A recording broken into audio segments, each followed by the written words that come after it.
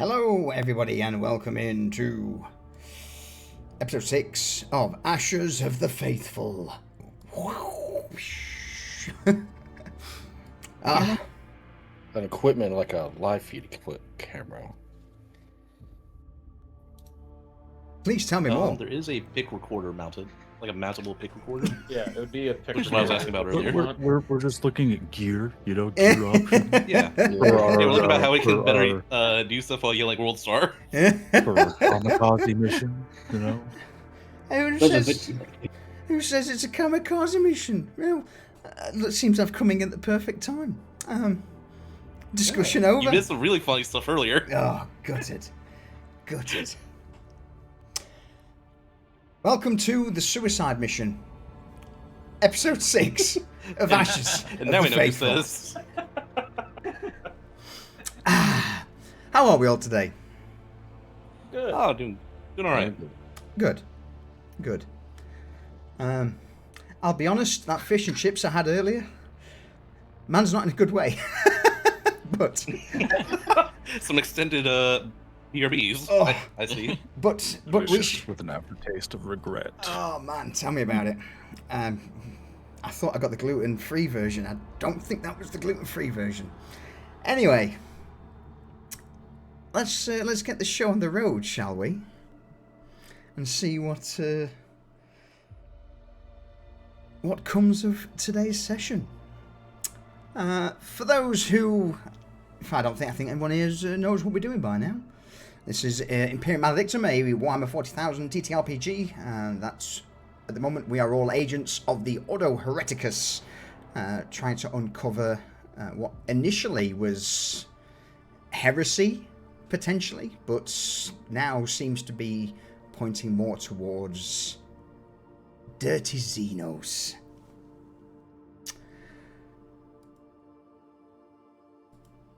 Today,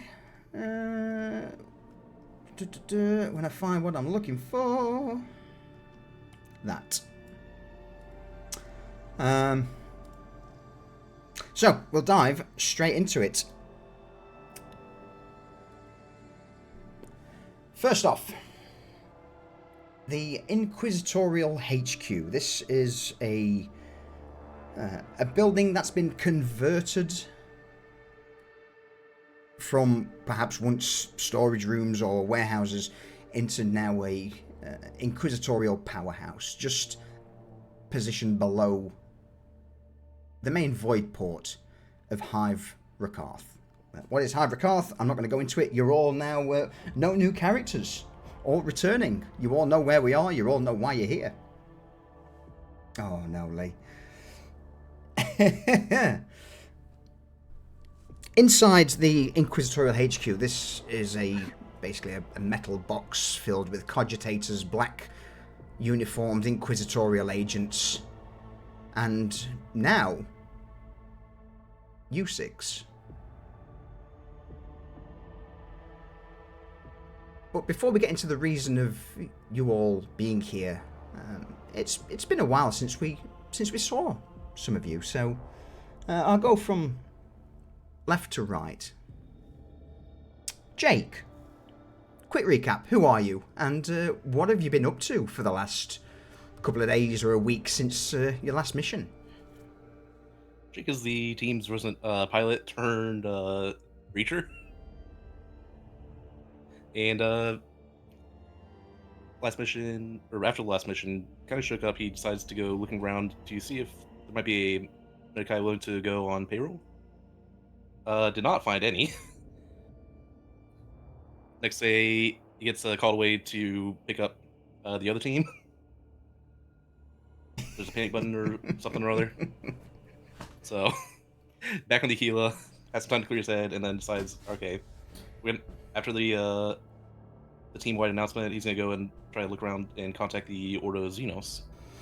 How did that go? How did you go about doing it, and were you successful? Not successful, but close. An attempt was made. Just missed him. Absolutely.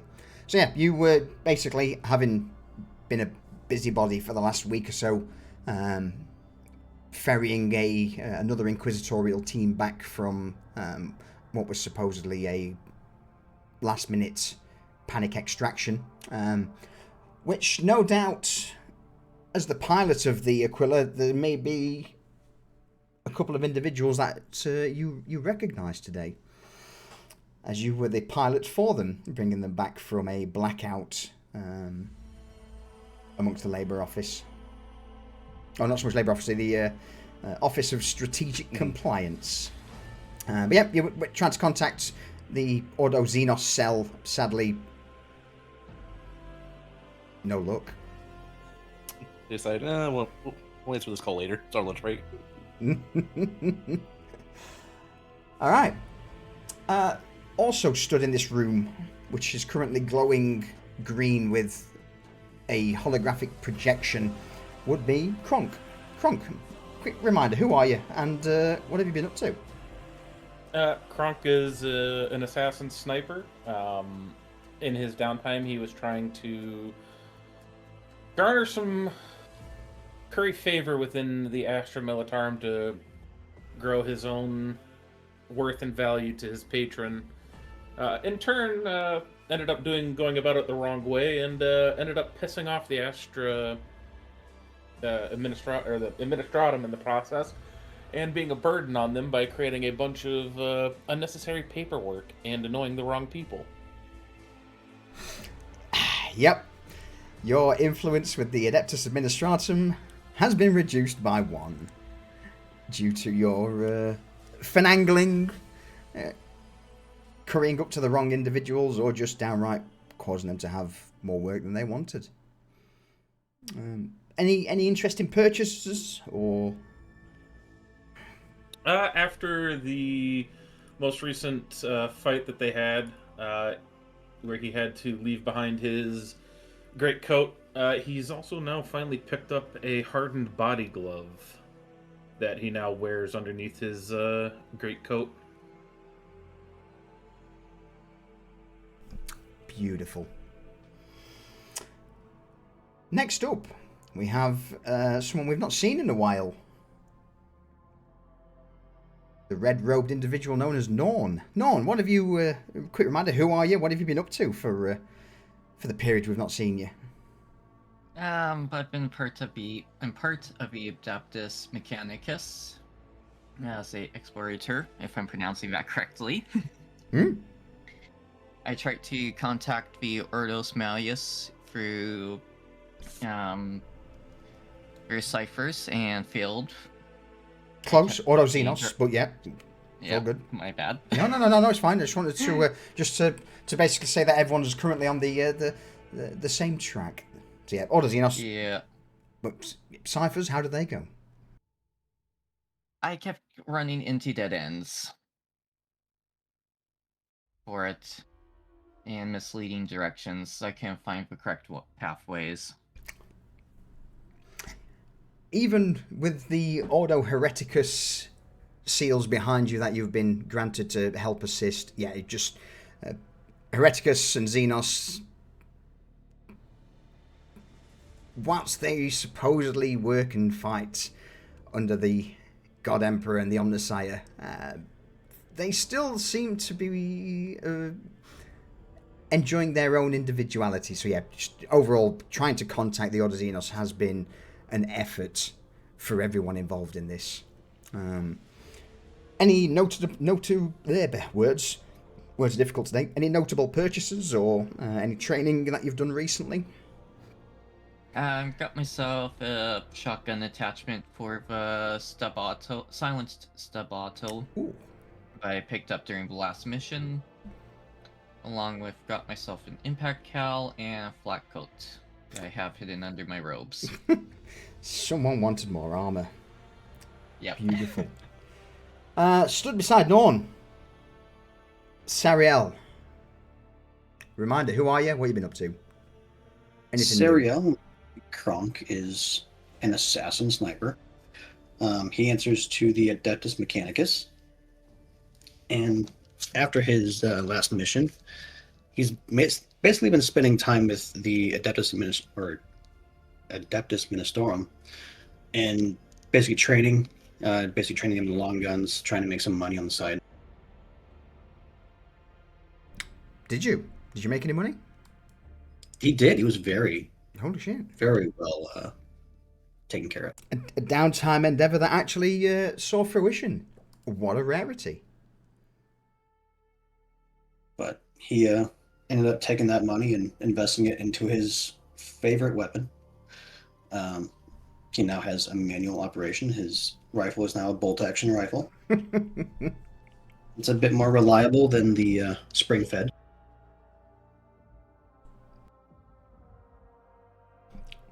Beautiful. Ah. Our golden companion, Midas, you're up next. Well, Midas, nothing so fancy as a sniper assassin, just a humble, upstanding citizen of the Imperium and servant of the God Emperor, going out of his way for the benefit of mankind, a philanthropist at its finest. No. Bullshit. Yeah. Tried to do a bit of fundraising for the cause. Pockets were light, so nothing came of that. Mug 'em! And, Mug 'em! We're going mugging. Yeah, he got himself a nice new coat, long coat, to go over, so he looks a little bit more edgy and flash, but that's about it. He hasn't been up to too much. Huh? Oh, that's fine. That's fine. If not been up too much, just been, rolling around the streets in the muck and filth like a normal hive ganger. Excellent. Last but not least, Teradus. Yeah, Teradus, warrior for the Ordo Hereticus. What he's been up to, he's been feeling his solars a little light for the expense report that he wants. So he attempted to do some guard work for I believe it was hold on, looking back at my notes, sorry. Sorry, man. A supply shop to moving scrap to the scrap yard. So met a nice man by the name of Ludolf. Got hired on as a guard, but Teradus got distracted and some dirty hivers stole half the scrap, and he did not get any money. And along with it, a deflated ego. That's unfortunate. So yeah, basically everyone pretty much bar one failed their downtime endeavor to some extent. You hate to see it. So much wasted time and potential. Anyway, let me get things sorted. So, in the Inquisitorial HQ, you're all currently gathered around a central holographic projector. The current image displayed is that of Interrogator Rin. This is someone Teradus would know. But the rest of you have probably only heard his voice or seen the name mentioned through reports. And as you're all currently gathered around this hologram, good morning, agents of the Grand Inquisition of Inquisitor Vittoria Aldona. I believe you are all gathered here today as the doers, the action takers. There has been a task that has been passed to me, which I have chosen you six to do based on prior work. Others, more of your technical know-how or ingenuity, but for the rest of you, well, to put it bluntly, your somewhat itchy trigger fingers may come in use today. I am Interrogator Rin, and I trust that by now you all know of each other. You've had time here in the Inquisitorial headquarters to shake hands, kiss on the cheek, get to know each other, be all chummy, yes?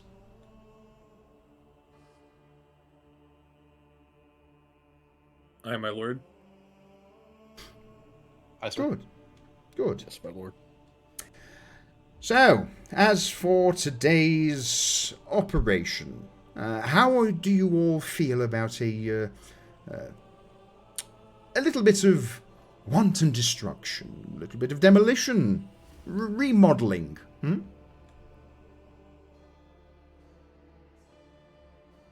I like the sound of that. Good, and so you should. We've got a fine pilot to fly you in. If there are any doors that require a little finagling or some machinery that needs to be calmed. Adept Norn, I believe you would be most proficient at that, yes? Yes. Marvelous. Yeah, my lord. Kronk, Sariel, you two will be acting mainly as ballistic deterrent on this. If you catch my Very drift. well. And by deterrent, I mean if any questions are asked, the answer will be... A nice ring from my rifle. Marvelous. Now, Midas, glad to see that you managed to drag yourself before me.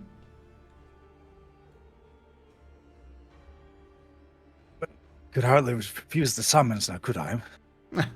No, and I imagine that our co-conspirator, what was his name? Uncle Ben, as you put him, he has put in quite the word about you. Resounding praise for one of his assets is rare. So, and you see the hologram just clap his hands together. I expect great things from you as well.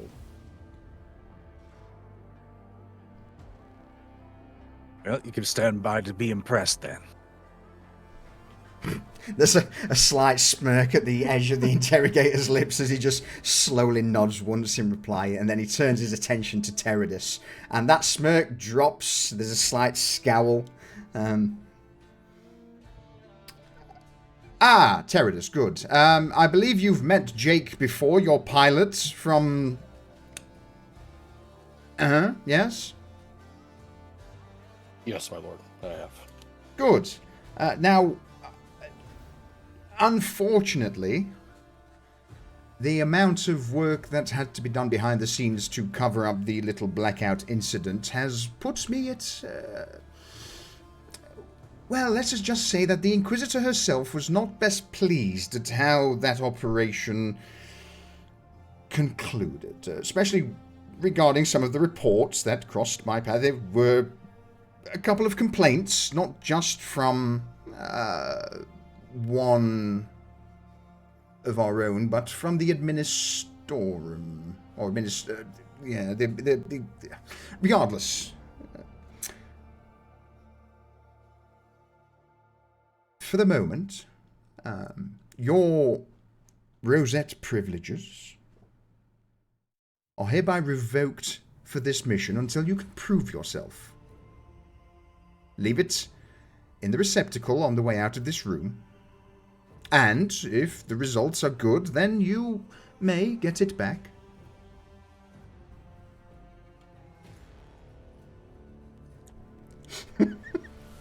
There is a air of defeat around Teradus, but he tries not to let it show. But with a swift nod, he goes, "Understood, my lord." Now, task at hand. Allow me to show you, your vacation destination. There's a crackle from the hollow table as Interrogator Rin's visage disappears and is replaced with a section of the mid-hive? Lower Hive? Rin's voice crackles once again through the Vox. Gentlemen, this is the Sterility Annex Palace 39.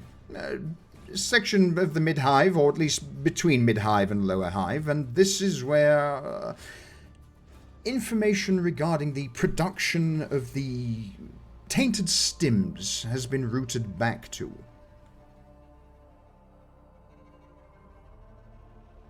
There's a moment where those of you who have data slates would hear a loud ping as this map, along with a plethora of other data, is just immediately uploaded to you.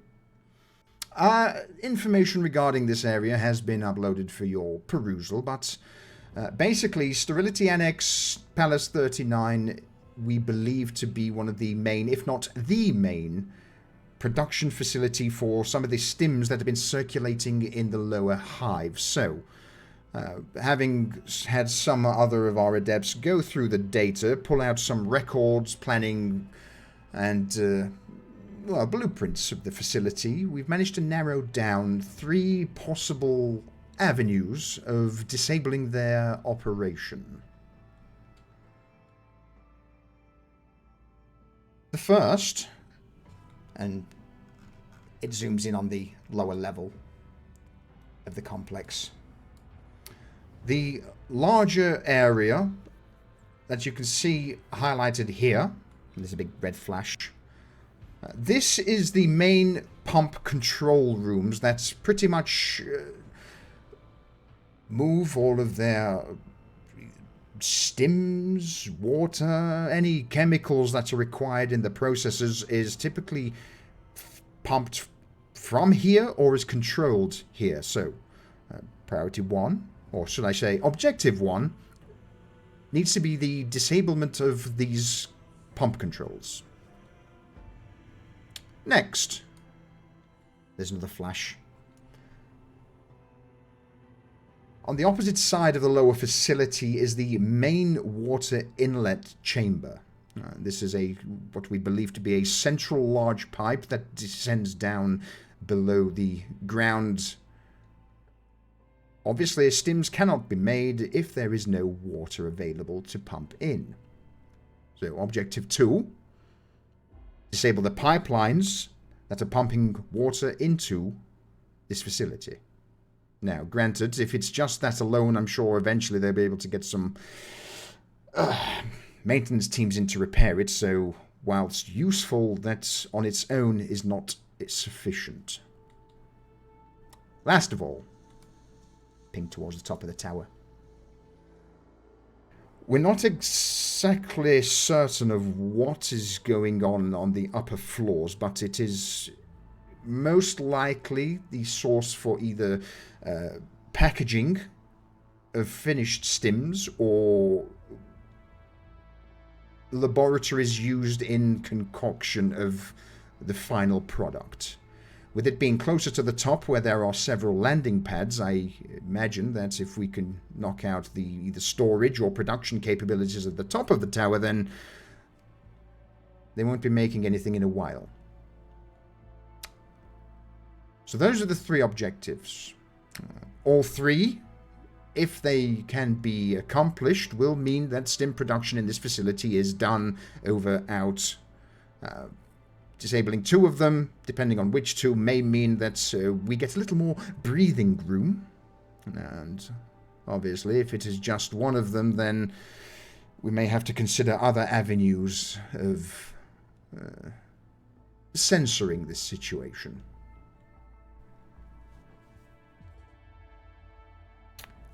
At that, just the head of Interrogator Rin pops up at the side. Thoughts? Questions? Local enforcers, my lord. Do we have arbiters or enforcers nearby, vigilites that we need to be aware of that will come responding? There is a precinct fortress just to the northwest of this location. Depending on whether or not they are in the pockets of this Office of Strategic Compliance, there may or may not be response from them. If you're quick, then you won't have to worry about it. If you're somewhat sluggish, then there is a chance that local enforcers may be on site.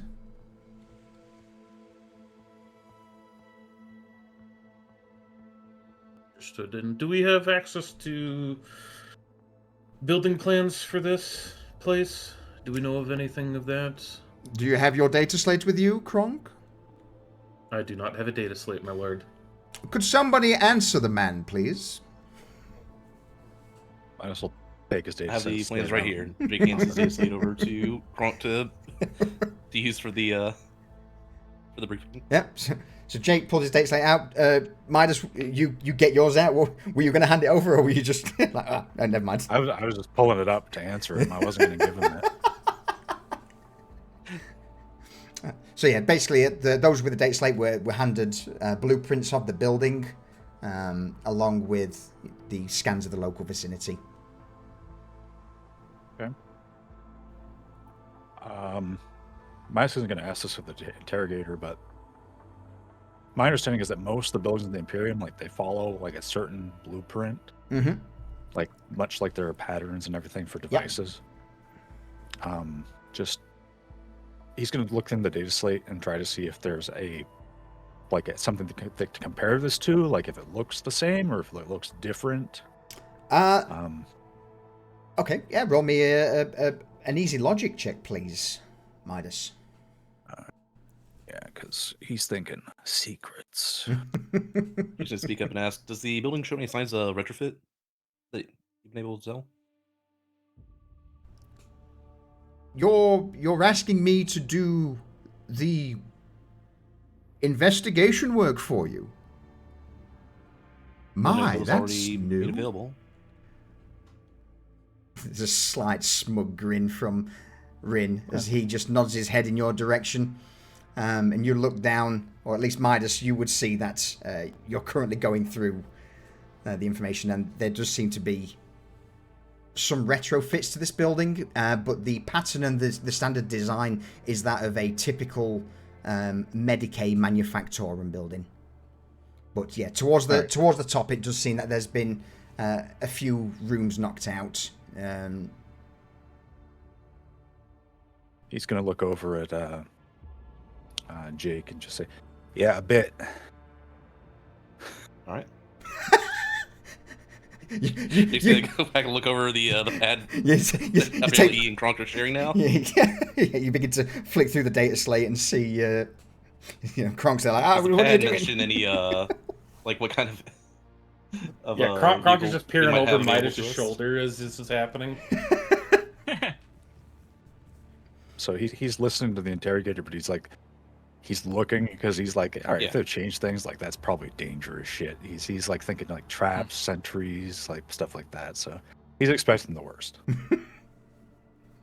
Jake's going through to see if there's a mention of a vehicle assigned for the mission. No, there's literally, when you look at availability, there's nothing there at all. He's not. Nothing's been assigned to you whatsoever. Okay. At the moment. So now you've had a quick chance to look over the area. Rather than me telling you how to launch an assault on a building, that's for you to conjure up. I'm sure that's, the greatest minds of the Inquisition's agents can put together a plan of blowing some things up. Yes? Right. Now, what I can assist you with, you will have a stipend of 7,500 solars for this mission.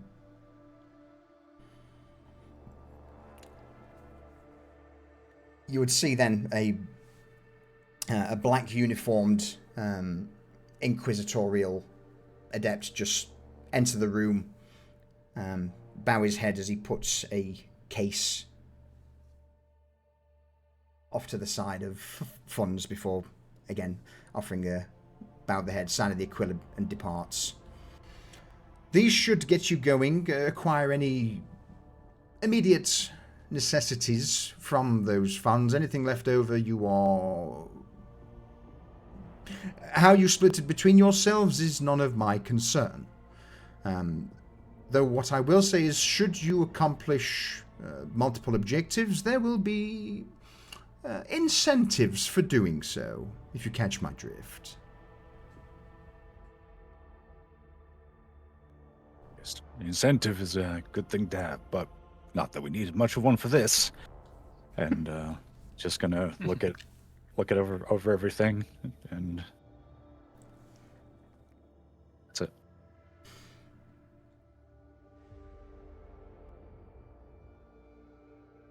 Well, then, if there's nothing further, I have business that demands my attention. In fact, some reports have just hit my desk regarding the team that just returned. Any of you familiar with a gentleman by the name of Quentin? Yes, my lord. Yes, sir. Well, I believe I should tell you now.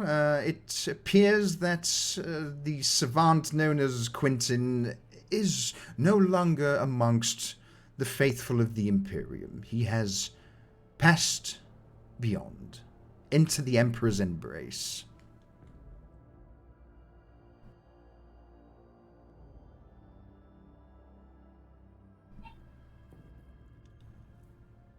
Also, and you just see the head of Interrogator Rin look down at the desk. His face for a moment turns to a scowl. As a forewarning, there are potential signs of confirmed Xenos.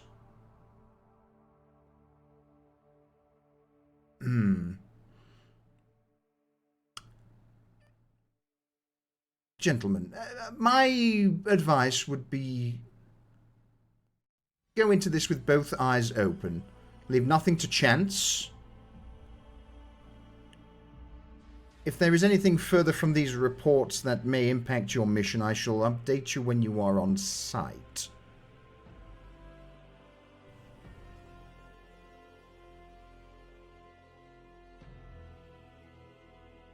With that, the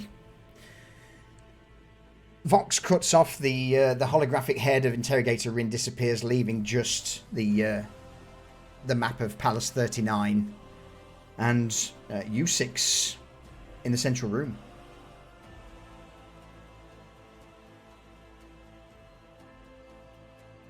Well, I think looking here, and Kronk's gonna pin his finger at each of the locations, starting with the pump room to the water to then the top one on the floor.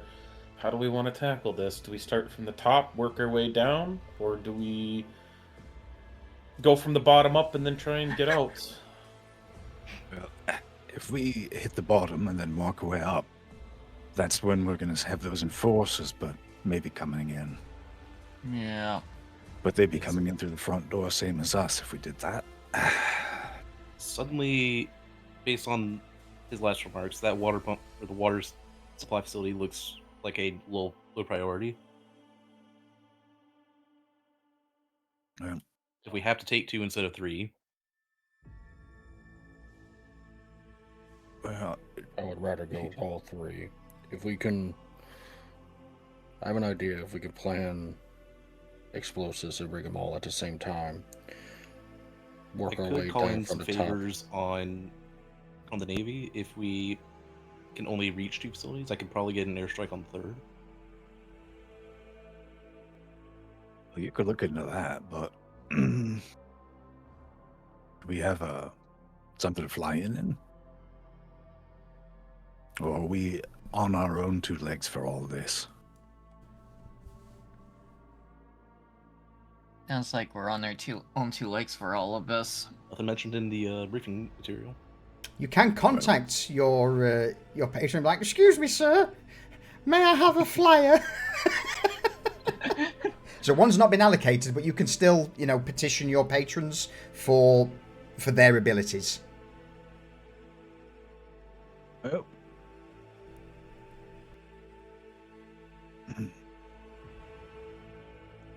I could make a quick phone call and see if I can get a couple servitors for us. What are they going to do? Whatever we Yarn? need them to do. I'm sure we can arm them if we need to. I can pass a question up command and see if we can get a flyer. If we can land on the roof, that would certainly make the packaging facility an easier target. All right. Well, you see about that.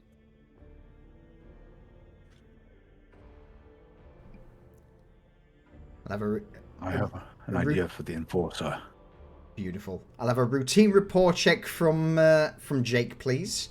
And if I'm picking up what Midas was putting down for the enforcers, I love it. Well, I'm thinking like having gangers fuck with enforcers on them. Yeah. So that if they like basically intercept them, like make them feel like they're under attack, and like not like bodies for the mission, just something to help delay or distract any backup from coming. Absolutely. Jake, you step back, begin to patch yourself through to Port Admiralty. Having been passed from pillar to post, eventually at first it sounds like, oh, yes, we can get you a Valkyrie. And then it's like, oh, actually, unfortunately, all of the Valkyries are currently accounted for. A few of the landers are... best we can do is a cargo hauler. So you do have basically one of the first flyers that you've got. I could have give you a Valkyrie, but sadly, with a failure, all you get is a shitty cargo flyer. Yikes. Do you want to stick with the first result? Yes, I would.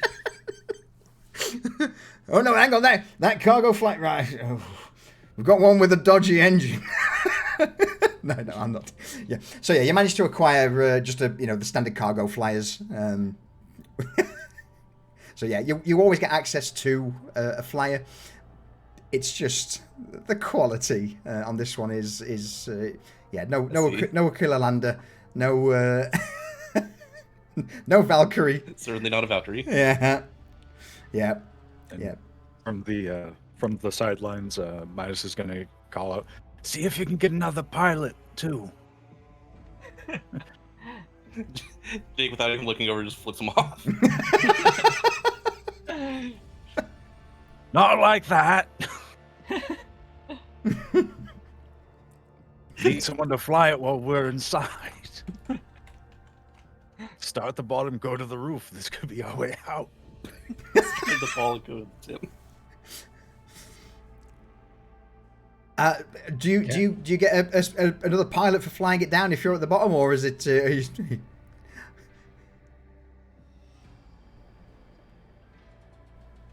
Yes. Yeah. Okay, that's fine. I'll say in case anything happens to me. Yeah.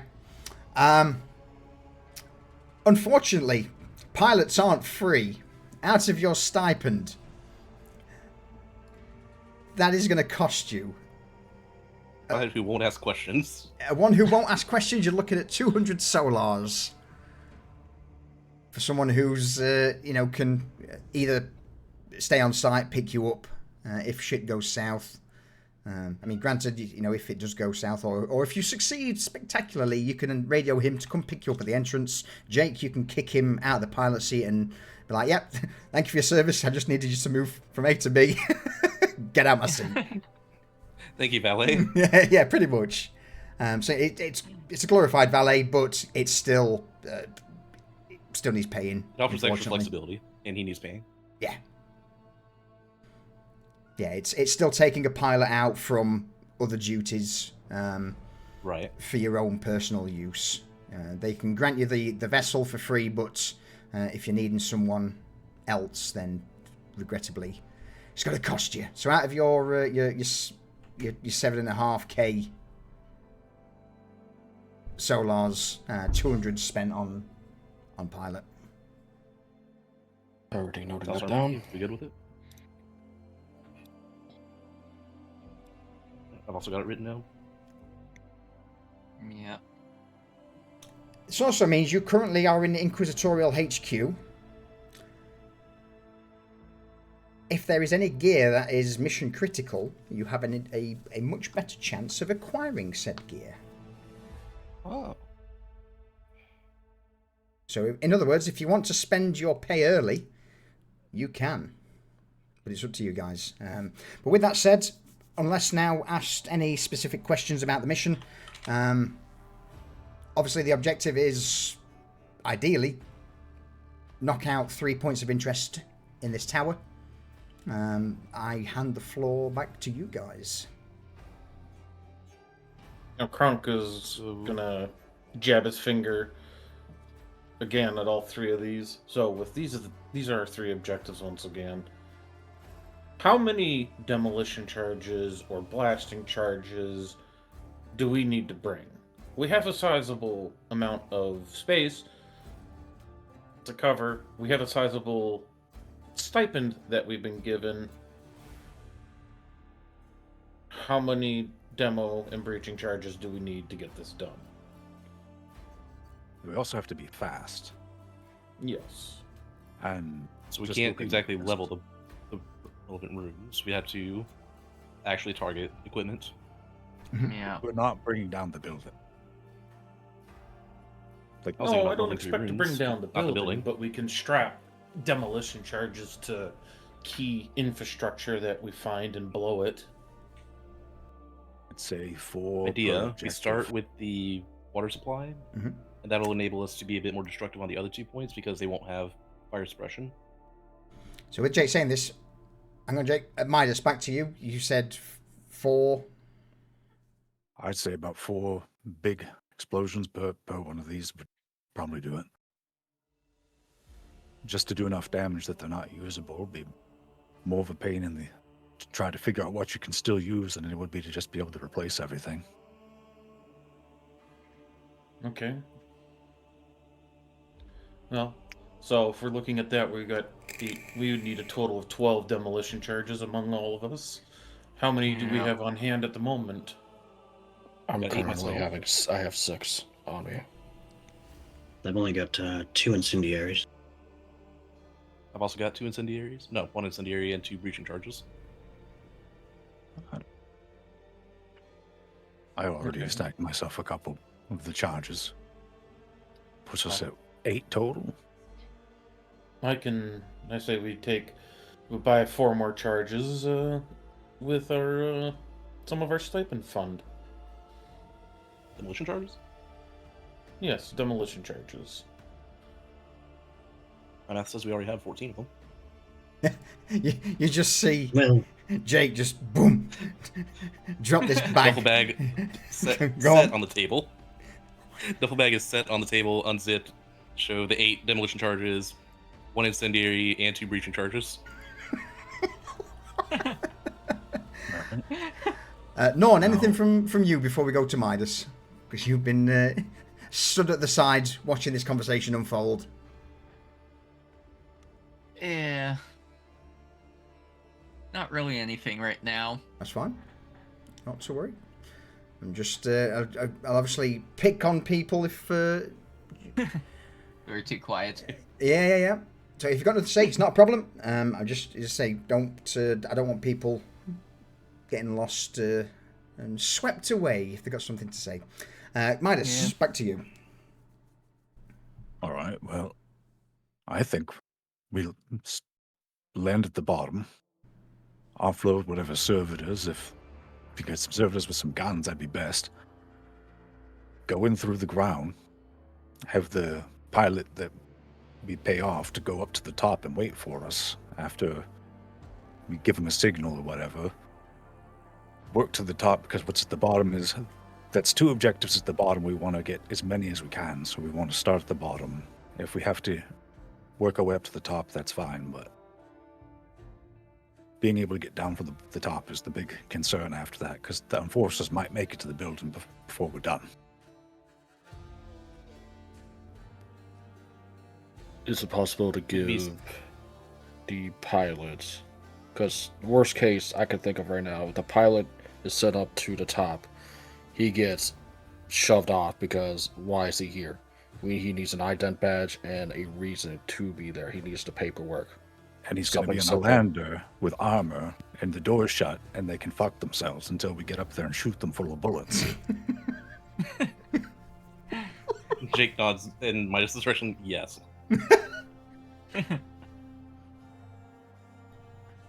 Well, let me make a. Also have him contact just my- Hang on, Jake. Hang on, Jake.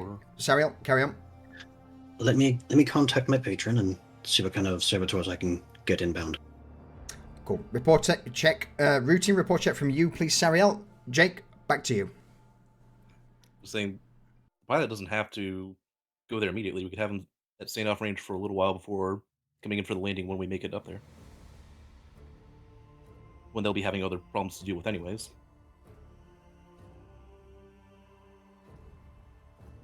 I'm gonna reroll that. You're gonna spend a fate point on that, yeah? Yeah. And on the part of support, is there anyone else who might be able to get some extra bodies for us?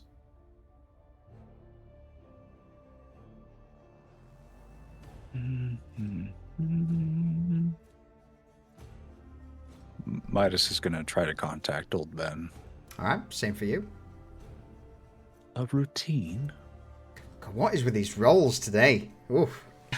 Actually, reroll? Yeah, I think. That's what I rolled before. Do you have the? Did you reset your fate points? Goddamn. I never used them. That's a lot of 90s today. Yeah, this is not looking good, boys. I am going to use the fate A point. bad roll self away, or we're all going to die.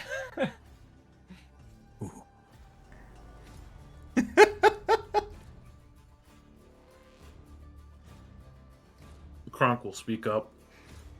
I can try and contact mine and see if I can't get a few bodies to stay on the cargo lander to protect it up atop. If not, we can also have extra bodies with us. All right, I'm going to cut Or in. we have I'm going to cut in very quickly. I'm just going to, just in case there's some. Oh no, you got. No, okay, never mind. We've got numbers that are changing. I was about to just restart Foundry, but no, it's fine. Just right click, We're fate just rolling and bad roll, today. and it'll do it. Sariel just must have rolled the same again. Get bugged. Okay, so sorry. Do continue. we have no So bodies Kronk's between going to us, reach we out to couldn't his hear you. patron. Okay. Routine report check from you, please.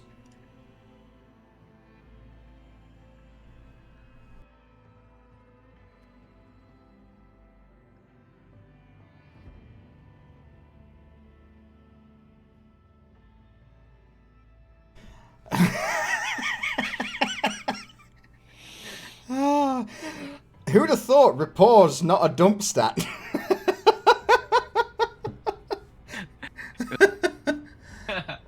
Norn, is there anything you want to do to assist your fellow Mechanicus? How can I assist him? If you want to, well, in fact, we'll go back to Sariel for a minute. So, Sariel, you end up on the Vox with Artisan Magos Hestevar.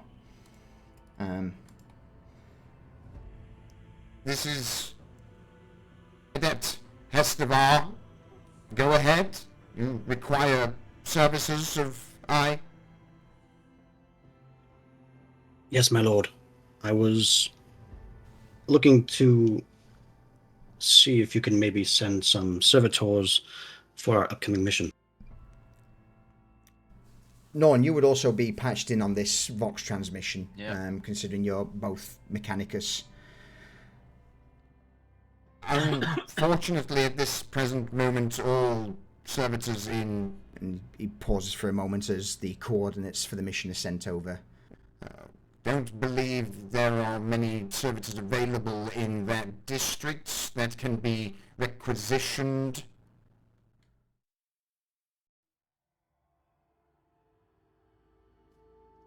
Norm, roll me a report, routine report check. Okay. Come on, one of you. We've got two Mechanicus. One of you's got to do it. There's 4. And it was routine? Routine, yes, please. Okay. Holy shit. Jesus. Best. As he sees the name of Norn also connects to the Vox frequency. Both under the same designation for mission. Inquisition. Confirm? Confirmed. Confirmed. Understood. Can allocate 6 servitors standard labor type for support.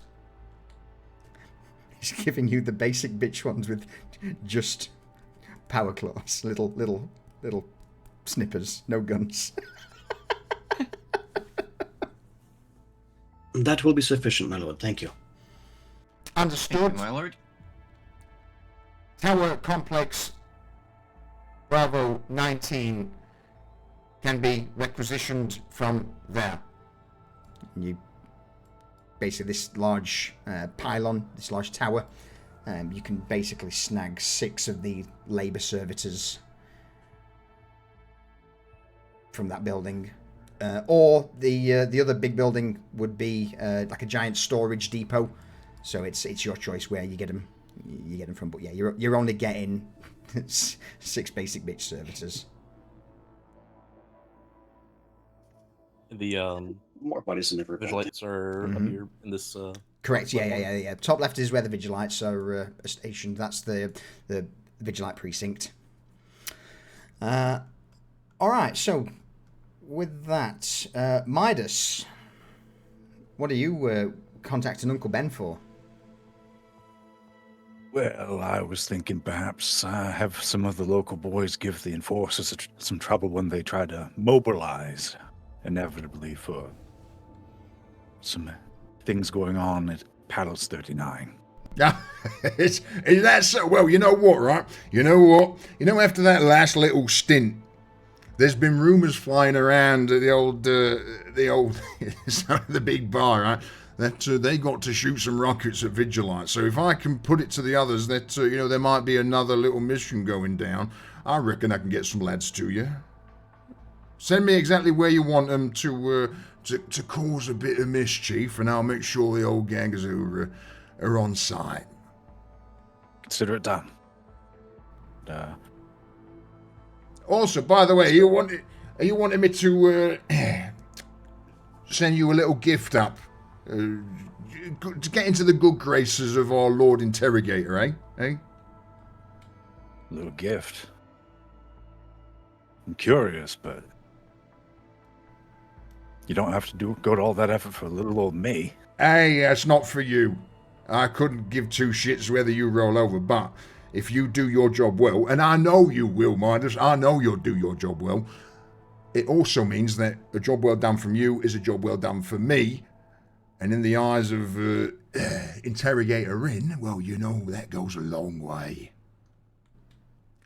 Send you a location. It's a little safe house that we used to store a few goodies. Look for the green crate, right? Take that with you. And don't say, I never give you any good toys. I'll ping you with the location shortly. Yep. The Emperor protects. The Emperor protects. There was obviously no religious fervour in that, but oh no, it's inquisitorial comms. 100% like he was just gonna, like if he started saying more, he was gonna try to give him like the, oh yeah, he's such a great guy, just so that like, because he knows they're not alone in all these. But yeah, so You basically pinged a location for a safe house, or like a drop area at least, that you can pick up something for your mission. all right, and might as well do that. This is a precinct here. Yeah, that's the Vigilante precinct. The main. I mean, again, these roads are like 1 kilometer wide, so they're pretty big. But yeah, that would be the main stretch where, no doubt, any Vigilante presence had come down towards the sort of northern entrance. So, assuming that this right here is like the front of the building, he's gonna ping the location, like right here for them to lay in wait. Yeah. So that way they're not able to fall back to the to their precinct. Oh my god. and, like if they do, they're gonna be in the open for a while before they get back there, and they're gonna it's gonna probably be the maximum effect. And like he's not looking for them to like kill them to the man or anything. He's just looking to give them a reason to just like not come all the way. Yeah, to stall them. Absolutely. All right. Beautiful. Kronk.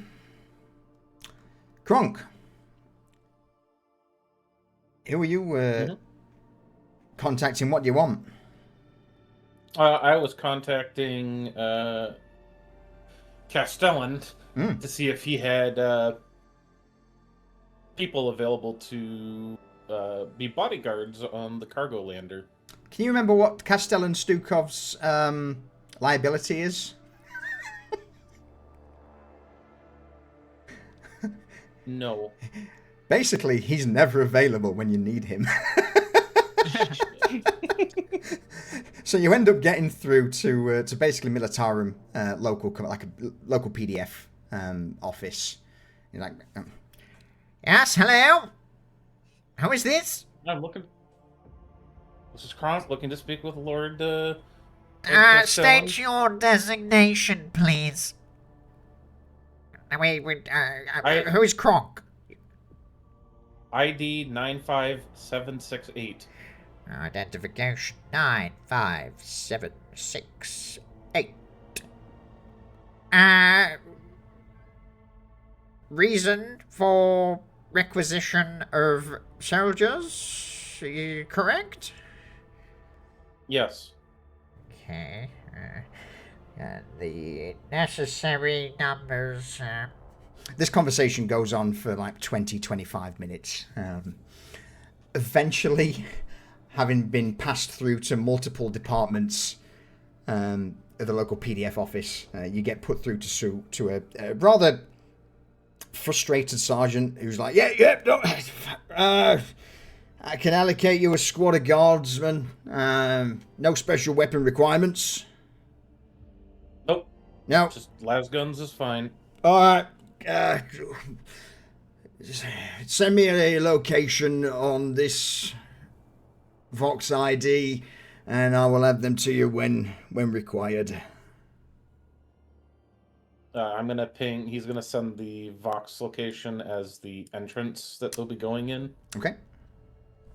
Boom. So yeah, you've got a squad of guardsmen that will go wherever you need them to.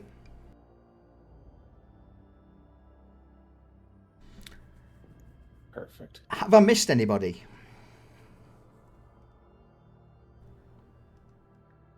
I don't believe so. I think everyone's Kronk managed to go on. Oh no, Kronk is just gonna. Well, I was able to get a guard of squadsmen, a squad of guardsmen to join us for this, so we can have them stay with the lander, or if we really wanted to, we can bring them in with us as extra firepower. We have them and the servitors go after the ore supply, while we go after the more sensitive machines. Well, Then the form up on the way to the top. The servitors that were offered are just your basic labor servitors. They're probably not going to be able to do much except for carry things. Would they be strong enough to use several water pipes? the bare basic of basics. So this pipe that you're looking at, don't think of it. Don't think of it as sewage pipes. This is the main inlet pipe is probably like 20 or so meters wide. It's huge. Yeah, it's not a little pipe. This is the main water inlet pipe for the entire facility. So it's you could drive several tanks, 2 tanks side by side down it. Now there's a thought. Yeah, we might need more explosives for that. No, Okay. we can't just send our people that we're bringing with us to go and do that. We need to take care of it with our explosives. I say we bring them with us either as guards or we keep some with this lander that you have procured and have it as guard just in case at the top. Bad idea. Sounds good to me. What if we were to use the labor servitors as just basically a cover story for our other pilot? Fill the rest of the cargo carrier up with boxes and just have them move them about the roof. Sounds like too much effort to go to for it. You just have the lander off station until we're about at the roof anyways. By the time we're there, they'll probably have other issues than who's landing on the roof. So the main issue is not so much, you can get a lander on the roof. It's more a case of, do you want distraction or support for the lander? Or none, or just leave it to his own devices? What decision?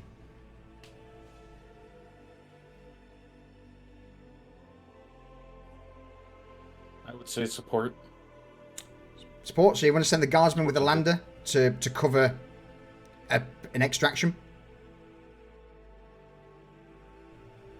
That would be my opinion. And I'm one of many in the group, so I'm going to hear from others. That would work best. Okay. Yeah, I'd be support too. Yeah. All right. So in that case, then, just for sake of going around in circles, for the minutiae of the plan, the squad of guardsmen will go with the lander to cover that.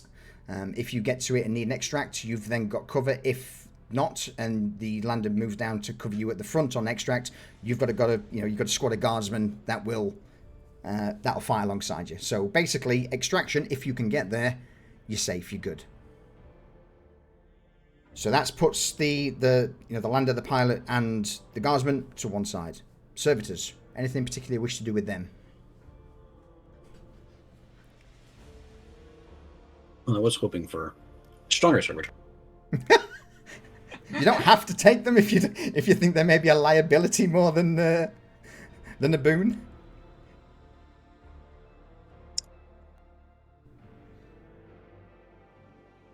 So being with the Mechanicus patron, he's not going to just send a servitor to their death.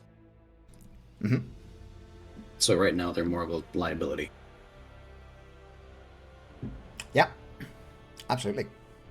So you're gonna basically thank you. We appreciate the offer of some labourer servitors, but alas, we need something with a bit more bite to it. Yes. Unfortunately, there are no gun servitors available. So yeah, cool, beautiful. So that pretty much sums up all support options. You've got Midas using his gangers to basically hold any incoming Arbites or Vigilites from interrupting. Next plan of action then is basically just consensus on do you land on the roof or do you land at the front door? I would say Kronk has already thought that we were going in the front door. Okay. So he's going to keep jabbing his finger at the front door. We need to go in this way. I agree with what Midas had said. We start with the bottom, we work our way up. It's a lot of stairs. It is. That's why And the I've only got issue- stims. And the only issue with that would be cameras. If they see us coming, they're going to be prepared for whatever way we come up. Oh, they're going to hear us coming. Yeah. 100%. But this is not going to be. This is not going to be quiet. This is not You- Sam you- Be Fisher. loud as fuck. Yeah, this is not Sam Fisher sneaky.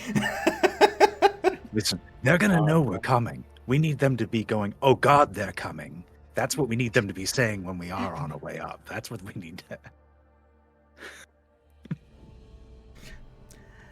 Being discovered is inevitable. Due to the sheer scale and the amount of work that needs to be done, you can't do all of this sneaking. If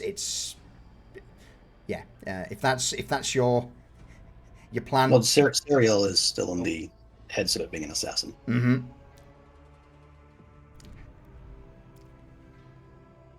Gonna be discovered anyways. Can we at least misdirect them? We can at least be sneaky for, say, the water plant. Get the charges ready. Blow them and then hit the second location while they're responding to the first one. Mm-hmm.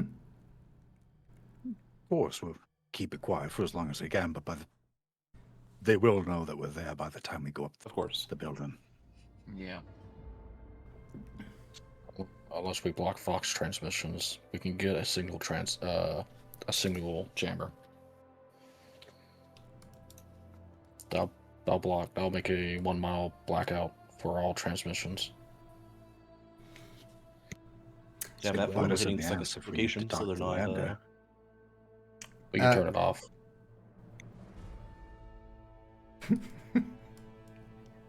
Midas, what was that? It's going to bite us in the ass if we need to use our Vox speeds at the lander, though. You can turn it Let off them call when for we help. need to use it. Let whoever they're calling for help hear them call for help and find them dead when they get there.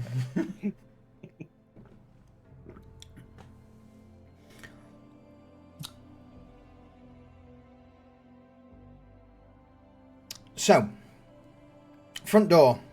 Any equipment anyone wants to buy with sort of their cut of this. So let's do some quick maths. 7,500 minus 200 for your pilot, divided by 6. You've all got the current, just round about 1,200 solars. So if there's anything anybody wants to take for this mission, now's the time to grab it. If it's you will get advantage on any availability rolls up to rare. Obviously, no exotics. Mhm. But anything up to rare, you get advantage on the rolls for availability. So, if you want to try something, now would be the time.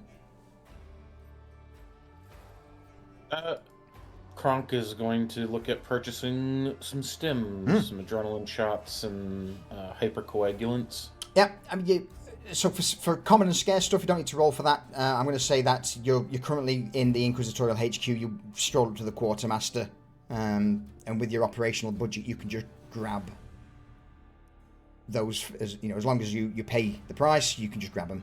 But yeah, anything that's rare that you're wanting to grab, we'll need to see if the quartermaster's got it in stock. She's gonna try to go for a armored body glove. Absolutely. What I'm going to do, Wear under his armor. whilst you're currently searching for the last few bits to roll, I'm going to call our first BRB. So we can have a quick water refresh. And I can talk to chat whilst you're buying stuff.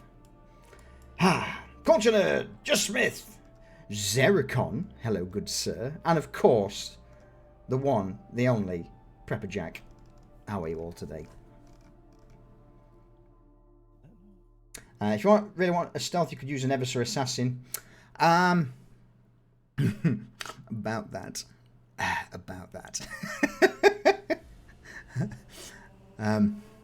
No one has the Inquisitor as a patron yet.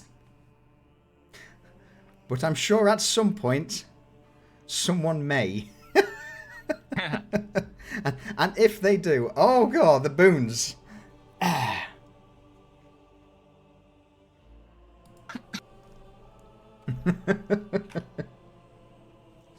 Yeah, so the way this campaign's set up, basically, normally in Imperium Maledictum, you just have, one patron for the party in standard long-form campaigns. With this one, I've separated it out so that, the players can choose to serve under different departments, basically. So you've got the Ministorum, the Administratum, the Militarum, Astra Telepathica, so on and so forth. So all of the characters, depending on who their direct superior is, have got access to different boons. So again, Midas with his underworld contact, Uncle Ben or Master Benedict, he's very deniable assets, calling gangers to distract. Norn, Sariel have a manufactorum overseer, basically, or a artisan magos who can either give them equipment or give them access to servitors. So yeah, there's a lot of higher ups in this. They don't interact with the Inquisitor on a personal level because they are not inquisitorial retinue material yet. Yet.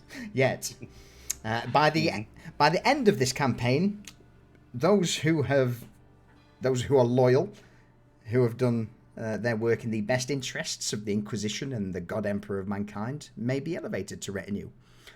Those who are a little more selfish, or don't value their work the way others do, may end up getting a bullet in the back of the head. But with That's the same thing, though. You can be greedy and value your work. You can, yeah, you can. It all depends on the reports and whether people stitch others up. With that said, you've got until I go and fill my water. In fact, you've got a minute and a half because the adverts have just started to finish your purchasing. And whilst I grab some water. Yeah. What was the cost on the custom ammo again? Custom ammo, if you go to the details tab, it says a price multiplier. So basically, whatever your ammo is, times by that. So if it's multiplied 2, it's double the price. If it's 3, gotcha. It's triple the price.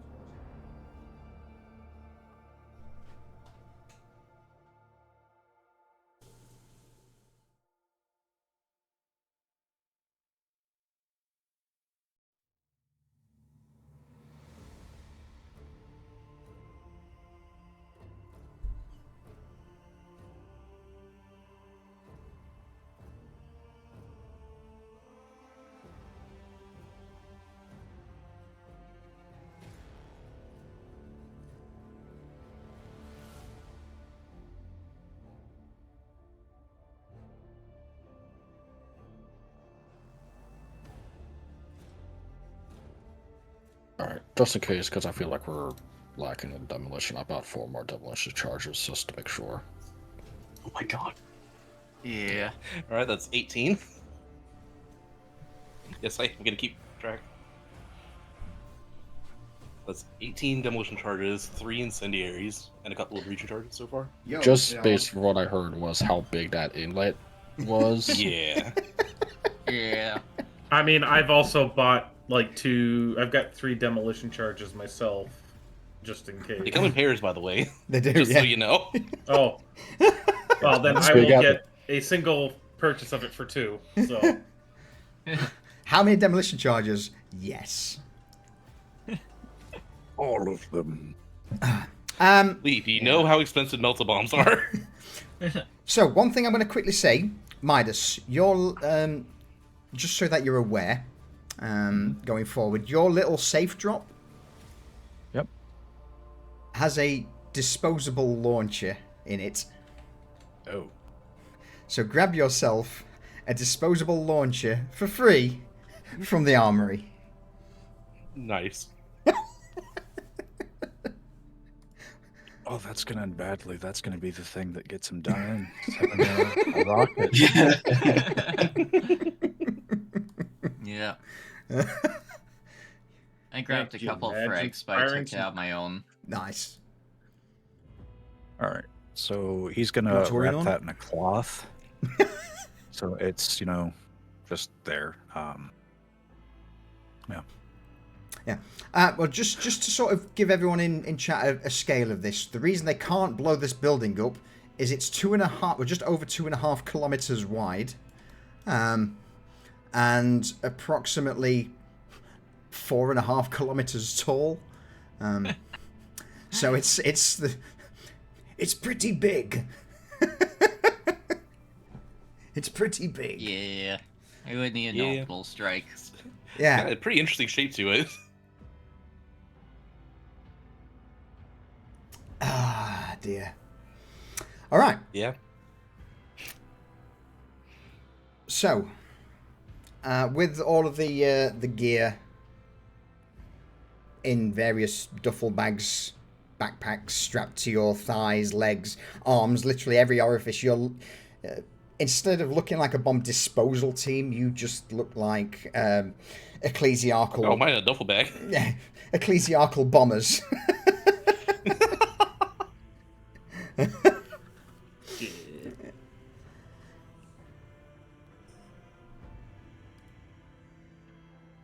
You make your way outside of Inquisitorial HQ. Jake, you lead the crew on a bit of a journey to the nearest cargo landing pad where you find what can only be described as a flying piece of shit. To the point where as soon as you jump into the cockpit, Jake, it smells like shit. And for those who step into the back, you realize that this cargo lander has been used repeatedly for however many years it's been operating purely as a sewage. Jake doesn't know what it smells like because Jake's got his helmet on. Okay, Jake, the rest of you, as you sit in the back, immediately can tell that this thing's been basically hauling sewage or waste for its entire life. It smells rank.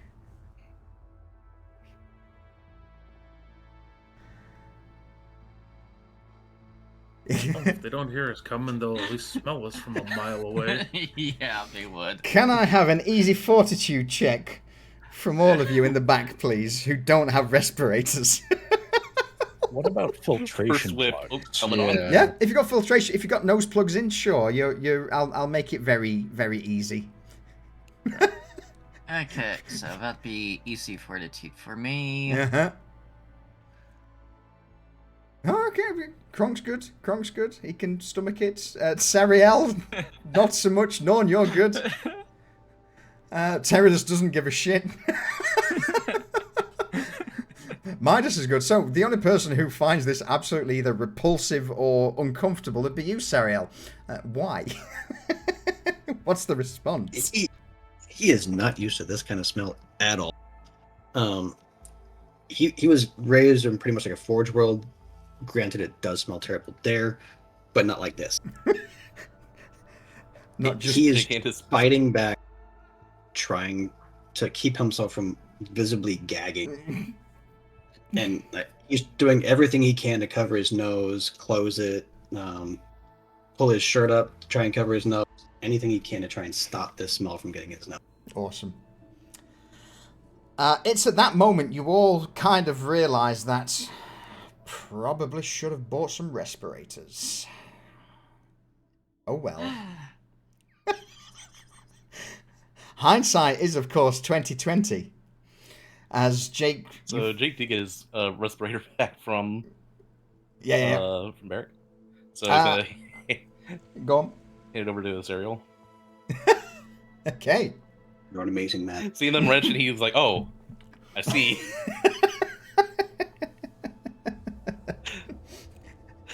That's what this smells like.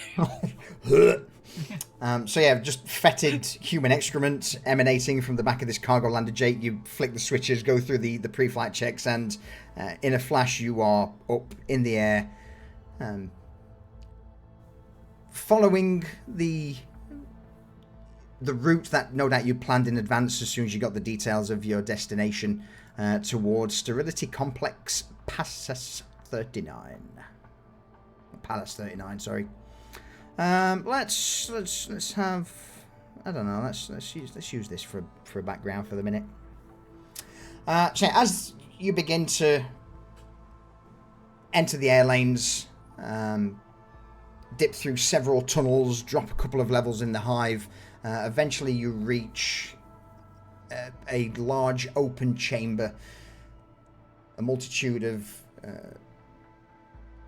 tall storage buildings jut out from the ground, and to your left, a large power tower, the one you saw on the scan. To your right, the boxy structure that is the local storage unit, and then of course the main centerpiece of this area being the somewhat phallic with wings looking tower of Palace 39. I can't unsee it. Of Phallus 39. There it is. Alright. There's another individual sat in the back with you all, the other pilot. He's made a bit of small talk on the journey, just got to know your names, and you gave him a rough outline of the plan, which is basically you sit with the lander until we call you. No questions asked, no questions answered. The 200 credits He'll transferred. be the easiest paycheck he ever gets. Absolutely. Yeah, and he's like, yeah, consider it done, sir. Consider it done. Don't you worry. Wherever you need me, I will be there. And it's also along the way that no doubt you would have stopped, picked up the little gift from Master Benedict for Midas, and of course then had 6 other Imperial Guardsmen slammed into the back, who throughout the entire journey, at least 3 of them have been retching and throwing their guts up due to the stench in the back of this cargo flyer. Yes, that's right. Add to the smell. So with basically 12 bodies, in fact, no, it would be 12. 12 bodies stuck in the back. It's very cozy. You eventually make it to the perimeter of Palace 39. And it's at this now, as you glance out of the side, these small circular windows, see your drop zone rapidly approaching. Any final words or actions anyone wants to do whilst you're in this cargo flyer before touchdown? Just gonna mention, land here, ramp facing the door to the pad if you can. Do not drop the ramp until one of us tells you over Vox. Alright, consider it done, sir. Consider it done. These guardsmen will be here to protect you if anything goes awry. One of the guards is like, excuse me, sir, would it be possible to guard this from the outside?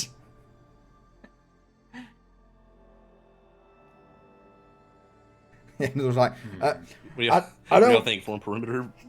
yeah, You're on the way up. Yeah, perimeter defense rather than being stuck in the back of this in a shit wagon.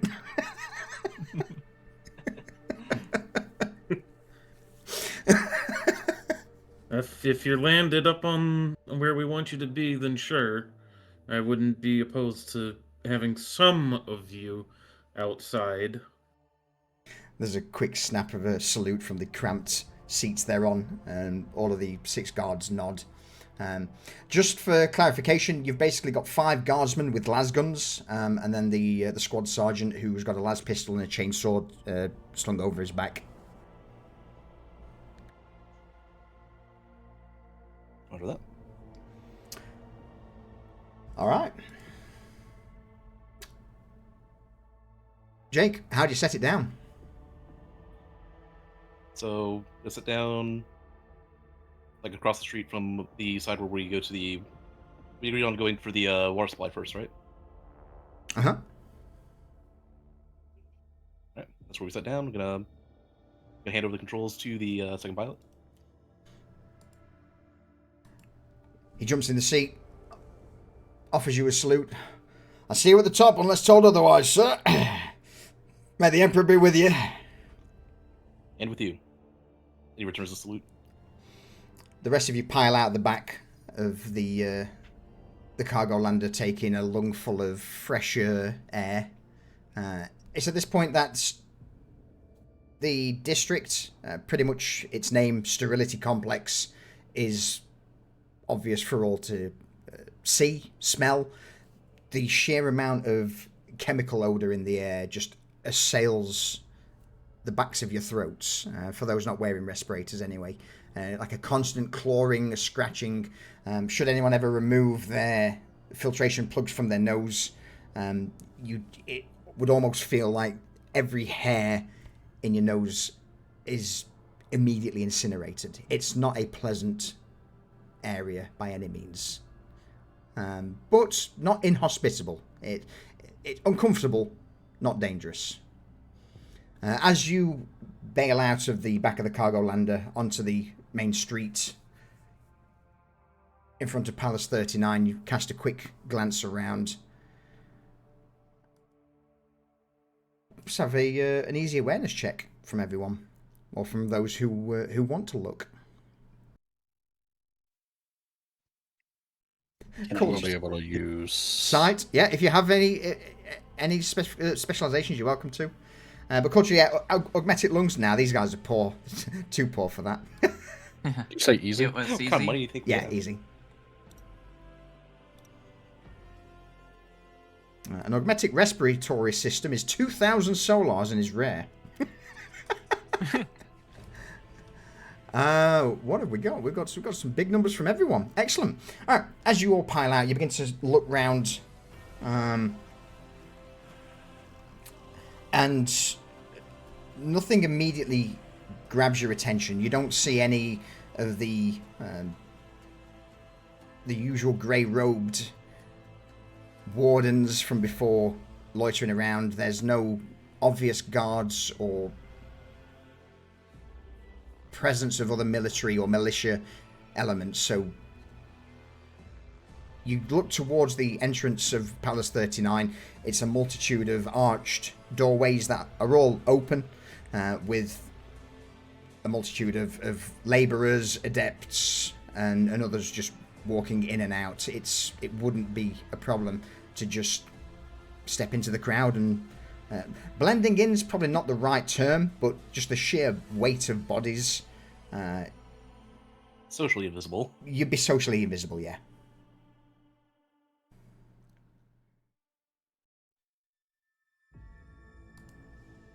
Well, there's no time like the present.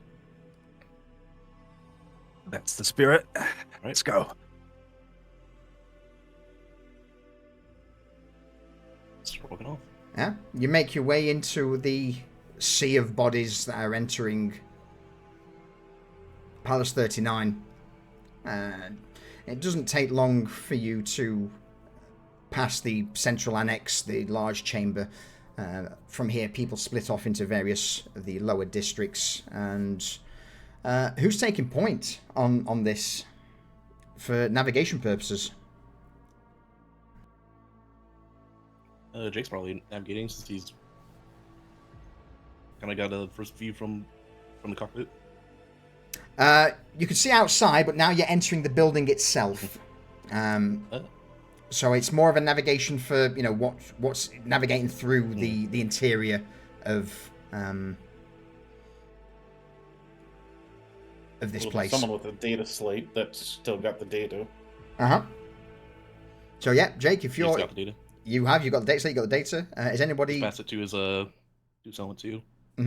Anybody assisting or want to, help with this?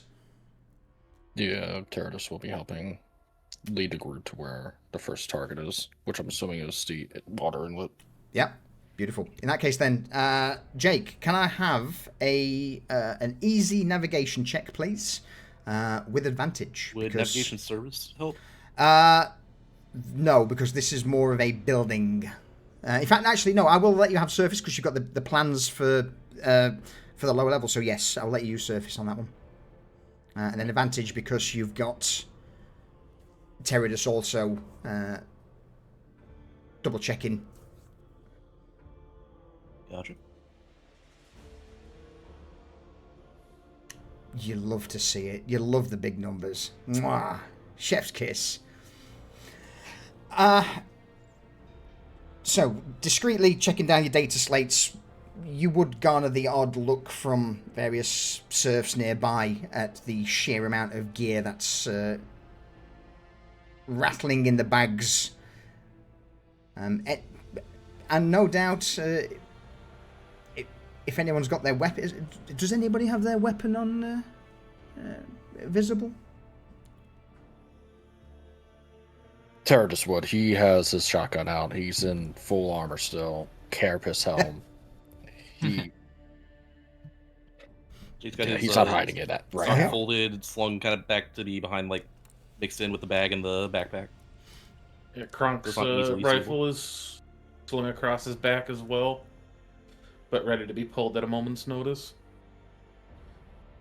Midas' gun is inside of his coat, so it's not really visible, and this is his knife. And the launcher at this point looks a lot like a rolled up carpet. That he's kind of like, just like, and holding on to, and just like, this thing is miserable, but it's going to be worth it. He's going to make it worth it. Norn, how about you? What are you up to? Yeah, mine's going to be hidden in my robes. All right.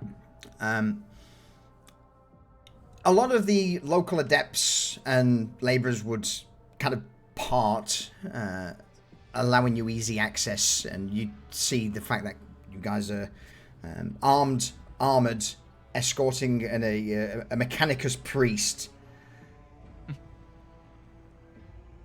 And it quickly allows you easy access, and the sheer look of terror on some of the faces would paint a picture that no one really wants to stop you, stand in your way. You get to a couple of, not so much security checkpoints, but just ident barriers. How would you bypass those? Just tell me, it's not so much of a roll. Just paint me a picture. How would you pass a couple of these identification badge checkpoints? We'll go with Norm first, since I've called him out, since he's the tech priest of the group, or the tech adept. Oh no.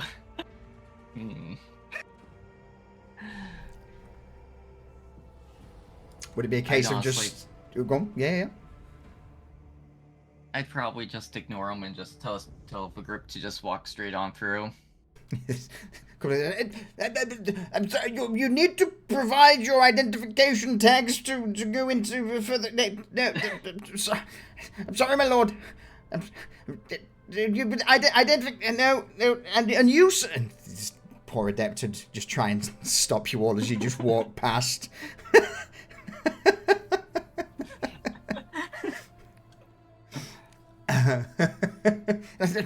As you're walking away, you say, unauthorized access. I must report this. Who do I report? And he scuttles away into a back office.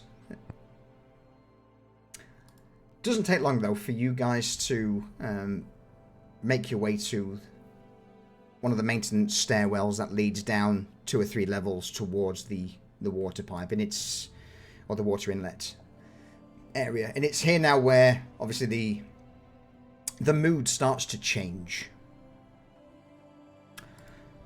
So let's go with, you're going to have a pop-up.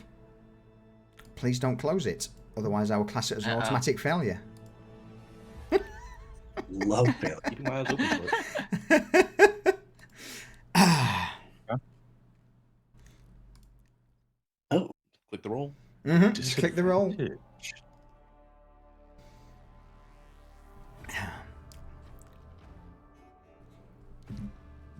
question Roll for dice. before I roll. Yeah.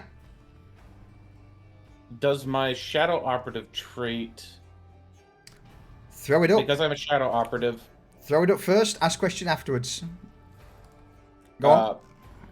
stealth and deception to become second nature to you through rigorous training.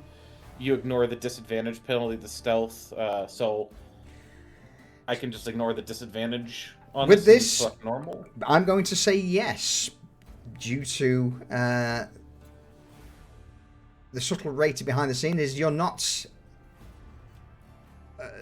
Inquisitorial operations aren't well known, apart from those who are in a need-to-know position. And at this moment in time, no one expects the Inquisition to send in a team to blow a building up. So yeah, I will say you can ignore the disadvantage. So we are currently at +5, -2, -1. I'm gonna roll mine. Okay. Oh my god! You know what? You know what? I'm doing this. I'm fate re-rolling it. Okay. There we go. Much better. Much better. There we go. So originally, as it was a group roll, it was all added together, and you were fine anyway. But you are double fine. What I'm going to ask for then is just a small sequence of events of what happens as you begin to make your way down into the lower levels. Jake, you managed to do this perfectly. You aren't spotted, but for someone like Sariel, Norn, there may have been a moment where you nearly were caught. So let's go first with you, Jake. Give me a little scene of what happens, a complication that you overcome during your maneuvering down into the lower levels where the water inlet main valve is, or main pipe. Well, there's a lot of industrial bits sticking out, and he almost gets between the void suit and the duffel bag. He almost gets snagged multiple times, but every time he feels the tug, he's just like, nope. Sit back up a little bit, shuffle, go back down. Yeah, I would say even that with a +5, there is a point where a walking patrol, you hear the footsteps ahead of you. You hold up a hand, the group stops, and you watch. Oh. Kronk got the +8. I'm going to give that to Kronk. So, what you see is, as you're beginning to get into the lower levels, you would see some of the white-robed adepts, but this time openly visible is the purpley blue metal masks over their face. If you haven't seen these guys personally, you've certainly read in the reports that these are supposedly the Office of Strategic Compliance Wardens, and you're the first one to notice that there are, in these more secure areas, small groups of these guys on patrol.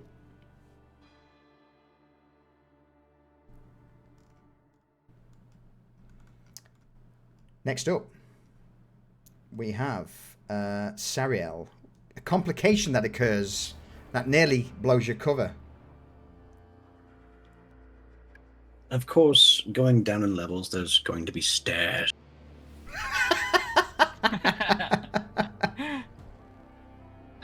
And as he's descending, his foot is going to slip, and with the sniper rifle on his back, he's going to make quite a bit of noise as he takes a little bit of a tumble. But he is going to try and catch himself pretty quick before anyone does become alarmed. Absolutely, yeah. Again, another patrol. You all freeze for a moment, pause, look at each other, listen. Luckily, not spotted. Norn, slight complication with you. What happens on this trip down?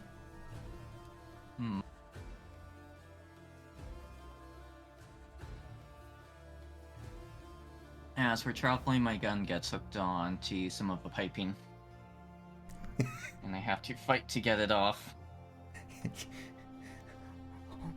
Once again, making your way down, you just hear a clang, clang, and this travels down potentially kilometers of pipe. You just hear clang, clang, and this echo just rumbles through the lower complex. And once again, you all stop, pause, look, multiple sets of eyes look at you, Norn, as you just unhook your gun from the pipe. Nod. Kronk is just staring daggers into Norn. if looks could kill.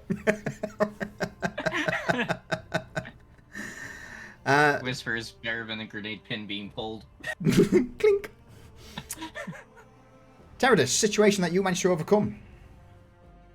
I think with the vast majority of demolition charges in his backpack, during one of the walk down the staircase, the cover to one manages to open up and he slips out, but he feels the shift of weight leave, so he quickly turns and catches it in hand before it smacks onto the ground. I can spider Then he double checks his pack. Alright, I'm going to say with you checking over your pack, you notice a couple of straps that have come loose on this journey. Should you make a fumble roll, I will let you re-roll it once.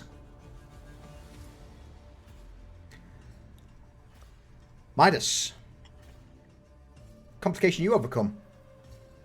Oh, well, the complication comes from the fact he's carrying this tube that is as long as he is tall, and he's trying to maneuver with this, and so he's he's not the strongest guy, so he's putting on his shoulder, and so he has to keep maneuvering around everything, and it's just really awkward for him to move down here, and through all this stuff, so he's a little bit slower than usual, and he looks kind of like an idiot, because he's it's like watching someone who hasn't never moved a couch before try to move one on their own.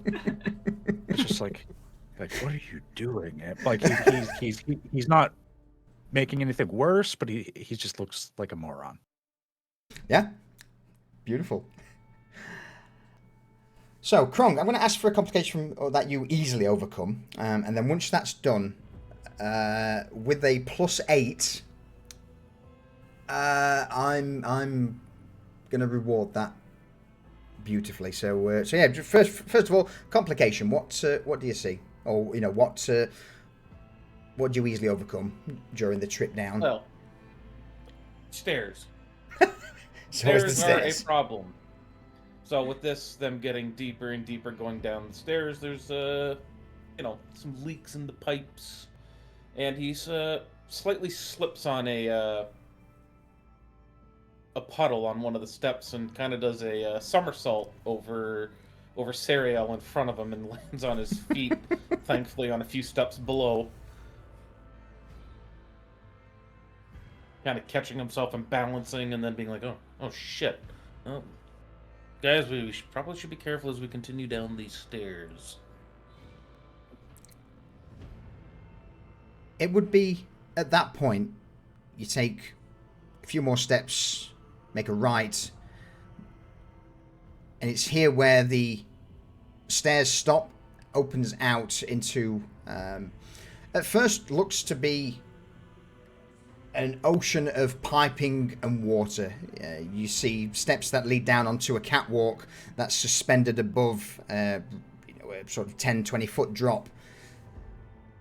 In this cavernous area that you've entered, at the bottom lies basically a river, water just constantly flowing, and then directly ahead of you, you see this incredibly large, easily 20 meter wide inlet pipe. But for you, Kronk, that's not what you're focused on. You see a slight shift of movement out of the corner of your eye on one of the catwalks walking roughly in your direction. That's additionally when you leave a location, not active. I was thinking about when getting to see hidden enemies. They're not hidden. They're not hidden at all. They are walking on the platform. And with Kronk being the first one down, he's the one who sees it with his with the +8. This patrol, Kronk, you pause for a moment, hold up a hand, stop the rest of the group. And at first, that's not a regular patrol. You see an individual, relatively tall, of 7, 8 feet, but incredibly, probably not 8 feet, more like 6 to 7 foot tall, incredibly lithe. And in the shimmering lights of this giant concaved area, or this cavernous area, you see the armor shining a slight hint of purplish pink, and from the shoulders, spikes protrude. Twirling 2 blades at his side as he walks that are unusual in nature. That on its own's unnerving. But the more concerning matter is what's currently patrolling or stalking around this single individual. You see wolves, large beasts that are easily 4 or 5 foot to the shoulder, completely red in colour, looking almost like the skin's been flayed off, where the head seems to smooth out into white bone with multiple red eyes, and from the back of these 4 beasts, 2 giant tentacle-like appendages swirl around them. Seeing this, Kronk, you immediately put your back to the wall, get the rest of the group to also drop back to the wall. And you watch as this patrol passes by within 60, 70 meters of you all before continuing onwards and out of the main inlet pipes room. You have dodged one of the encounters that I had planned with that +8. Solution. Yes. During Not today, that, Drakari. during that zero breathing moment, would I have been able to activate the pick recorder to snap an image of this patrol? Absolutely. Yeah. If anybody else wants to do anything, is anybody wise to the world outside of the Hive? If anyone wishes to make me a very difficult... Because obviously, above table, we probably know what they are. I mean, I'm willing to make a roll for a roll, so... Yeah, in that case, give me a very hard lore check. Jake will also make a roll. Yeah, I'll do that too. You said very hard? Very hard, yeah. Oh, I thought I limited that. I should have limited that to a couple per stream. Hang on. Let's see here. Sorry, it was very hard? Very hard lore check, yeah. Yes. Okay. Alright, we've got 2 more. So I'm gonna pause it on that one. More spars. Oh. Even though I know it's gonna fail. Yeah. Yeah. Might as well join the action. So it's obvious. The lore checks don't state that. It's obvious as to what they are. They are either Xenos or heretical actors. As for what the actual names of them, your characters don't know. But above table, you've just witnessed 4 chimeras and a Drakari Beastmaster patrol below. That is immediately stored in the data slate. I'm so glad I fate rerolled that. I'm so glad that fate reroll was there. So what I will do is I will bring us to this scene. But what I am going to do is I'm going to get rid of those guys because I don't need them.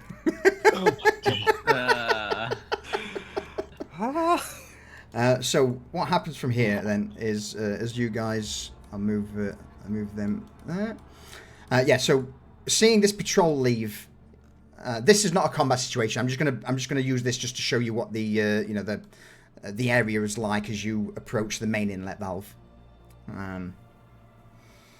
So yeah, you watch this patrol depart, and with Kronk at the front, potentially somewhat unnerved by what you've seen, all of you begin to slowly edge out onto the catwalk.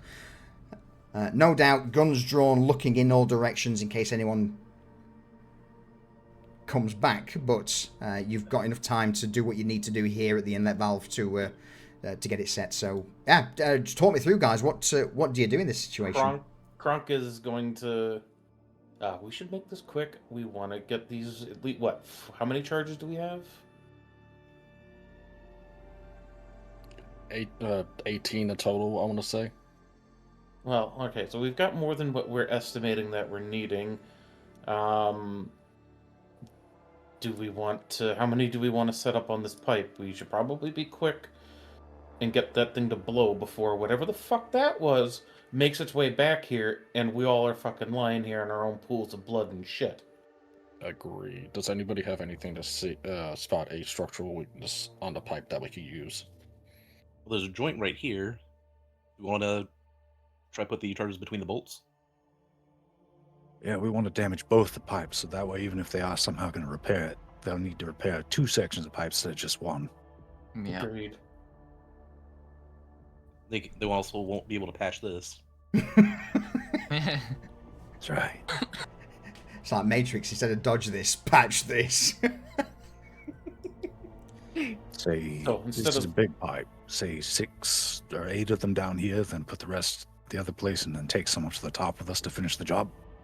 Agreed. I'd say 8. This is a fucking massive pipe. Mm-hmm. Would you say it's the biggest you've ever seen? Jake's gonna walk up. I've got the. I'm going to ignore that, so I'll Midas, volunteer to because I like you. plant them. All right, so what was that, Jake? Jake's got mag boots, and I'm pretty sure that's a steel pipe. So. It is indeed. Yeah. So, mag boots on, walking like it's second nature because he's Voidborn and a Navyman. Yeah, absolutely. Granted, it is still gravity, so I am going to ask for a fortitude check. Not so much for you falling off, but just for the sheer amount of pressure going into your core muscles. With gravity pulling you as, you're trying to to walk down and maneuver. As So he feels gravity kind of pulling him off center, he's going to activate his grav chute. Okay. Make his effective weight a little bit lighter. Yeah, in that case, I'll make it a routine. Midas, what was that? Routine. I was just going to see if I could try to anchor him with his grapple line so he would. Okay, yeah. In that case, if you want to do that, I would say we'll bump it up to an easy. In fact, very easy if you've. Make it very easy because if you've got Midas around the rope, that because he's also takes everything off. Fighting with endurance factor. Yeah. Well, the grapple is magnetic, so he was just going to stick it to the floor and put his foot on it and give it a little extra. That and you trying to use a grav pack to maneuver whilst trying to set explosives, whilst using mag boots, whilst trying to hold your core strength to keep you upright. That's a little too much. That's too much for one brain to handle in a situation like this. So, but yeah, I'll make it very easy fortitude check with you having the rope around or the grapple on you. Okay, mag boots. So endurance fortitude because I was thinking endurance as a subset of fortitude. Yeah. If you have it, trying to keep. If you have endurance as a specialization, use that. All right. Easy. Very, very easy. Very easy. While they're doing that, Teradus is going to move along the catwalk and stare down the path where that patrol went, and it is just like a Hawkeye watching and listening for anything coming. Roll me an easy awareness check, please, Teradus. Right, Jake. So with the grapple on your back, you begin to lower yourself down, and takes a while. I would say at this point it's going to be like at least 20 minutes to half an hour to place these 8 charges all around the pipe. Because not only do they have to be placed, they have to have the detonators or the wiring into them to get them ready to blow. So yeah, the rest of you at this point immediately fan out, start looking around. Awareness checks from Kronk, Sariel, and Norn, please. We'll go for an easy one.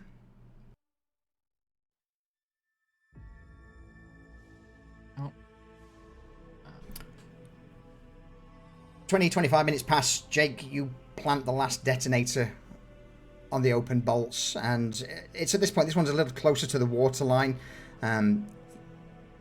You get the feeling being this close to the waterline. You can't smell it because you've got a respirator. The odd splash that ripples from the sides seems to send off a small wisp of steam.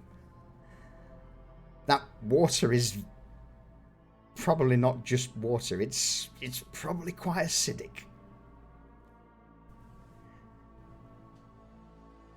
However many times it's been recycled over the tens, hundreds of years, no one knows, but this... Recycling chemicals have just gotten more and more potent over the years. Absolutely. Ordnance check for planting the bombs. Absolutely. That's a good shout. So, yeah, I'm going to say... with this last one, with it being so close to the waterline, you notice that some of the metal's starting to corrode away, and it's just not clamping easily onto the side. So yeah, give me an easy ordnance check if you have ordnance. If not, it would just be we'll go for tech instead if you don't have ordnance.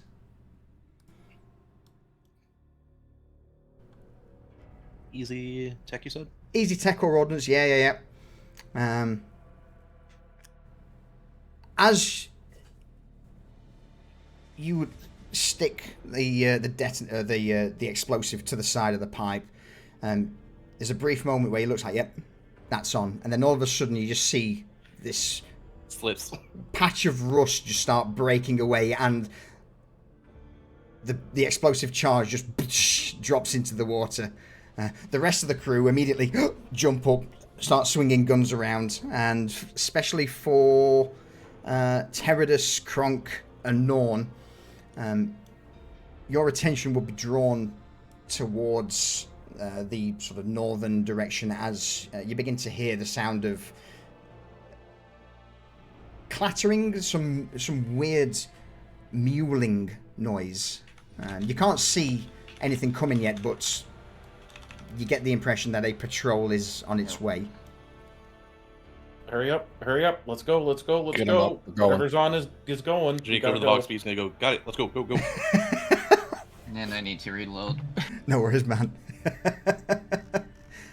So yeah, in spite of one of the charges dropping into the water, there's still 7 attached, which should be more than enough. And if it's that corroded, that'll probably be enough. Absolutely, yeah.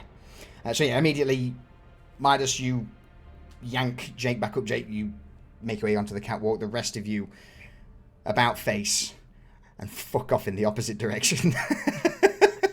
Yeah.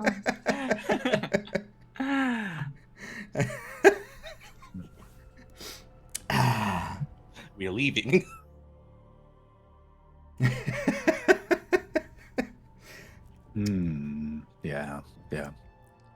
Yeah.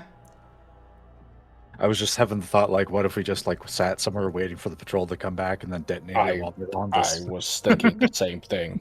I mean, so yeah. So as I say, I get the fuck out. I mean, more a case of you retreat back towards the stairwell that you came down into the darkened alcove where you can just witness, glance down into the main inlets where this patrol's probably going to emerge shortly.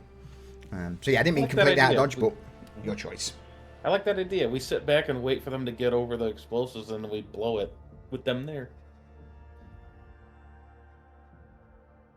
Let's do it. Or let's patrol it all. Listen, or we go to the other one. Just use the fact we've been unseen this far, and we get a little bit more of a lead on all this. Yes. Because I'm willing to bet there's not only one of those things around. Valid. Yeah, let's. But it'd be pretty cool to try watch it make blow space. up. All right. Let's be smart. Gotta get the gold star.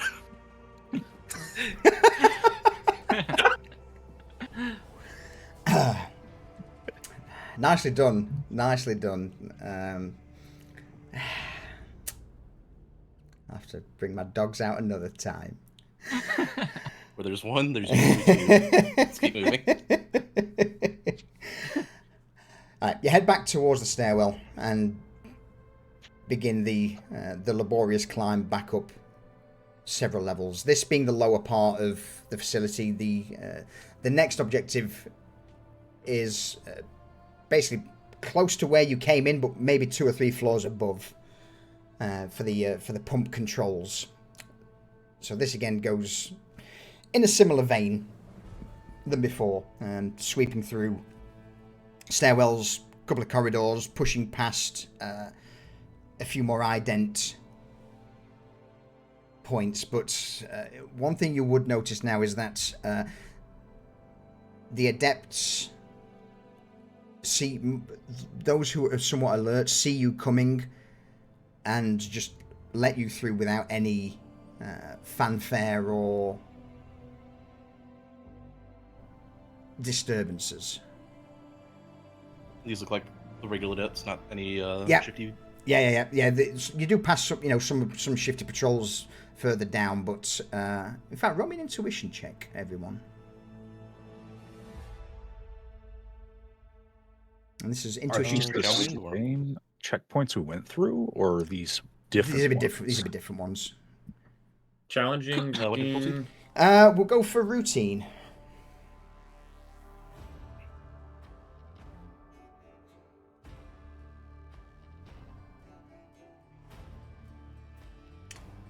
Wait. That should be an 85. I misclicked. An 85. That's all good. You fail.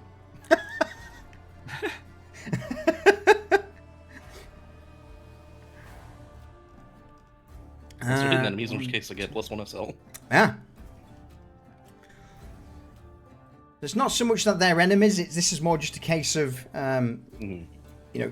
you're all being somewhat alert, and you get the impression that something is starting to move behind the scenes, or at least your presence has been noted and is no doubt being passed up the chain of command. And for at least Teradus, Midas, you get the impression that they've kind of been given standing orders to just let you pass. And you would also see that as soon as you pass, they turn around, make their way to the nearest comlink, and in hushed tones seem to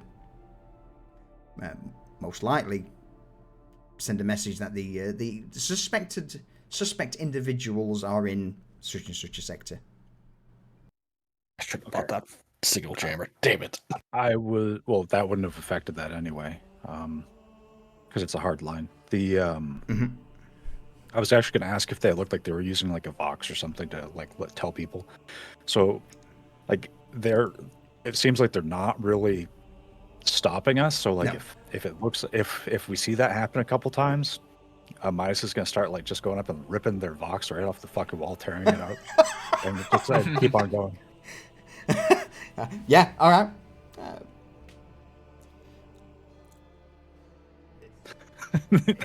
just like ripping a landline right off the wall, That's exactly it. The last one you see, he's like, he watches you pass, and he slowly starts to edge towards the hardline Voxcaster, and you just spin your head round 180 degrees Exorcist style, make your way over to him. Exorcist style. And then I'm just looking at the guys like, better run quick. Yeah, of course, my lord. And just skitters off. A couple of hours pass as you make your way through corridors, people into large chambers. a lot of the work you see in these lower levels is mostly maintenance work. It's laborers that are moving raw materials like empty glass ampules in crates, along with people repairing pipes that constantly protrude out of the floor and rise up to the upper levels. And as you continue moving further and further towards the secondary mission objective, this pipework starts to become even more pronounced, to the point where literally every corridor you step into, every room you enter is just wall-to-wall pipes, valves, steam, all of them just going up, up, up. And it's at this point you reach an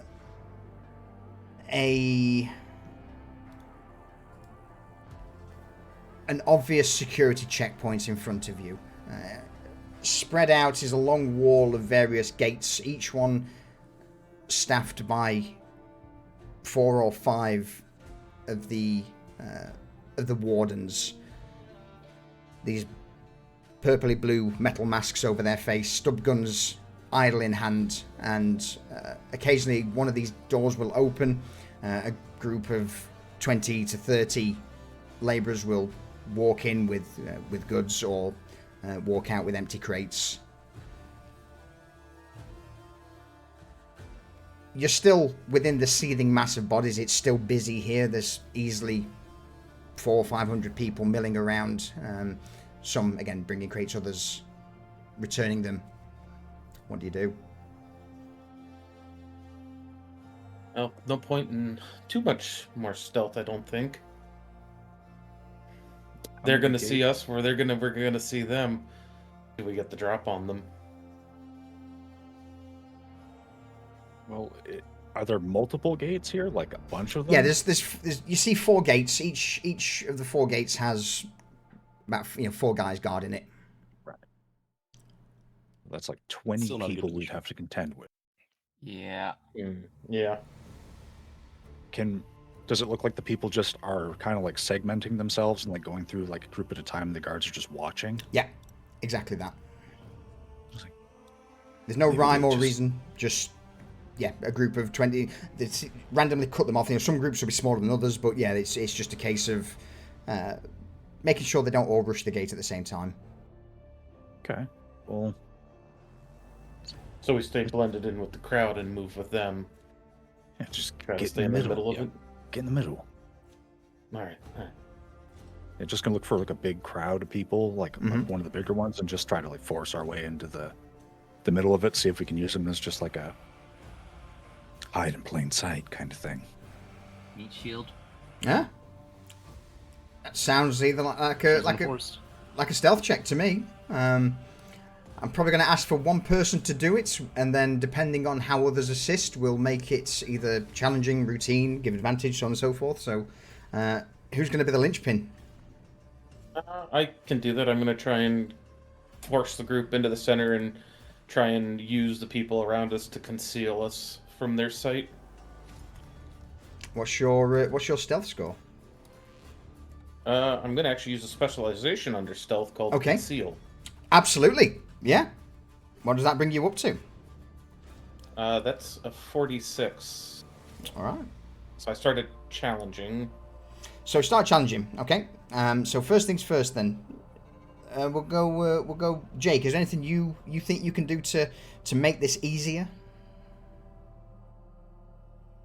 Particularly just stay behind, kind of like in the wake that he's making. Mm-hmm. So that way I don't have to make myself more obvious by trying to push through as well.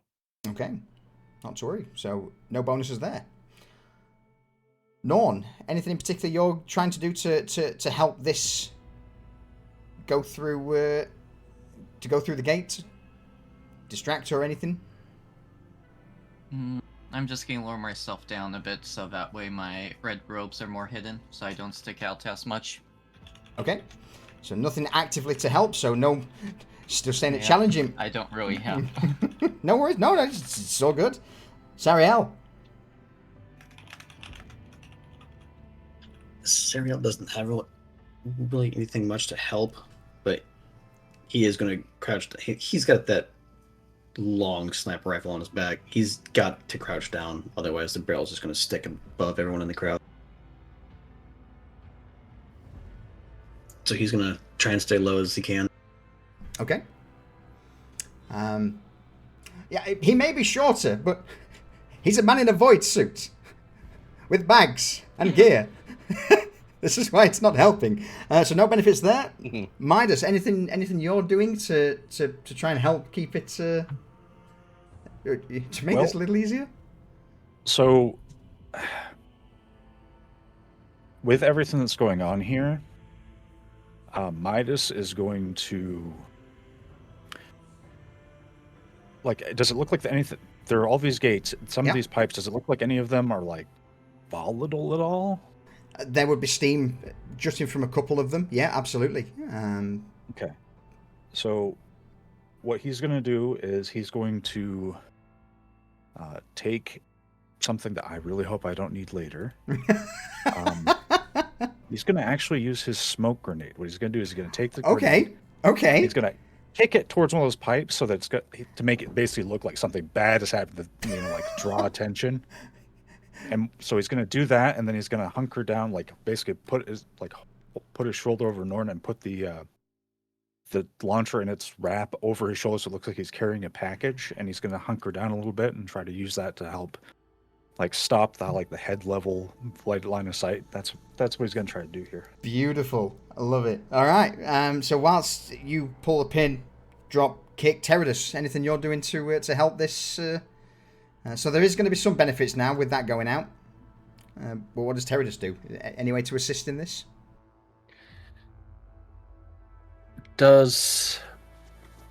Would we have kept one of the purple and mass from one of the heretics from before? No, they were submitted as evidence. They were submitted for evidence. Okay, no. Teradus would just remove his carapace helm and try to hide it as best as he could in amongst the people with a shotgun and just sort of assume the figure of a laborer used once before to try to help get past. Okay. Since the only person really helping out then is in a meaningful way is Midas. Midas, roll me a test of your choice that you think corresponds to this situation. It will be easy, and whatever success levels you get, I will add to the coming stealth roll from Kronk.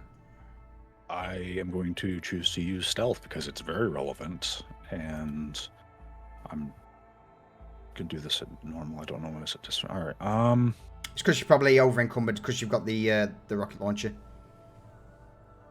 Okay, yeah. All right. So disadvantage and no. You can roll it at advantage because again, if you're overweight and carrying this, you blend in. So yeah, don't worry about the disadvantage part for this one. Okay. So add advantage or just normal? Just normal for you. So we just add in the success levels you get onto whatever.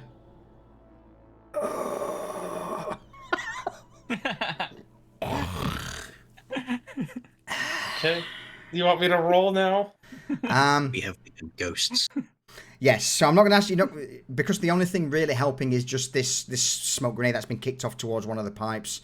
It's going to be a challenging stealth check, no advantage, but you get to add +8 to the roll. Don't get a -9. That works. All right.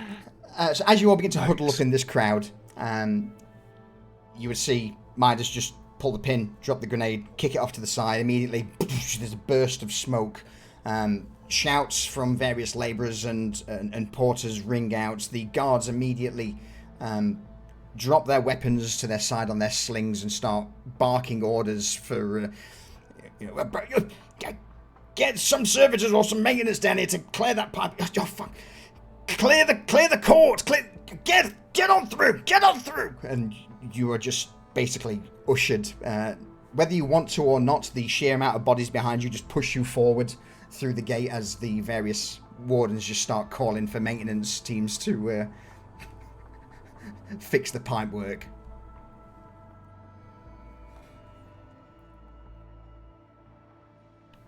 As you make your way into the area beyond, it splits into various corridors, and glancing down the datapad, several pipes, and the pumping control area is not too far now. You could quite easily make your way there.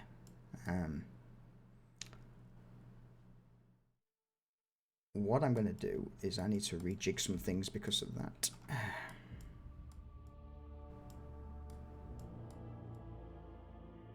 I'm going to get rid of Midas's overburdened thing because that was a gift.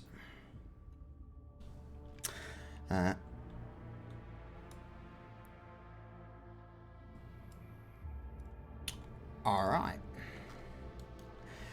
As you begin to make your way through the corridors, you eventually reach an area that's a much tighter corridor. Just ahead, you see a set of stairs that begins to rise. And it's here, just through the gap in the entrance, you see a multitude of large tank-like protrusions from the ground. The immediate smell of stims or chemicals hits your nose, and this place ahead is the stim control room. As you begin to get closer and closer, you start hearing voices. Those ahead would see at the top of the stairs, with their back to you, a couple of the warden individuals in conversation. What I'm going to do is bring you all into this scene.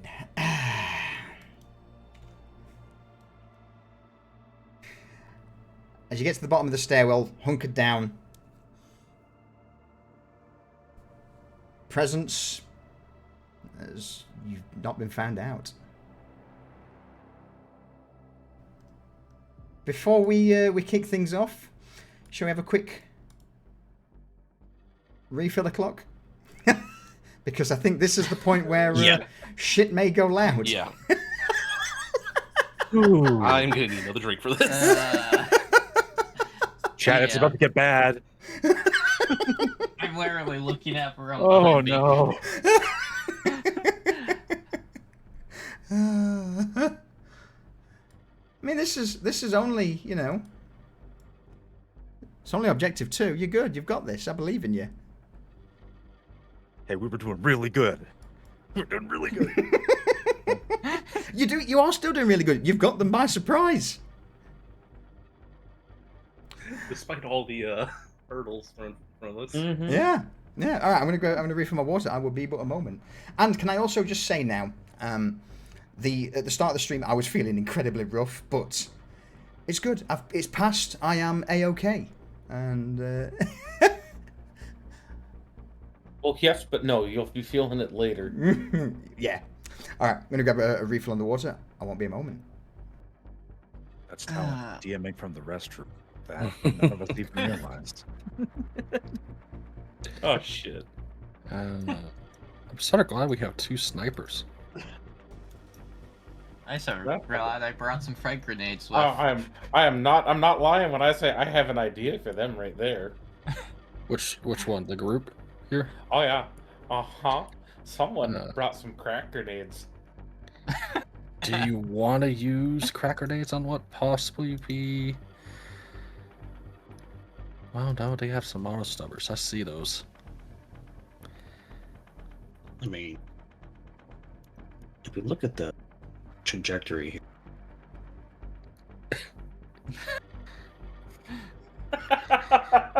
Yeah. Either overthrowing it or underthrowing it, and a crack grenade rolls back onto us.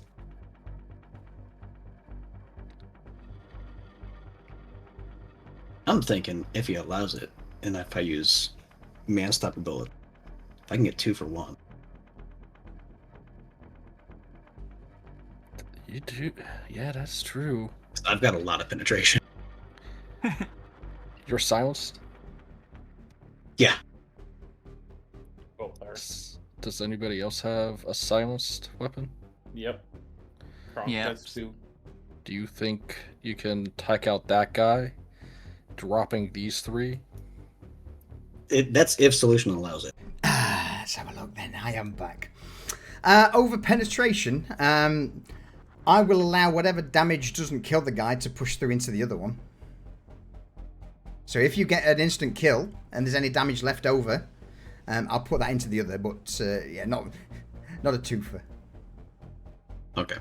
But bear in mind, this is going to be, you are going to be starting this off with surprise. So all attacks initially start with advantage on whilst you've got surprise, and you get basically a turn for free.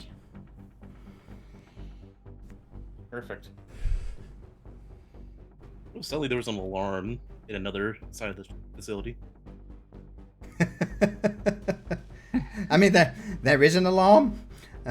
It's called a remote detonator. Exactly. That's what I was hinting at. Yeah, but I think that would just make them turn to look at us. And bear in mind, that's on the opposite side of the lower floor. With these guys departing, they'll probably send the patrol teams that are down there to investigate, rather than redirecting someone from a critical key component of this facility. Fair. Right, but then these guys also go on alert. Mm-hmm.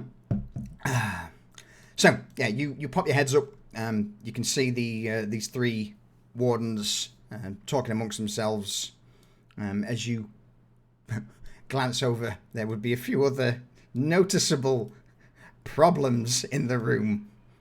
That being these purple and blue armored tall individuals with incredibly wicked looking weapons, spikes on their shoulder, and at the far end, as you glance over from your concealed position, you would see that one of these tall purple armored individuals is just using the spike, the bayonet on the end of his weapon, to just subtly jab and poke one of these people who's just crying out, but stands there and takes it.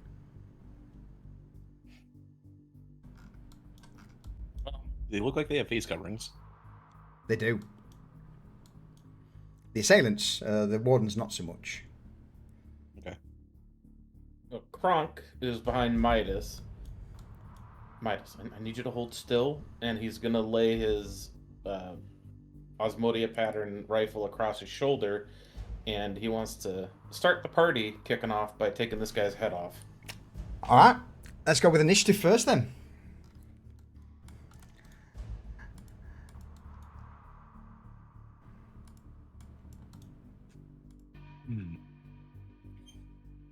That's a lot of dudes. Yeah.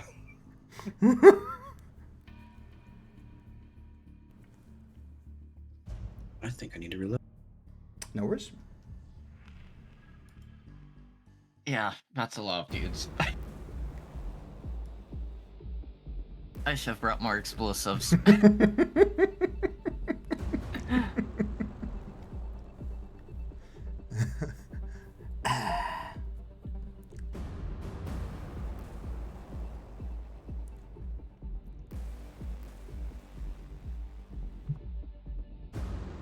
Now, as for cover, from where you can see, there's obviously some directly in front of the guys.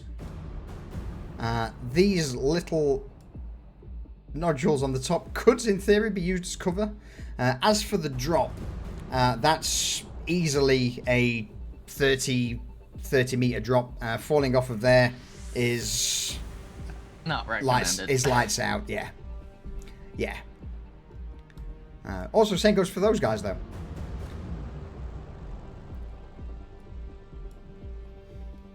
All right. So bear in mind, first turn will happen simultaneously. You'll all get to do, if you were steadying a shot on Midas' shoulder, that happens even if he does move. So Midas, you're up first. From where I am, do I know that these guys over here in this corner? Yes. Yeah. You'd be able to just pop your head up, have a look around. You can see basically everything. Okay. This section of flooring that they're on. Yeah. We're a little bit lower vantage. Is it possible for me to shoot like this from beneath, from under this catwalk, like straight in a straight line? Absolutely. Okay. I'm gonna unsling that big old rocket launcher and try to shoot this. I'm gonna try to hit this underneath. All right. I want, like, his thought is, there's nowhere for them to stand if the floor's gone. Huh. Bear with me then. Let me give you something to shoot. Otherwise, the automation doesn't work. Well, I can just target one of the dudes. Well, there you go. You've got floor.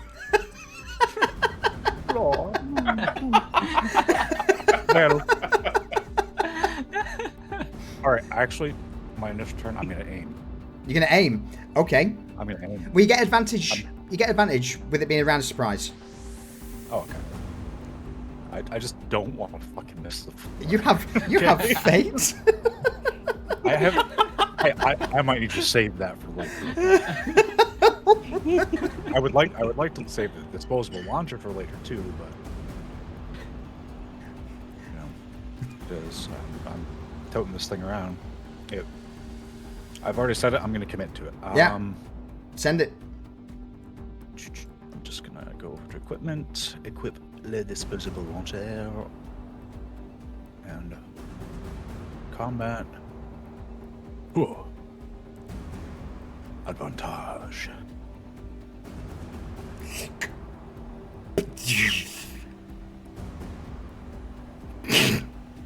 Do you want to spend some fate? Oh God. With advantage. It doesn't look like it. It didn't Make flip sure both over. rolls it feels that It would have been worse if it was the other way around. It would have been 98 or an 89. You got the 89, the better of the two. Okay, well, sure. I will. I just can't miss the floor. That's. It's not so much you missing the floor; it's where it lands. So something is happening regardless. It's hitting, but it's just what happens when it hits. Do a fate reroll.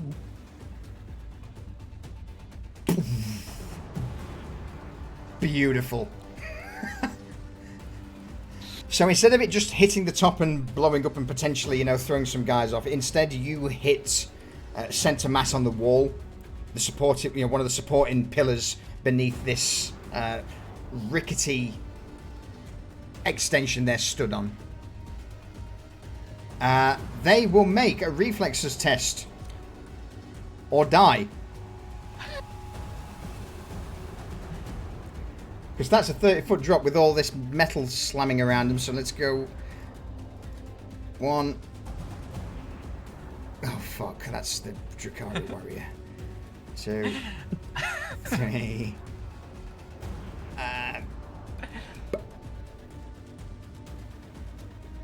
Come on, boys. Come on. Oh, yes. All right. So immediately as the rocket hits, it impacts into the edge here, sending this Drakari warrior just tumbling down as bits of metal start to erupt beneath his feet. He's impaled from his lower thigh by a metal rod all the way into his head that ends up sticking out, sending him flying backwards out of the way. The assailant next to him is launched off the platform. In fact, it's going to class as a critical wound, so yeah, even with that assailant +2 is not enough.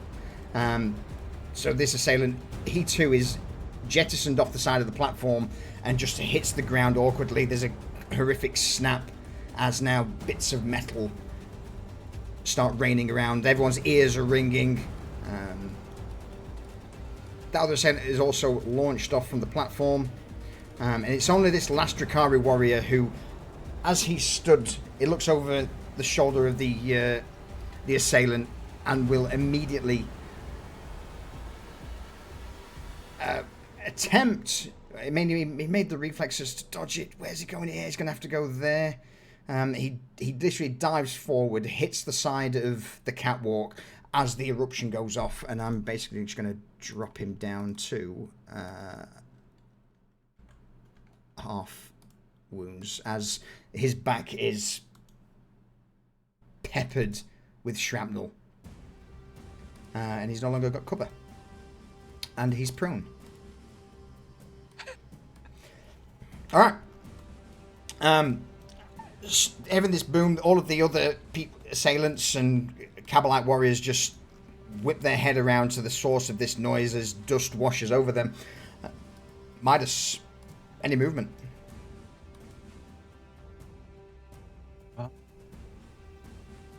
He's gonna... Actually, yeah, he's gonna just come up a little bit further. Okay. And try to, like, hunker down so that the stairs kind of act as cover. Because there's nothing really down there that he can use.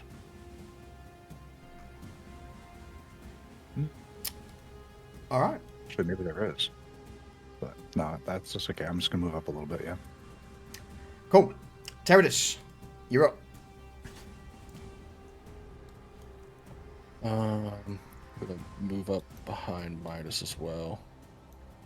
Would I have a line of sight of this individual here? Absolutely.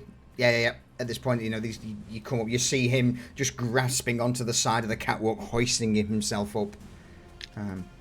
You will be at disadvantage to shoot him because he's classed as prone. He's far away. He makes a small target profile, but you've got advantage because it's a round of surprise, so it will make it just a straight shot if you want to shoot him. Yeah, I'm going to do that with my shotgun. Alright. One straight challenging shot to this injured Drakari warrior as he starts trying to hoist himself onto the catwalk.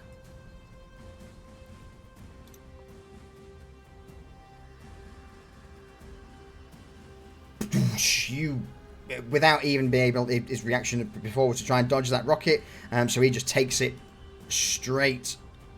Yeah, it's enough. You can roll the crit for flavour purposes. As he steadies himself, what happens? Yeah, I think he's just gonna, when he's trying to pull himself up and gets his head up, he fucking shot rings out and he's peppered on the side of his shoulder. Whatever type of blood coloring sprays out, and his body just goes limp and falls back, crashing below. I'll put a couple of blood splats and I'll make that token smaller, so it looks like he's... Boop!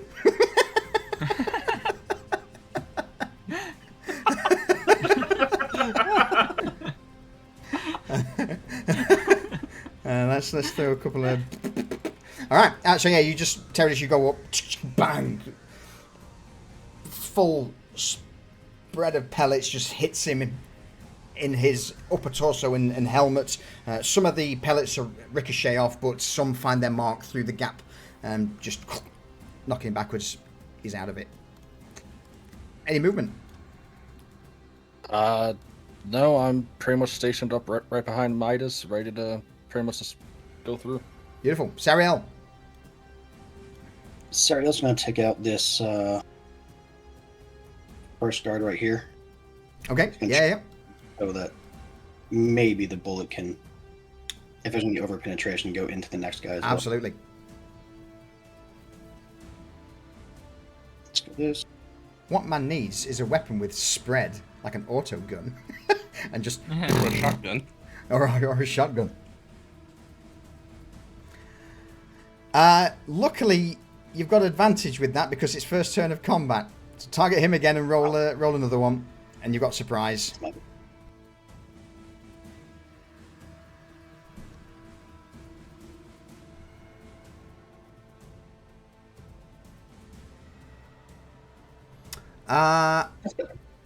Yeah, 33. I mean, you would have got 38 with that advantage, so that's fine, but it just makes it easier for me. He doesn't see it coming.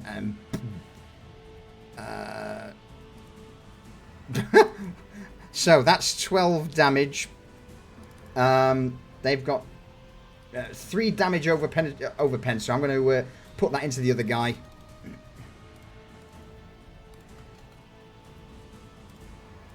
What's this look like as you kill the first guy, the bullet goes through? So the first bullet is going to rip through his right shoulder, severing any muscle tissue, severing the artery as well, and then going into the back of this other assailant. Yeah. Immediately shouts out, which causes the two Kabbalite warriors to spin their attention to this group who's just been shot as one of them drops to the ground dead. Any movement? No, he's comfortable where he's at. Cool. Jake, you're up. Right. Jake has a frag grenade ready. Suck on this! And is gonna throw it over at the Kabalites. The Kabbalite, that's a long throw. Or the long throw. So that would be classed as long range. So it would be a disadvantage, but because it's first round you got a surprise, it would bring it to a normal challenging, unless of course you wish to move forward into the next grid.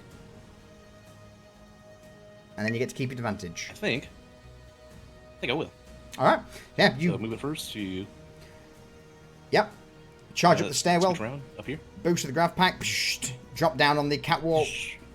Pin out. Send it. Yaw. Yeet. Wait. What control did you say? So that'd be with advantage. If you challenging with advantage. Yeah, if you equip the grenade and send it, so it's still challenging, but you get it with advantage. As you just boom, baseball throw, proper yeet, unable to react in time, unopposed, 8 damage. The grenade blasts out in front of the first Rukari warrior. The second one, does he survive, or does he take damage as well? As the grenade detonates, he immediately sees it coming and just with alien-like grace whips to the side.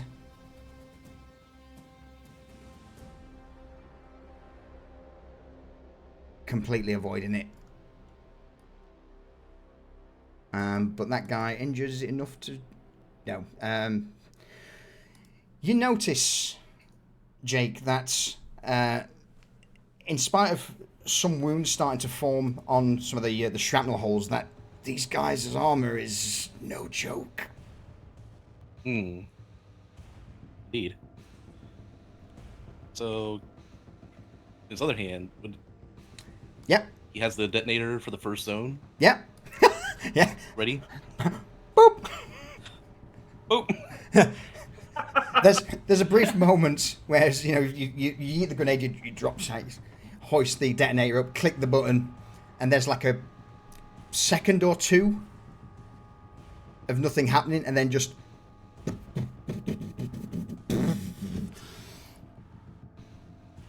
a rumble ripples through the facility. Dust is kicked up slightly from the catwalk and below. We'll find out what happens later, but for all intents and purposes, the other end of the facility. If there was a patrol with some Chimera, they're probably getting flooded at the minute. Kronk. Imagine if we had stayed there. Right. Well, Kronk is going to move up a bit and modifying what I had said earlier. Seeing this alien being over here gracefully dodge the grenade, he's going to take a shot after it's moved and dodged and smack it with his Osmodia. Yeah. With advantage, round of surprise. Send it.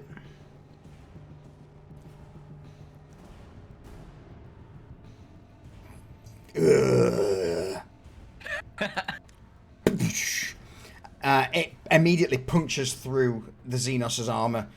Blood puffs out behind as the round just easily penetrates through. Not enough to kill him, but certainly he grimaces, staggers back in pain as he starts to bring this wicked-looking rifle up to bear. Any movement? I am going to try and take cover, like right behind this little pylon over here. Yeah. You're actually so you can't take cover as such mechanically, but yeah, you just hunker down and just stand there. Yeah, just kind of like hunker down, not like actually. Yeah. Beautiful. All right. Norn, over to you. As this is going on, ripples through the facility as this pipe's now been detonated. Xenos scum in front of you. What are you up to? Let's see here. I'm going to move. Oh, wrong one. Would you hold on? It's not letting me move the character. Left, top left, select tokens.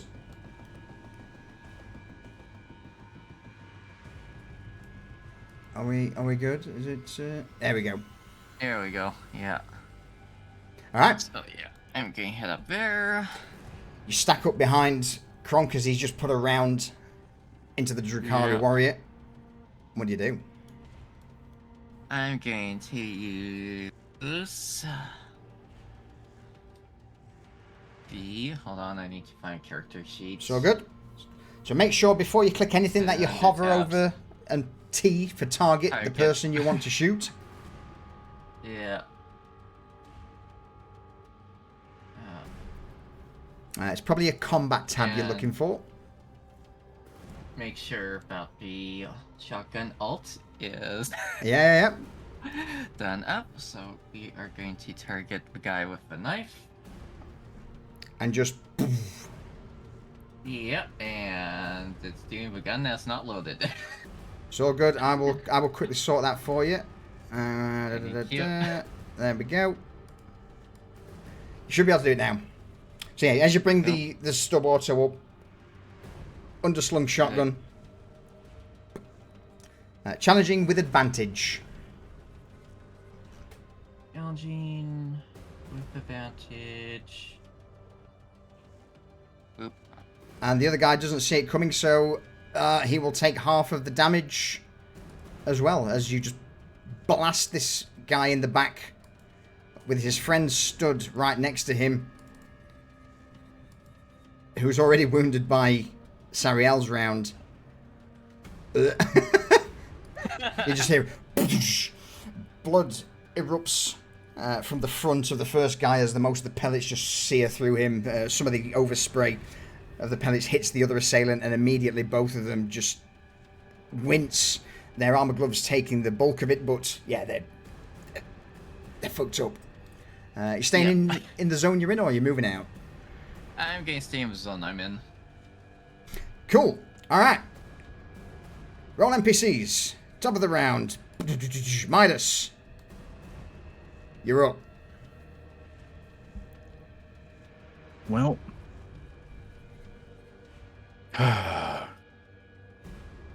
These two guys right here are close. These guys over here are more dangerous, but these guys are close. So he's just gonna. The one in the back looks like he has a bigger gun, so he's just gonna target that guy.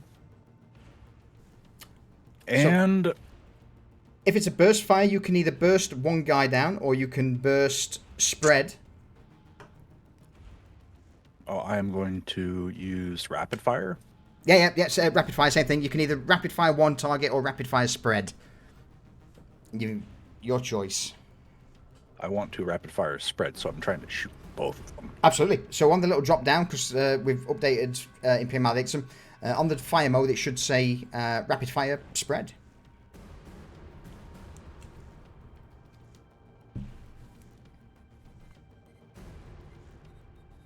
I am not seeing that. Hit location. When you... Nope, that's the wrong button. Delete, so... Shredder. Yeah, fire mode. It says normal. And so if you see where it says fire mode, there's a little drop down. It says normal at the minute. Yes. If you click that drop down, does it not... Do you not have burst, spread, burst, rapid... Okay, cool. Rapid fire spread. Yeah.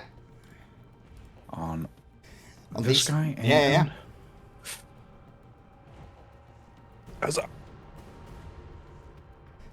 Oh no!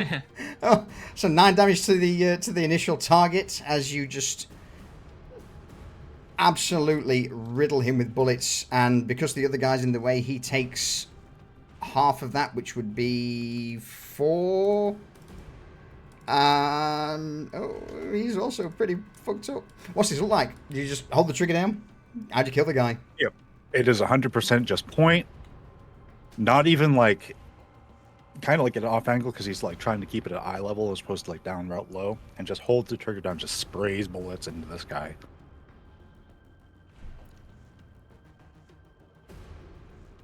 Blowing out his rib cage and rolling the other guy the bullets. Beautiful. Alright, assailant is no longer in the fight. He's out. That assailant is... so it's Teradus next. So Teradus, you're up. As these either indoctrinated or controlled slaves of the Drakari. You've still got one guy left, or are you going for the Drakari themselves? I was going to say, if I move up to here, I'm sort of in between the two zones. Which one are you wanting? You've got to be in one. I'll be in this this zone here. Yeah. So your move is to advance up. Yeah. So with my shotgun, I have spread on it. I mainly want to aim at this individual, but hoping to target or catch that guy at the same I can't allow that. I can't allow that, sadly. Because spread is stuff that is in the same zone directly next to each other. Gotcha. Okay. Yeah, just logically it makes sense, but mechanically I've got to keep it. You know, I've got to keep some semblance of the mechanics at play. Gotcha. All right. Yeah, I'm just going to take out the danger target. All right. Aim for this one. Absolutely. So you bring the shotgun to bear. The chambered round is ignited. A sea of pellets. It's a new round. He's going to attempt to dodge out of the way as he sees you leveling the shotgun at him. Oh, he just dips down. The shot whizzes over his head, and he brings this splinter rifle up to bear, pointing directly at you, Teradus. Yeah, he dodged. Gotcha. All right. Am I in any sort of cover at this moment? No, you would have to spend an action to get into cover, unless you have a talent that lets you do otherwise. Nope, I don't. All right. Assailant with the knife, who's critical at this point, will spin round. See you there, and instead of the knife, he's going to point blank, auto pistol, rapid fire in your face. Just rounds are spat out. Do you take it, or do you dodge, or try and dodge out of the way? No, I'm just gonna take it. Take it. All right. So yeah, you are peppered with rounds at point blank by an auto pistol. Your armor takes most of the impact, but some of the rounds do find their mark, bruising you. And then from there, he is going to start... Oh, man. He'll start crawling back to his masters, and immediately as he turns his back and starts to head towards him, you just see one of the Drakari just... No, you fool! Forward! Forward! So he's going to have to basically stay there. Sariel, you're up. Alright. Hearing the guy in the back basically shouting out order, Sariel is going to run up behind Teradus. Yeah. Rest his gun on his shoulder. Okay. And go for the Just one that called out the... You want to what, say? He's just going to shoot the one that called out all the orders. Alright, yeah. He's already dodged. Oh, fumble, but you ignore it because it's a manual. It's a bolt action. So you ignore the fumble roll. Take that. Any fate, or do you want to? Yeah, I'm gonna fade it. You're gonna fate it. All right. He's already dodged once this turn. As he's barking out orders, this shot just impacts, slams into him. Kill shot. What happens? Let's see. Yes. Okay. Punches Shot through his tears chest. through his chest armor and through his ribs and out the back. Yeah. There's a splurt of crimson behind the Drakari warrior as he stumbles backwards, hits the side of the catwalk, and also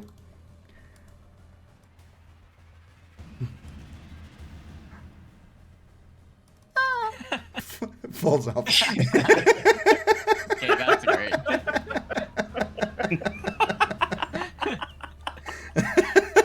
Alright. Oh, that's great. That's you done, Serial? Oh. He's actually gonna move up a little Okay. from the next zone. Yeah, blue. Oh, green. Hey! Not to worry. Alright, you move up.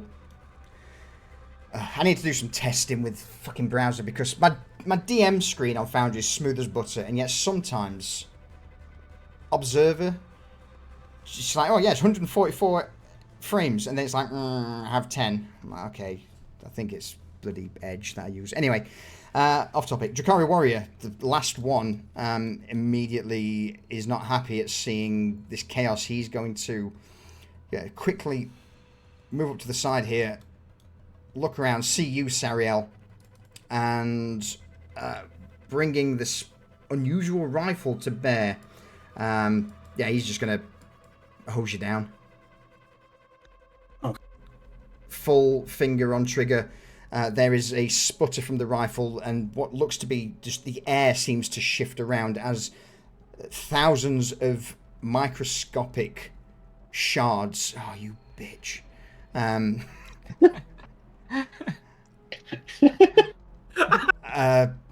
Sent in your direction.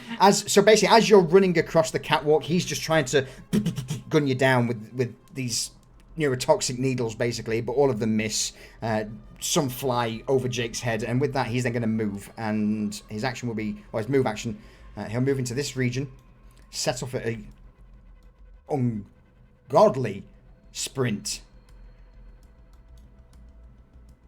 over there.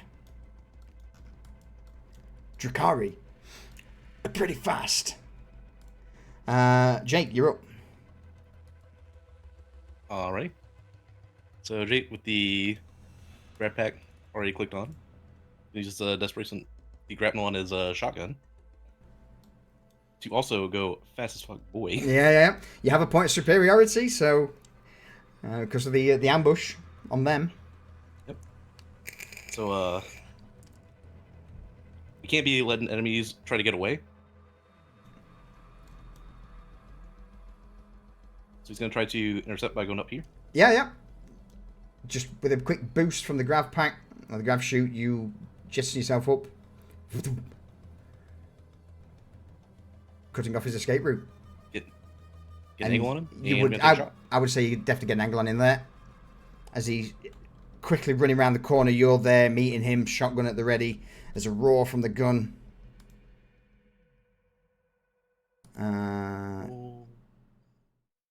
Straight challenge him. With superiority. Yeah. Straight challenging.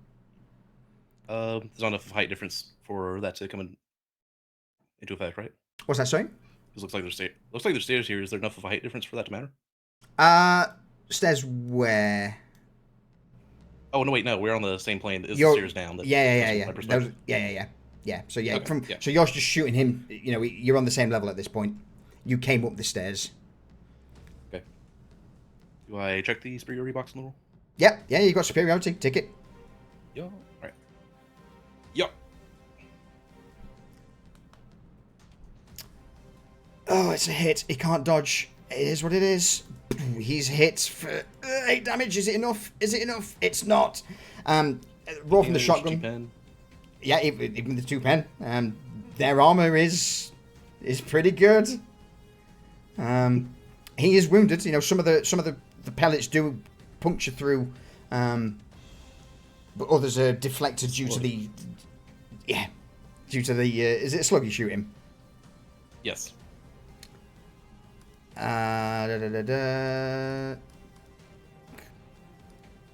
It is slug, yeah. So that penetrating, that's why it did more damage than I thought. So in that case, the slug just punctures into him. A lot of the impact is lost.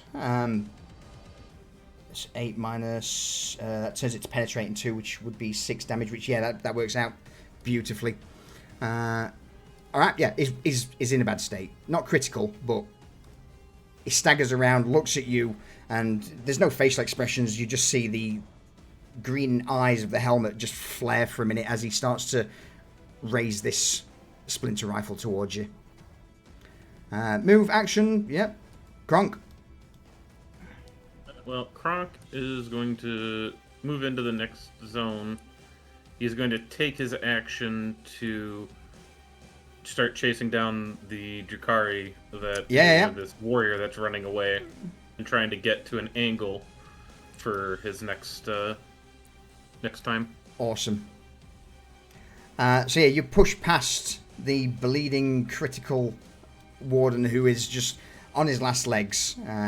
If he hadn't been told to stay where he was, he probably would have fell on his arse. But Norn, you're up. Okay. I'm going to move to the next zone. And then I'm going to target him and blast him with a shotgun. Which would be rude not to. Yeah. Make sure Charlie's still equipped. Yes, it is. And bang.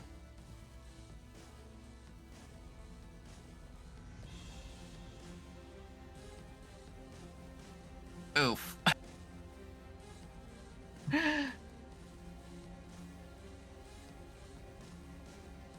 Oh man, so yeah, as you get up the catwalk, you with this blood slick everywhere, you just as you pull the trigger, your foot slides ever so slightly to the side, and the shot misses this guy by literal millimeters, and he just, having pulled the gun on Teradus, now turns towards you.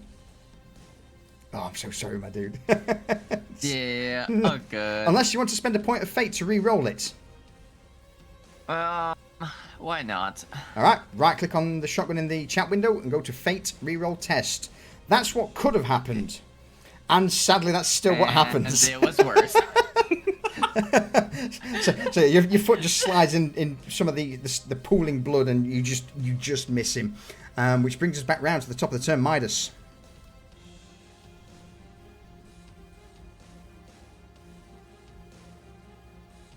Midas is muted.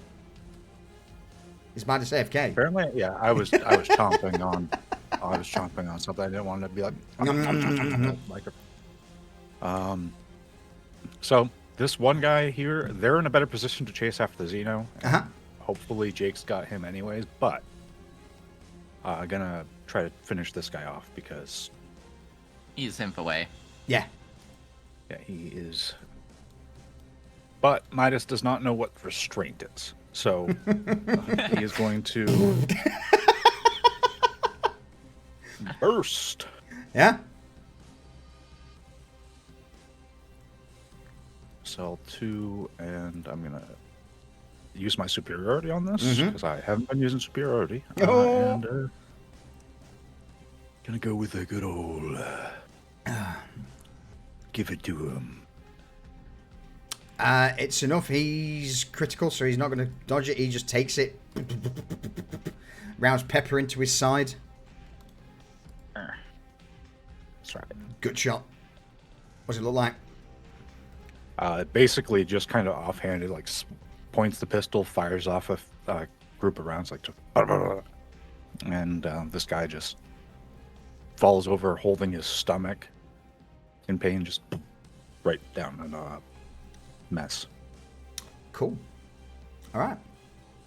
Any movement? Yeah, he's gonna actually walk up here, and he's gonna kind of like duck down a little bit, just so Serial doesn't shoot him in the head or something like that. And like that's what he's gonna make it look like. He's gonna start probably looking for ammo in these guys' pockets. Yeah, there would be stub auto magazines. You could probably pick up a stub auto if you wanted one from the ground. Oh, he's just looking because this guy. Oh yeah, that's actually. Auto pistols. You're right. Yeah. There is. Yeah. Add 2 mags to your inventory for auto pistol ammo. All right. You quickly take the mag out of the gun. Reach in, grab another one. In the meantime, Teradus, what are you doing? Seeing the guy that rudely tore up his helmet and bruised his face dead, he's going to move into the zone. Mm-hmm. Continue moving until he gets a shot for this warrior. Yeah. And I'm going to use my superiority die for this one now. Yeah. Click the box. Click that. He's going to try and dodge out of the way. He sees Jake in front of him.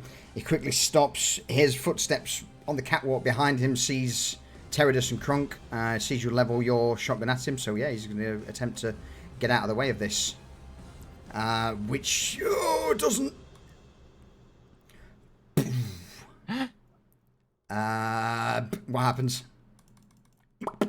Critical. See what does happen. Teradus is aiming for mass center for all his pellets to meet that armor, try to cut it, or go right through it, but he just aims a little bit lower and just knocks out the hip. Guy falls sideways from the impact. It's at this moment now, as again, bear in mind this happened 4 turns, literally 20 seconds or so, just of sheer, in fact, even less. No, I think it's 3 seconds. 2 turns, right? Was it 2? It was 2 turns. Yeah. Holy shit. So yeah, you've just gunned these guys down in a matter of seconds as you storm the top. There's a explosion occurs in the distance, and with the bodies now falling, you all glance around. Any sign or any stealth you previously had is gone. Speed is key. You see sirens start flashing, and a warning sound just blares through the entire facility. Kronk, Teradus. Lee, this one's for you, my dude. Kronk, Teradus, roll me a routine awareness check, please. Hearing. Or sight, either or, that'll do.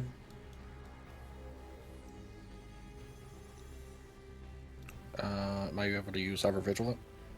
Ever Vigilance on things that you forgot or... protecting hidden enemies. Again, these aren't hidden. This is something...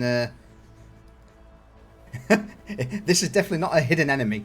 Trust me. Gotcha. I just want to make sure. This is how much of what you see. So, hold. Let's go back to down here where he is. Let's make him a little smaller because he's away from you. Down yonder, as you quickly glance at the dead body of the Drakari, you turn to your left, hearing something of heavy footsteps on metal, and down below you, that immediately looks and shoots its head up. You see a massive mutated form, barbed claws on both hands, a mask over the head, a multitude of green pulsing vials and Xenos-looking apparatus just pumping chemicals into the back of this thing. It bears a striking resemblance for at least Sariel when he sees it, and Jake when he sees it, to a much more refined version of that mutant you saw in the warehouse. Oh no. Kronk is going to look at Teradus and just be, what the fuck is that? I don't know, but we need to set demolition charges before it gets up here. We'll also Agreed. take a pick recorder and take a snapshot of that.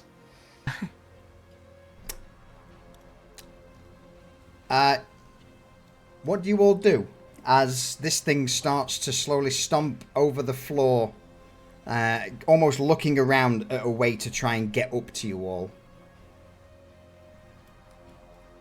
Well, He's going to use his movement capabilities to set an incendiary charge on top of one of the tanks. All right, yeah. Yep, so you While jump. they're setting charge. Yep, go on, Crunk. While they're setting charges, can Kronk just start plinking that thing with his sniper rifle? Sure, take a shot While at it's it. down there.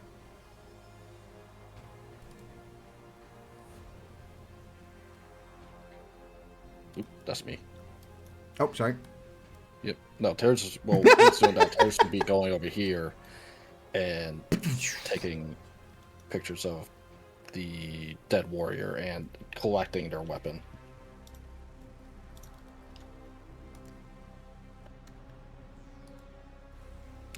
All right, you send the first shot out. It punctures into the thing, and it just howls for a moment beneath this mask. Looks at the hole that you've now just put into its arm, or that upper shoulder. It then turns its head towards you, Kronk. Lets out this bellowing roar, and leaps towards you. Oh, hell's voice. I shall now put him up to his actual size. That's bad. Yeah, that's really bad. Yep. Boom! As it grabs hold of it leaps like in easily 25, 30 meters up, and one hand just crashes against the catwalk right next to you, Kronk, as it just hangs there for a moment.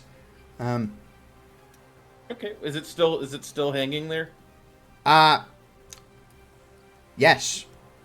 Okay, Kronk is gonna back up to where the dead assailants are, so he's a zone away from it, and he's going to pull a crack grenade. All right. Well, I'm going to hold you there for a moment. So you're in the process of running back. You're reaching in and pulling the crack grenade. Probably, no doubt, unhooking the pin. Whilst that's going on, the rest of you hear this clatter of mass against the catwalk. What else is happening? We've got Jake, who's setting an incendiary charge on top of one of the pump control nodes. We'll go to Teradus next. Teradus, what are you doing? After collecting the weapon and pick recording the dead warrior and seeing the monstrosity jump up, he's going to mutter, "Oh shit," and take one of the demolition charges and strap it to this silo right here. All right. A demolition charge requires you to prime it and get all the other bits, so I'm going to need a dexterity check. A difficult dexterity check to do all this quickly and stick it on. Because you've got something big behind you. Jake's over there on his own, safe as pie, on top of the pump control. You know, he's like, yeah, I'm just gonna focus on my job. Whereas you were like, oh shit, Yeah. sting. I'm gonna spend my fate. Oh fuck. Yeah, You want to spend a number? I feel like Fate's saying something. as you slam it to the side of the container, in the sheer moment, the panic, you just forget to activate the mag clamp, and you just watch as this charge just slides down, drops below, and the little remote detonator that's been put inside of it just falls out. Absolutely, Dendra. That is a perfect time for a composure check. Teradus, you've just dropped your potential one chance at blowing this thing. Discipline. Composure, if you have it. If not, just discipline will do.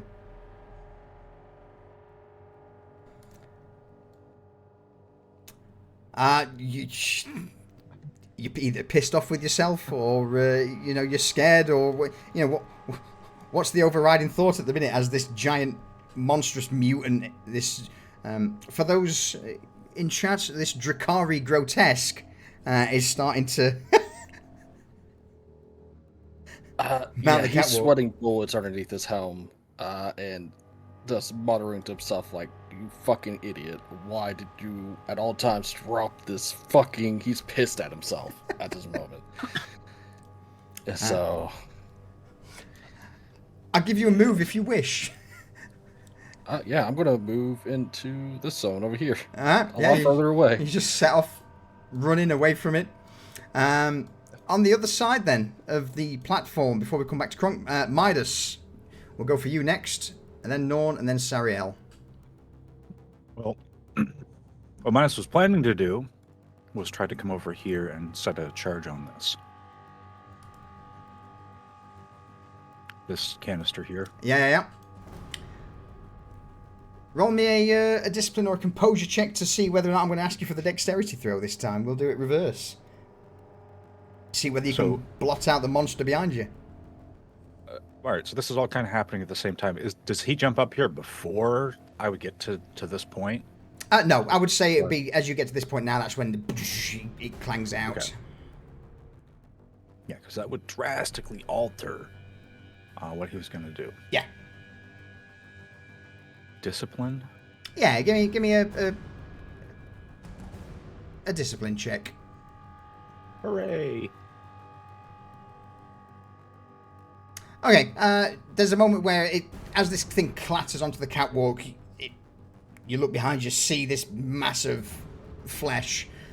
So yeah, you are sadly going to have to make a dexterity check to plant any charges.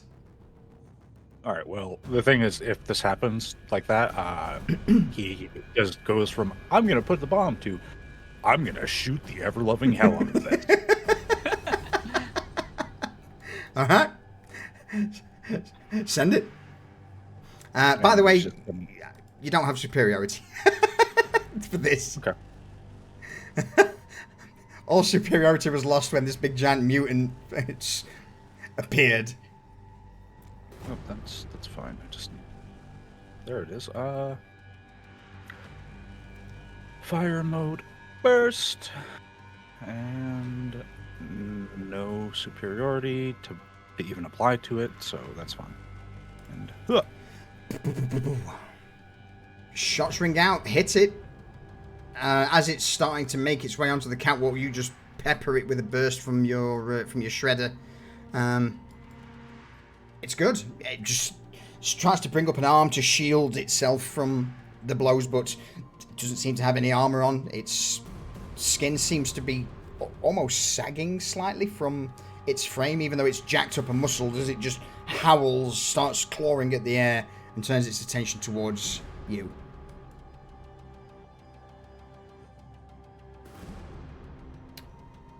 Right. Any other movement?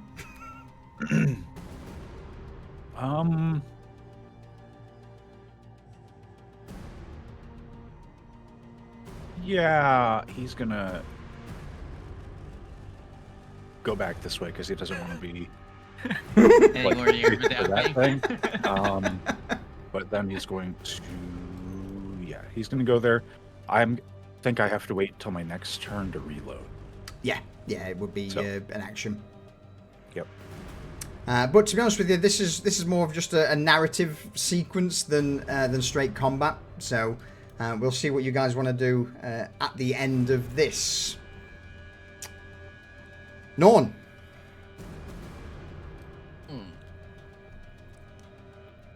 I'm going to target it and eat one of my nice friendly frag grenades out of it. Absolutely. He's like, oh fuck, clink. Yeah, and it's challenging for this. It is indeed. Straight challenging roll. Okay.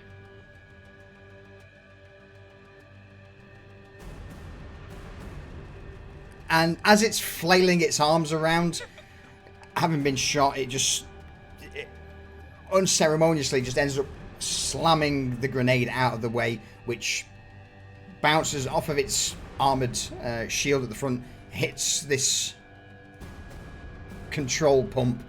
As the grenade detonates, there's a couple of cracks in the pump, and steam starts to pour out, but it's not enough to damage it. Does it detonate the charge that was there? That was dropped? No, that's like 30 meters below. Okay. Yeah. I wish it would have. Yeah, it would be nice. Yeah, and Yeah, then unopposed. for my movement, I am so can control, operate. I'll be on Fuck my this way shit, down. I'm out. Yep. Okay. Did you just say 30 meters? Yeah, about 30 meters below. Okay. I've been operating on the idea that it was 30 feet down. The ruler's also in meters. Yeah, enough, basically, enough to, between 20 30 meters, enough to cause, Yeah, I get it. It's just like, that's further. I'm just like, yeah. oh, it jumped that far. Oh, no. Yeah. Yeah, it's got some good ass jumping. Yeah. Yeah, it's coming for you. Yep. All right, so next up, Sariel.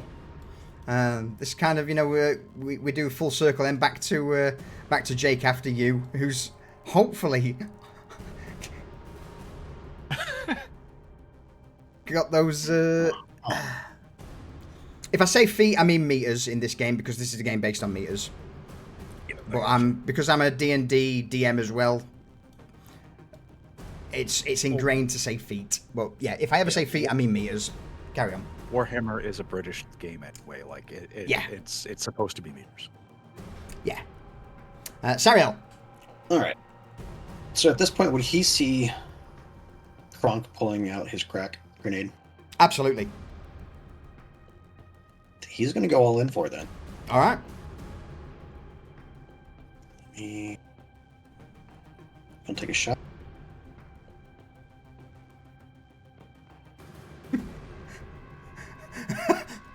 Oh my. Do you want to spend a point of fate?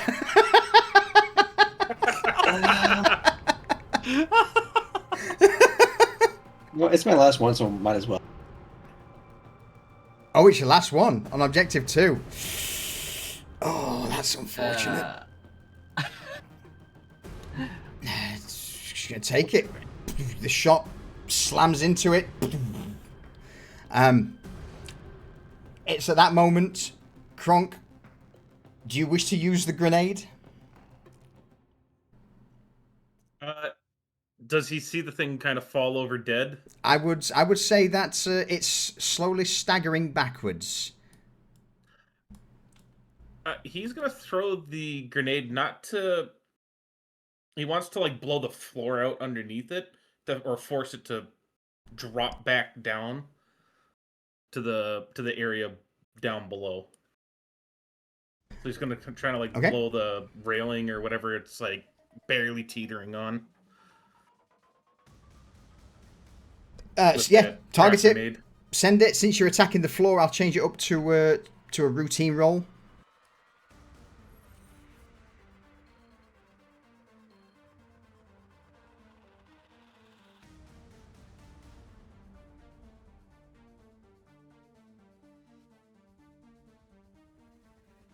Oh, it's a good one. Okay, I just need to check something. So, you toss this crack grenade, and you're trying to get it on the way down, did you say, or are you just trying to knock out the catwalk? Just quickly remind me, because I was just checking something. I'm trying to knock out the catwalk here, so this thing is forced to fall back down, like, on its back. Beautiful. As the grenade detonates, it's staggering backwards. You would notice that some of the wounds caused are slowly healing, but it's at that moment the crack grenade detonates at its feet, causing the grotesque, who is not downed, critical wound added to it because it was reduced, but there we go. Yeah, it just sort of roars, flays around as the crack grenade just sends it off the edge and into the pile of metal rubble below. Tries to grasp out, roaring, and it just slams. You're making me do the little tiny thing again.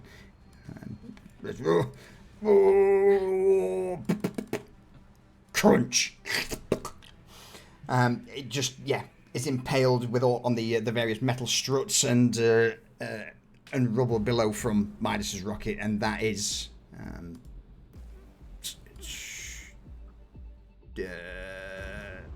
a 1 fails. It dies.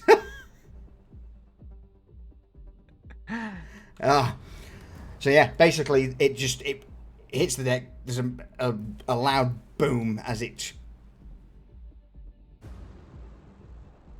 joins its I mean, who knows, either whatever it was before either joins its patron god in eternal damnation, or is whisked away, if it was once human, to the Sea of Souls. In the meantime, Jake, you've been planting stuff. How's it been going over there? Since you've not been worrying about combat at all, you've been able to focus purely on just setting up an incendiary charge. It happens, no roll needed.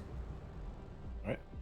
So he gets first charge set, and he looks over to this objective right here, and he's gonna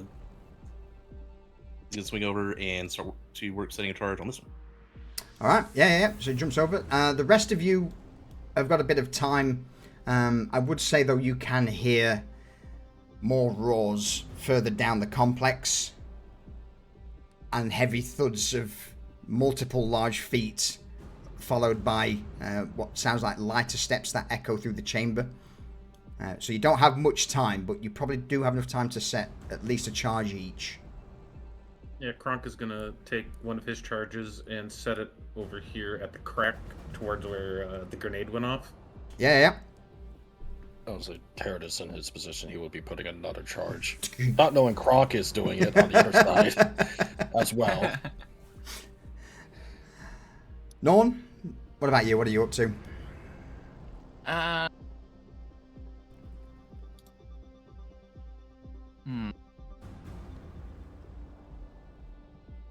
you want me to circle back round?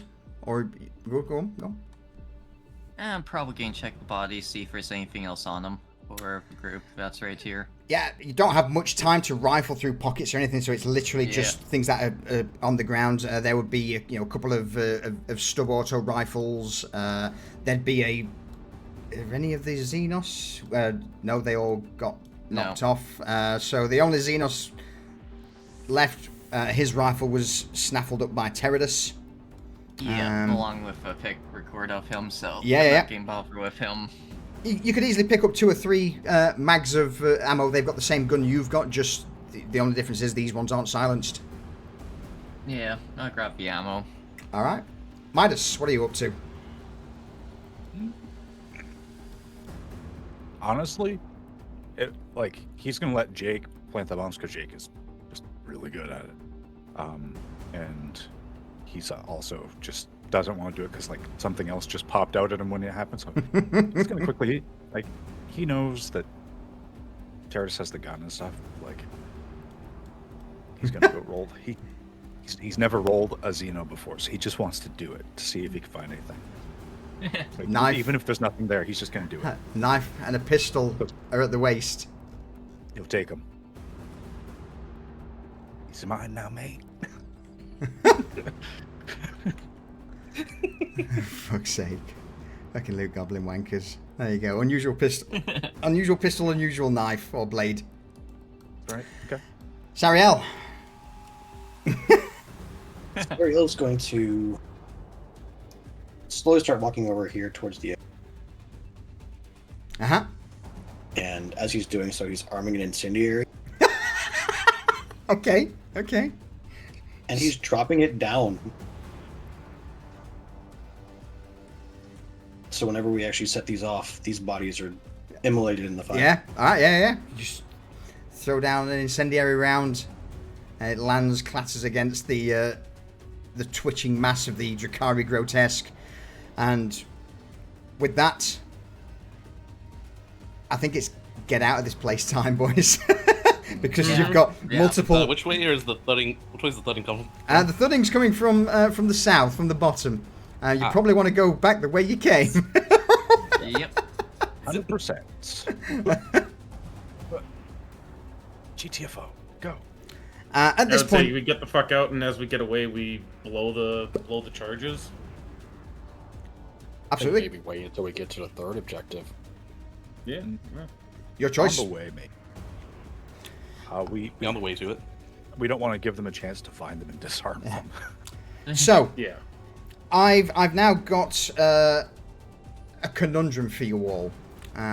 Do you want to push for the third objective, which is obviously going to be the hardest, with people knowing that you're probably coming? Resistance will be stiffer, and it will also probably push the session about an hour to an hour and a half. So this is on you guys. I'd say let's go for it. I'm good to keep going. I'm good to keep going. Yeah?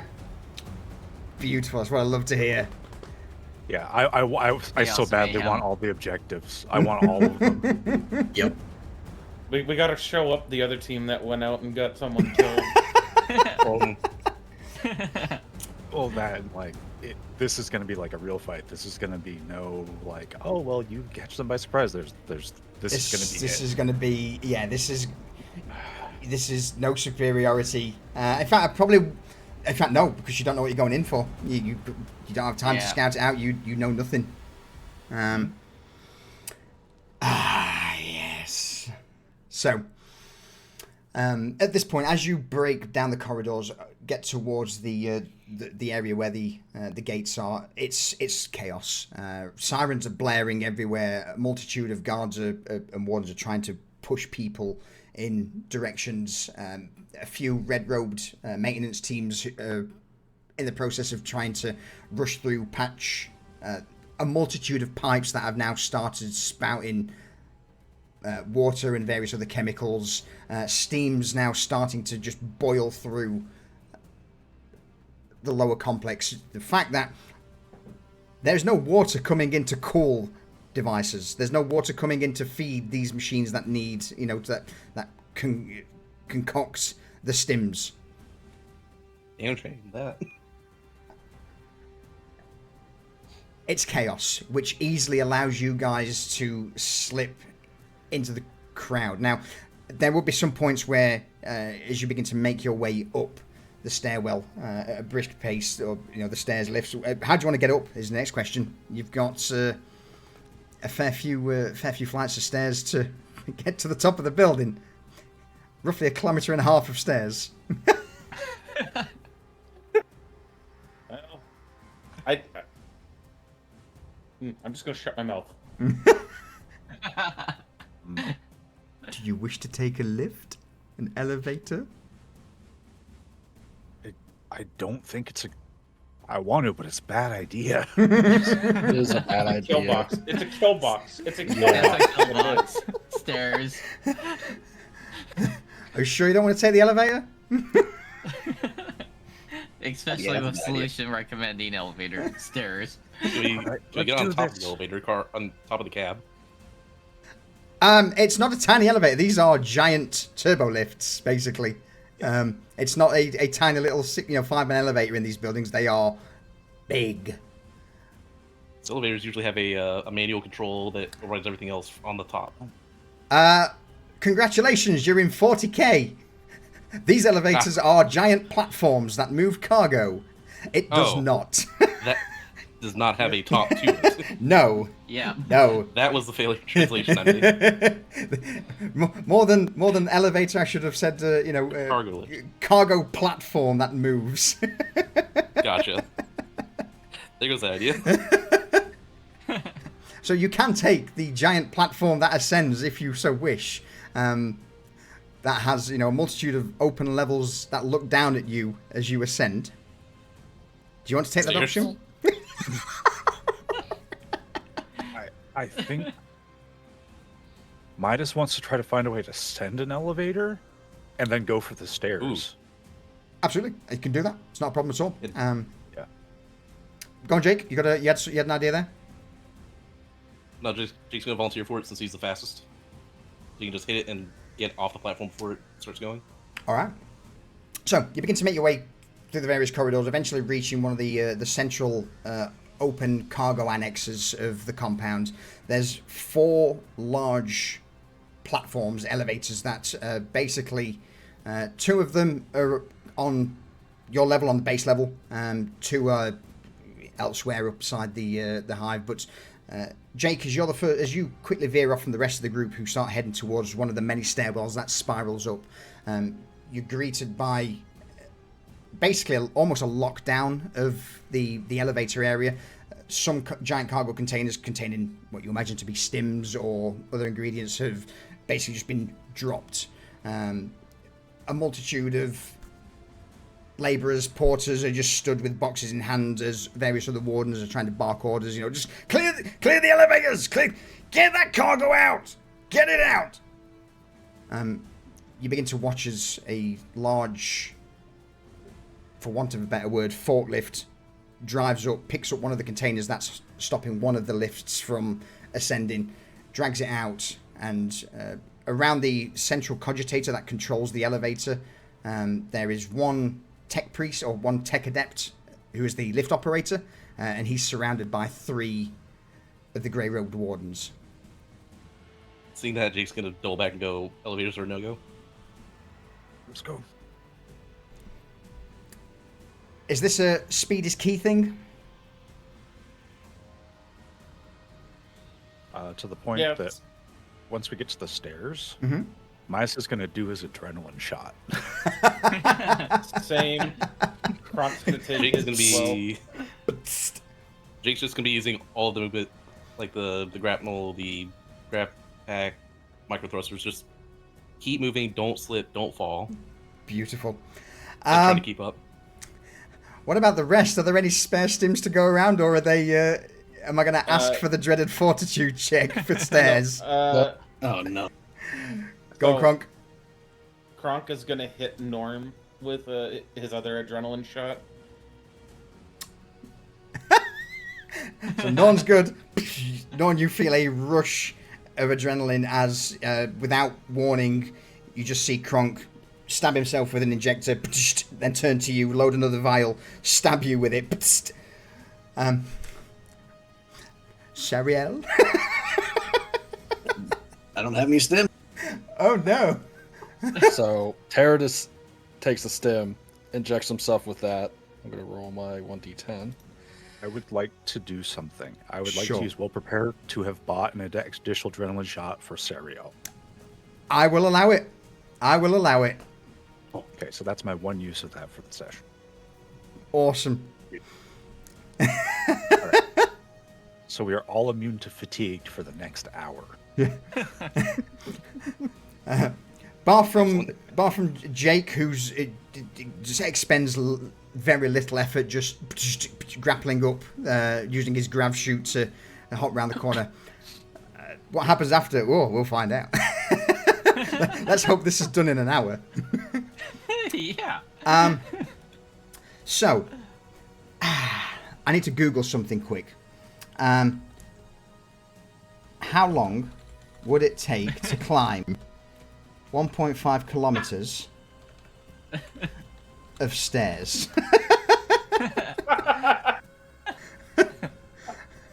That's what I'm curious about So- too, honestly. At an average speed for average fitness, an hour and a half to 3 hours. Now, if you're Oh my god. not if you're full boring this on stims, the come down is going to be horrific, but I will say that you managed to do it in sort of half the time. So I would say you managed to do it in like 50 or so minutes.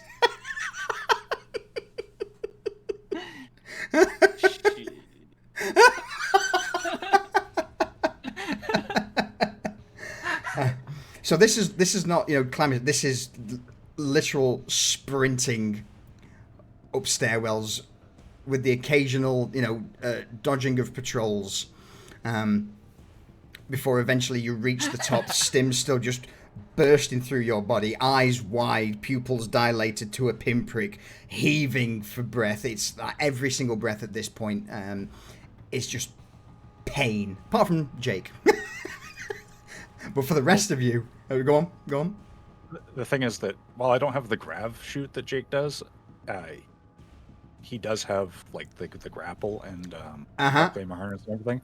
So he's going to use that at every opportunity to try to cut down time and save effort as well. Cool. All right, not to worry. So yeah, you grapple where you can, expending less energy, but the rest of the team, by the time you reach the top of this fucking tower, you guys are just gasping for breath. Your lungs burn, your joints ache beyond belief.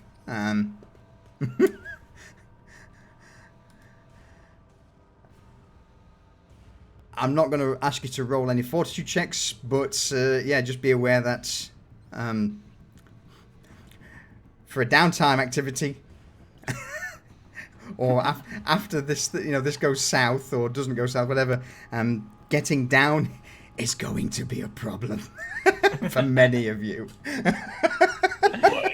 You mean getting down? We're gonna keep going up. You're gonna go up. Yeah, Oh no! Just going straight up. Oh, and that's where the fortitude checks come in. Let's go. All right. So,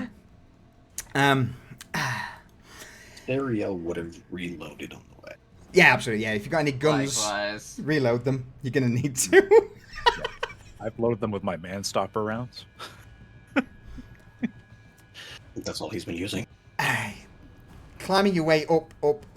Eventually, you get to a point where, having darted past several patrols of Drakari warriors, the odd, grotesque mutant, you reach a point that, on the data pads and the objective seems to be the either laboratory or storage area for some of the stims that were marked on the initial hologram. You're met with a large bulk-headed door. To the left of it, you'll see a control panel that's obviously not of Imperial design. Red lights are flashing, and it's at this point that's, well, how'd you get this door open? Your objective lies beyond. We got breaching charges, don't we? Yep. Give us the charge. We gotta He go. pulls out one of his reaching charges. Move fast. Quickly. Yeah. The more you discuss, the more I time. The Yeah, no. Yeah, Jake's immediately just does a reaching charge on Charge the on door. True. Not skipping a beat. While that's happening, Terradus is prepping a frag grenade. We All are right. all on adrenaline. Yeah. Yeah. Jake is also, after the breaching charge, he's gonna have the detonator in one hand and a frag in the other. All right. Who's going in first? What's the makeup look like as you get to the door, you slam the breaching charge against the mechanism, look to each other, knowing that you may have a brief moment of surprise if you go in fast and loud and quick. Yeah, I think fast Kronk enough. is going to be stacked up on the door. He's itching. That adrenaline shot's still kicking. He's got his last crack grenade ready to throw. As soon Terradus as that is breaching first on the charge is side. done. Yeah. Jake's gonna be right up there with the because he had to be in front in order to put the breaching charge on there. All right. So Jake's going in first. Yep. Followed by the others. Norn, are you stood towards the back? And Midas, are you stood towards the back? Yeah, I'll be towards the back. Okay, in that case then, I shall arrange you guys like so. As, deep inhale. Lungs burning. Lungs burning. Midas is going to be just in front of Serial and Norn because they function best from the back. Okay. And yeah. And before that door's blown, we'll have one more hydrator clock. Okay, we got this.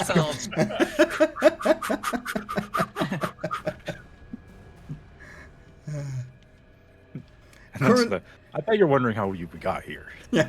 Well, here we go. Prep. So, current world record for climbing stairs in 1 hour is 1.6 kilometers. So you have broken on these stims the world record by doing it in just performance enhancing just Let's be drugs. honest, how many of them were on PEDs? So you've broke the galactic record on drugs. Unrealistic, absolutely, but I've got to I'll give you the benefit of the doubt just for the memes and the quick thinking of it. All right, I'm gonna grab a refill of my water. I'll be right back.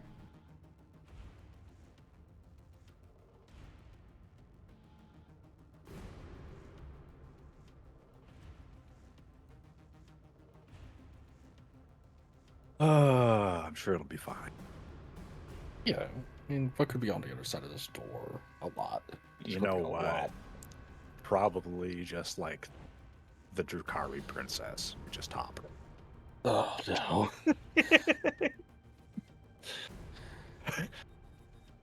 It'll be fine, Chad. It'll be fine.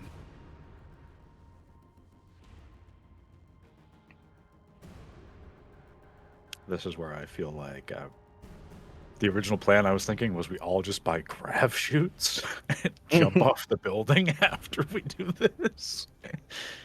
Well, we still Well, have the Point Break pilot. style. We still have the pilot, so all we have to do is just go up to the landing pads on top. Right, I'm yes, but like at this point, like if it gets bad, I'm just gonna be like, I wish I could have just jumped out the window. True.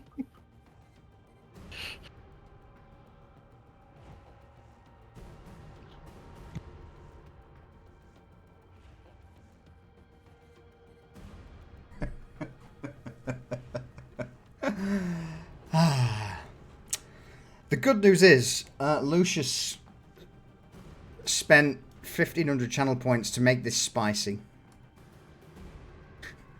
Or should I say, spicy? I will remember this.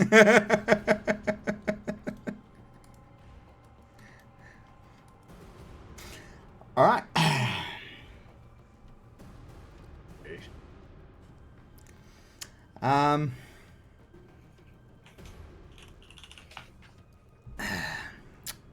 Are we good? Are we good? I'm back. And welcome back. So with the breaching charge, are we getting a bit of a surprise on this, or is it? It will be initiative order.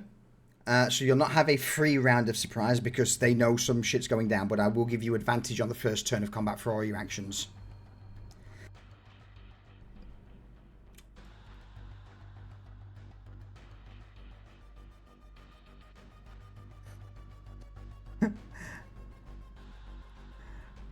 Are we ready? Yeah. We have to be. No, but yes. Fast. Yeah. You slam... like 10 minutes. Yeah. So with the breaching charge, there is this almighty crack, boom. Dust is kicked out from the door. The doors themselves are just blown off their hinges, showering inwards. You are met with the panic-stricken faces of a multitude of workers around what looks to be these raised, almost Xenos plant-like beds. The air tastes almost fungal to an extent. All of the workers immediately shoot glances at you. They are surprised. Their guardians, alas, are not. There's so many.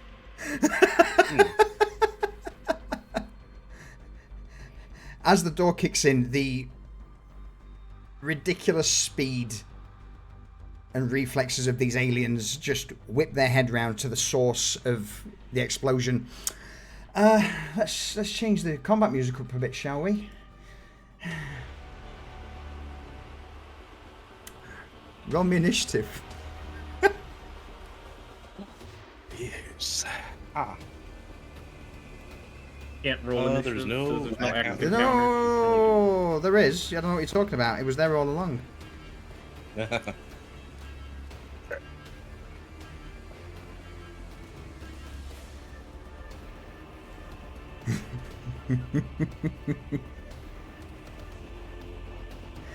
Oh, that's a lot of Drakari going first.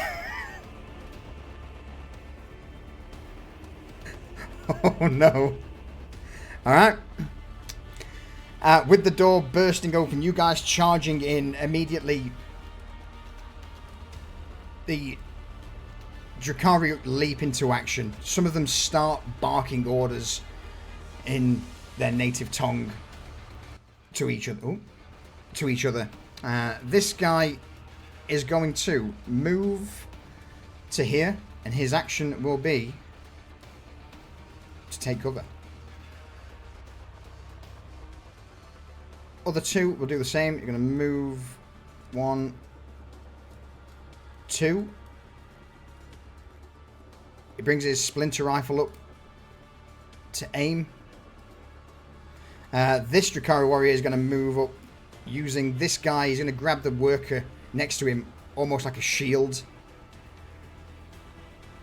Stick the spiked splinter rifle over this worker's shoulder and just shoot at the first person who breaches the door, being you, Jake. Sputtering of neurotoxic spines rip from the splinter rifle. Do you dodge or do you take it? Attempt to dodge. Alright.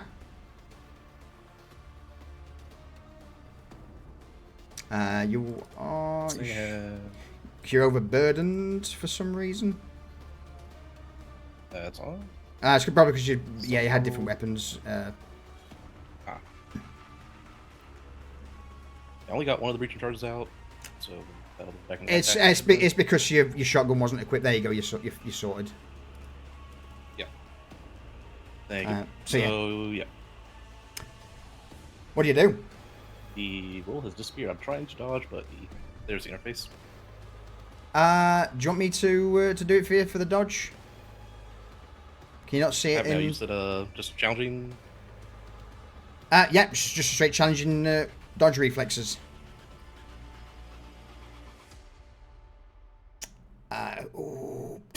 You are hit for 7 points of damage. You immediately feel that your armor is not exactly the most effective thing against these, and as soon as these neurotoxic darks puncture through your arm and hit you, you just feel excruciating pain. You are poisoned.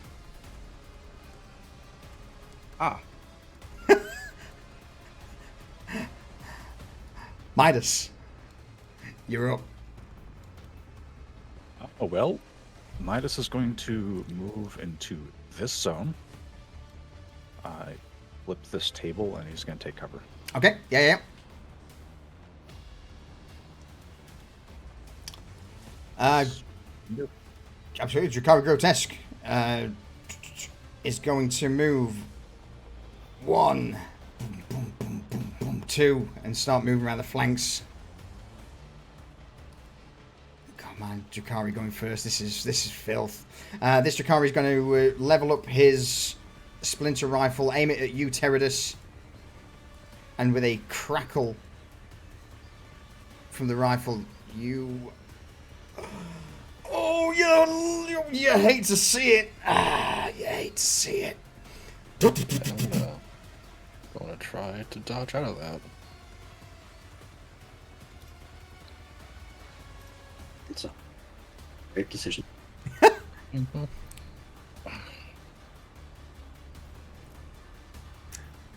You're taking it? You are indeed. A multitude of neurotoxic spines slam into you, and you too feel just burning pain all over the area where you were just hit.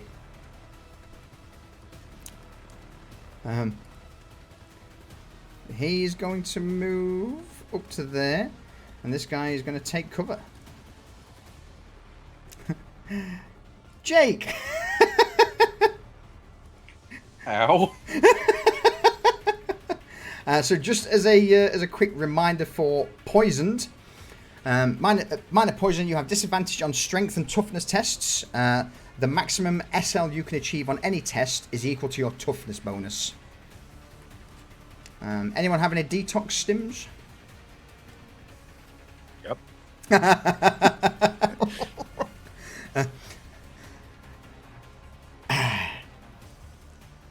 Jake, what do you do? Can Jake see where the like the exit to keep on climbing up the ascent would be? Would it just be going back where we came? Absolutely. Yep. You could go back to where you came, or you could basically flee either left or right. So yeah, there'd be a multitude of ways to get out. Getting out's not the problem. It's completing said objective looks to be the problem. Mm-hmm. So frag grenade in hand. Yeah. It's going to target this fellow right here. To yeet.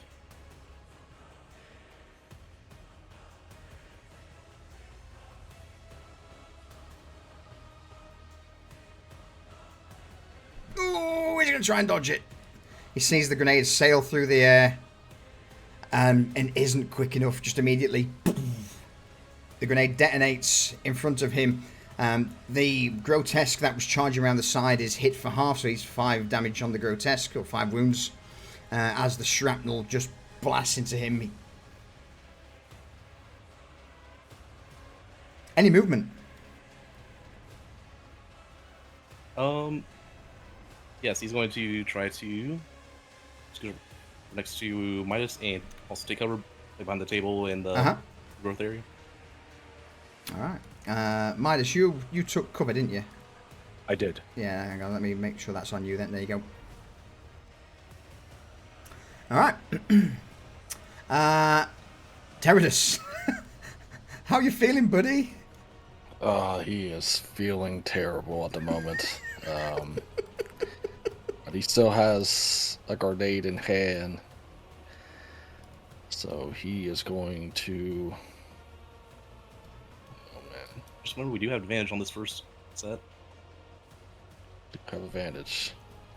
He's gonna move right there, and I'm gonna chuck a grenade towards the big man right here.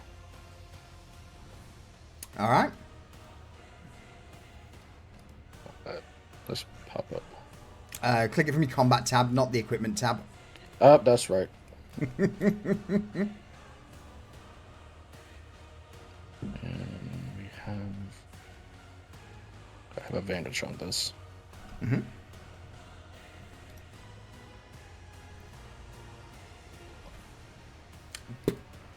Bursts, hits the grotesque, and with it detonating on the other Drakari, he's just immediately hit with just two blasts from the grenades as both of them are wounded. But the grotesque seems to be, like the others, just taking it in its stride. Covered now in shrapnel blast, blood's pooling out of it. The Drakari's cursing in his native tongue. You hear the words of Monkey, but who knows what that means. That you done, Teradus? Any more movement? No, unless I could take cover as well. Unless you have the talent to get cover for free. Unfortunately not. Grotesque. I do not. So. Charges in one into here, and we'll start looking at the group. Drakari Warrior at the back also start moving in, so they are swift, so they get 2 sections to move, and he will aim. Sariel. This looks terrible.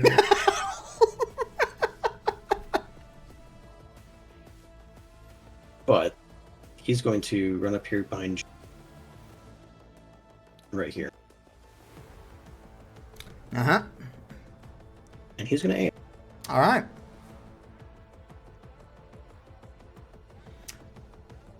You bring your rifle to bear.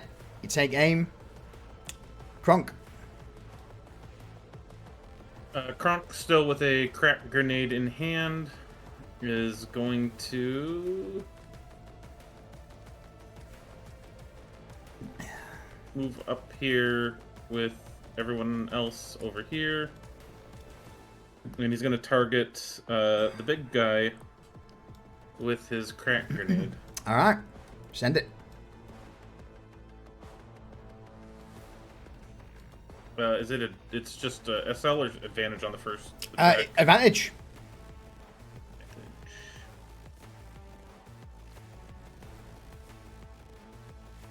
Oh, it's a good one. Oh, that could have gone so wrong.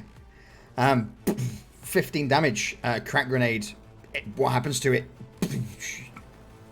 As the crack grenade hits it, it sets off. There's a slight flash, and then a very deafening just crack reverberates across the room, splitting it in half. Gentlemen, you've managed to bring down one of these beasts in quick succession. Would you say you feel somewhat triumphant over that? An ounce. Yeah. Yes. Like it's like this looks bad. One of these things, we know how tough they are, and we just shredded one. It feels really good, and we're also on drugs. Yes. In that case, then, I shall give you your one and only point of superiority for this fight. Fantastic. Excellent. Would there be any secondary damage from the crack to the Kari next? Is crack a spread weapon?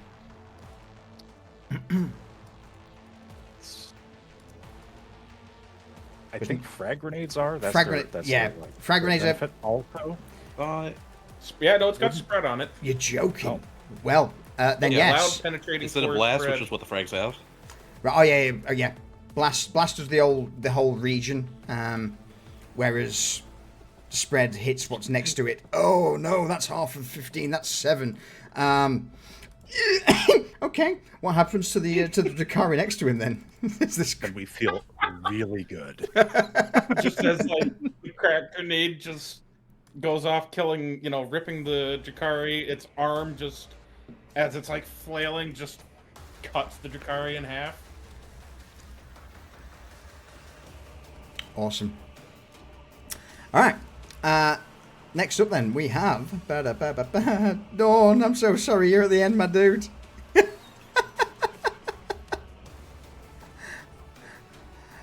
What's Norn up to?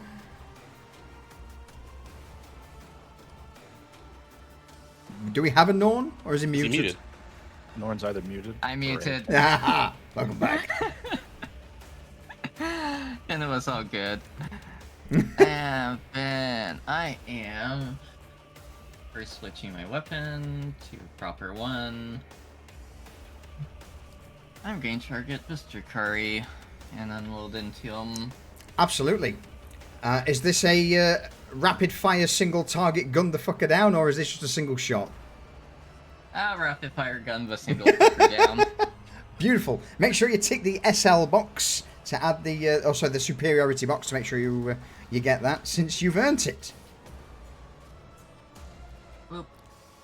And mode is rapid fire with advantage plus damage. That's the one, if you're going for the single dude.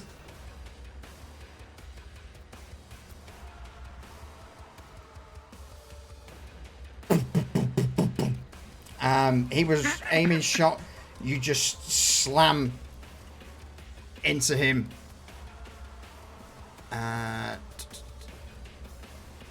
Alright. Yeah.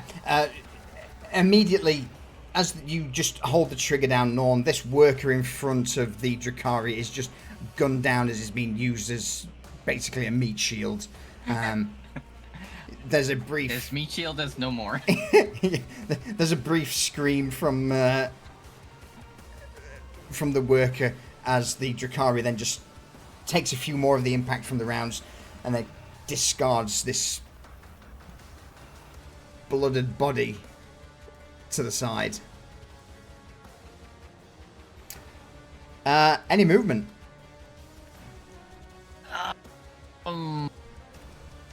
I'm going going to stay where I am for right now and pray.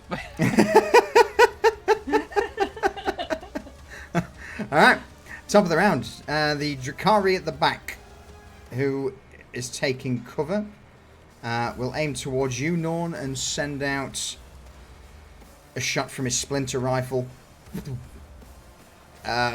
which just slams into the edge of the planter you're taking cover behind.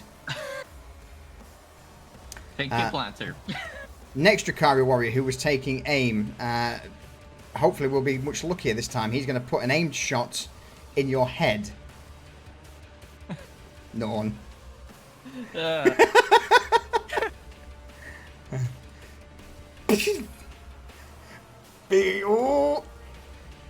Oh. What do? You just see the shot lined up.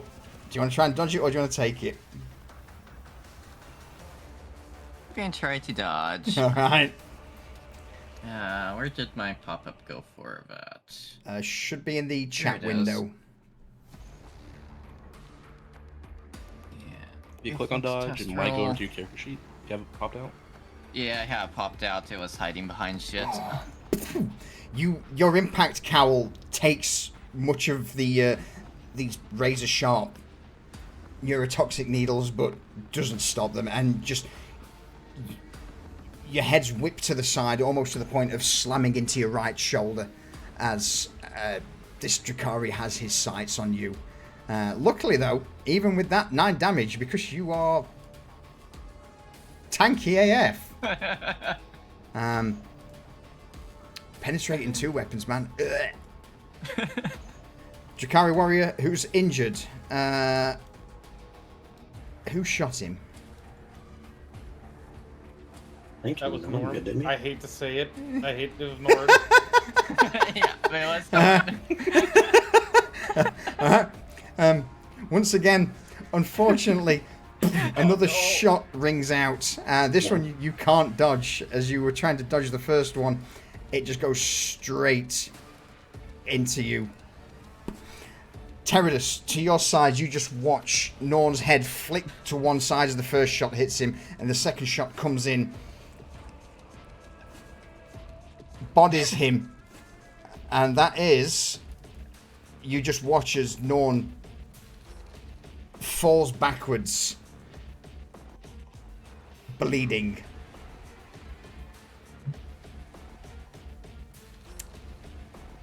Let me find bleeding. Nope, not a blaze. Bleeding major. Oh my god. Okay. Someone get that mana stim. Midas, you're up. Okay. So Midas has his. Let me see. I don't have this on. I have a climbing harness. I don't have a combat harness. Okay. Midas, can he move along this to maintain cover, or do I have to stay right where? I would allow it. Yeah, I'd allow it. The only reason I'm trying to move is because I went to cover. Everyone got right on top of me and pretty much defeat the purpose of us splitting up, so we're not all in one place to just get wiped out. So he's gonna just try to. Yeah, I'll allow it. I'll allow you to right up here to move using that as cover. behind this pipe. Are these workers pasted by the frag grenades going off? Yeah, I would imagine that they were. Yeah, for chunks. They were. Yeah, they're dead. Then Especially this from my guy, crack grenade. Yeah. Gonna just go with his fully loaded pistol. Gonna Use the. Well, since you're the first player, do you want to roll me an intuition check quickly? Ooh, yeah, no, this is a bad situation. But it is, and he's now thinking like he's gonna just be going up, but he's like, take a picture. We got to get out of here. I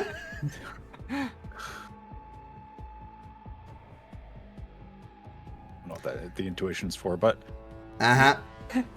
he's at this point he's like trying to think of what they can do, and he's more concerned with getting out of here at this point. But It's obvious that you are probably outgunned considerably. oh yeah, At this point, I believe the mission will probably take priority, but that's all I can give you on that intuition check. yeah, it is. But yeah, he's gonna shout, "Get a picture! We gotta get out of here!" He just doesn't want to leave without. Like, he's looking over here in this corner as a way out. So this guy is in the way of that. And fire mode, rapid fire, and the 1 SL. Okay. What am I forgetting?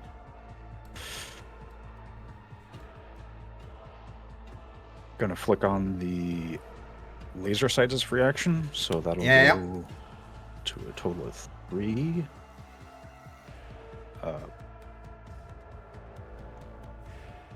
No. If it's not, just put it in manually as an SL. Yeah. I did. It just overcorrected. So, gonna roll it. Lovely. That was on that guy there, I believe. Yes. Yep. Yeah, he was too busy watching Teradus, and as soon as... Oh, hold. As soon as Norn was downed, I need to roll something.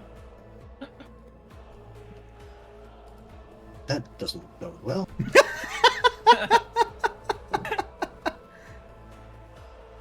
All right. So there's a brief moment. As soon as Norn's dropped down, you would see that all of the Drakari just for a moment just seem to exhale deeply in satisfaction, which I will allow, since they all now get Rend 2 on their weapons, their bladed weapons, I will start unopposed, and as you pop up, Midas, you just full burst into him.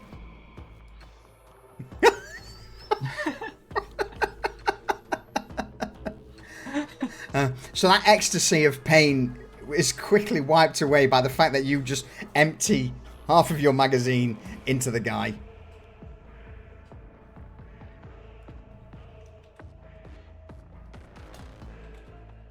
Okay. Any movement? I already moved. Oh, yeah. All right. I'm good to go. Drakari, he's just been shot by you. He is immediately going to move. And move again. To try and retreat. And yeah, he's going to point his splinter rifle at you, Midas. There's a crack from the rifle as... Oh. Okay. So... I've got cover. Yep, cover adds 2 armor. That can't be reduced. Okay, so 2 armor that can't be reduced. I have armor, but it has penetrating. Penetrating 2 on these. So he's gonna try to duck down and dodge out of the way then. Absolutely. With range tests, if you get a minus, it doesn't add more damage. It's only on melee attacks. But if you get plus, it reduces his SLs. Ta-da. He's only gone and done it.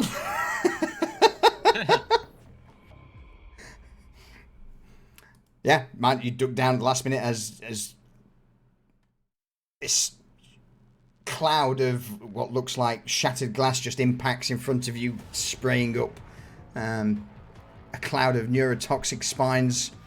Who else have we got? The guy at the back who's in cover is going to put around in Serial.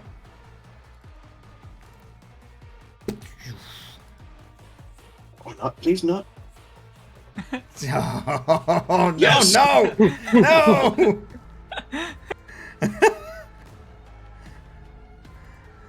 God. As he was trying to get an angle on you, Serial, he just leans out a little too much, catches the butt of one of the spikes on the bottom of the rifle on the planter, which, as he pulls the trigger, causes him to lose his grip, and his gun just basically falls forward into this region in the planter. You lucky bastard. Jake, you're up. Alright, does Jake know what side of the building they're on currently? Outside? Pretty much dead center in the middle. Dead center? Alright. Yeah. I think because he's thinking about... So, because sure-footed, I'll put it in the chat here. Uh-huh. We have at least one superiority, so he is currently... Fast as fuck, boy. He's going to sprint... Cannot... All the way around to here. Yeah. You better cover behind this tank. And he's going to plant a demo charge. Alright. Lovely. He's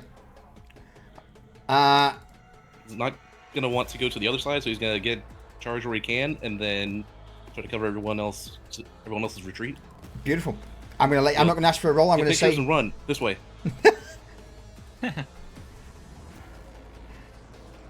So your action is basically to... no, I'm not going to ask for a roll if that is your action to just to stay and plant. Your action is just, no, this needs to be done. Yeah. So your action is not, obviously not pictures. You can't do both. It's, at the moment, you're... I'm yelling for them to do that. Yeah, you're setting the demo charge. Awesome. All right. Teradus, you're up.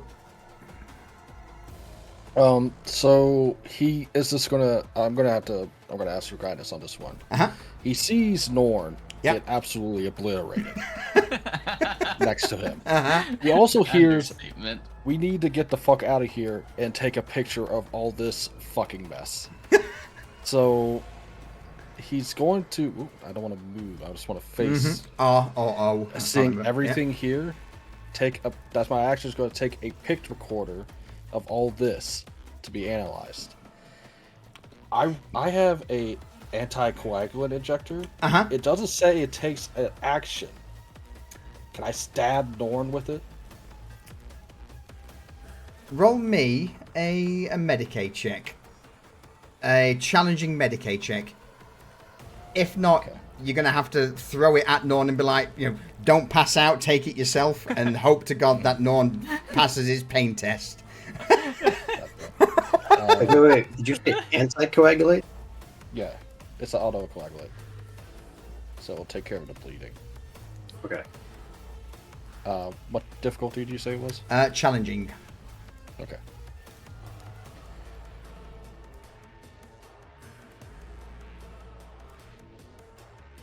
Yeah, you just try and reach in for it to the point where oh shit, you can't stab him unless... I got my fate. I want to spend a fate. Alright. Yeah. Yeah. Alright. Beautiful. Yeah, you grab the autocoagulant, and whilst you've got the camera in one hand, it's shaky. You just... Boom.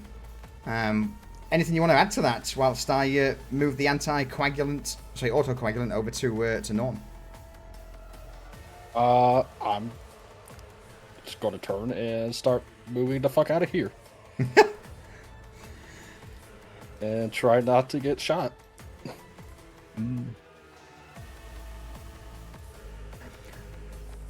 Norm, you've just been hit with an autocoagulant, which removes bleeding for 3 hours. Hooray! So, luckily, you are not about to bleed out on your turn. Solution, you forgot something. I got my augmented heart. You have? Oh, what a way. Hey, it's all good. He did the right thing. I'll be a backup. Beautiful. That's me. I'm not too worried about it just yet. What you should be worried about, though, is a big ass guy coming to stomp on me.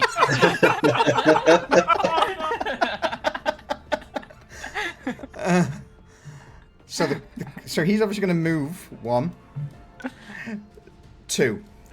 Now the question is, roll me, please, Norn. Let's have a look. I would say that is a rapport deception check, please. A routine one to play dead. And Sariel, Kronk, Teradus, I need you three to roll me a presence check, please. Sorry, what was mine for rapport? So no, your rapport.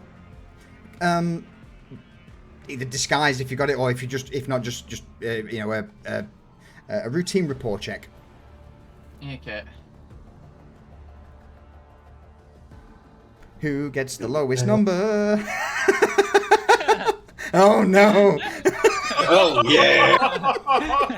Oh no!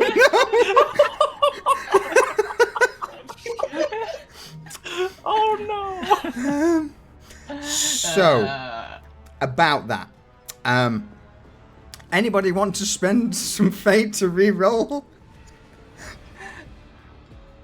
I'd love to, but I can't. Norn, do you want to spend a point of fate? Yeah, I'll spend a point of fate Okay. for a reroll. Chances of us working? Probably not. You can only get 100, one more than 99, so... Oh! Boom, boom, he stomps straight past you. Eyes focused on Sariel. For his action... I need to refresh. No worries. For his action, he is going to just point his clawed gauntlet at Sariel. And Sariel, at this point, you kind of see attached to the top of this plate is what looks like an opening. Oh, shit. Liquefier gun. Oh, come on. Yes! A gout of acid just blasts out from the gauntlet in your direction and ends up just splattering all around. Immediately, the caustic acid starts to eat into the rockcrete below. Does it hit the pipe? Probably not. It would just be the floor in front instead of going over him. It splats in front. Drakari Warrior aiming. Fuck it, Sariel. Aim shot to the head. Have a taste of your own medicine.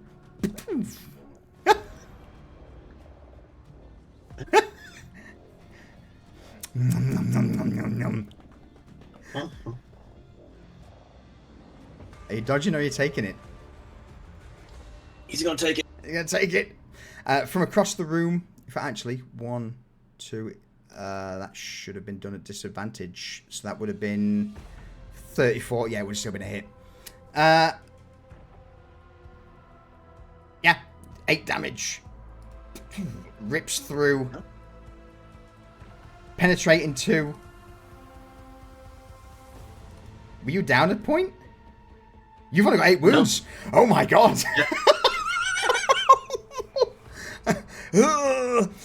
Yeah, sorry, as you are just taking aim, all of a sudden you just hear and then impact. And the next thing is you blink, you're open your eyes, pain overcoming you, and you are now horizontal on the ground. All right, Sarah, it's your turn. You, sir, are dying. But first things first, I need to roll a critical wound for you. That was a headshot. Critical wound, head.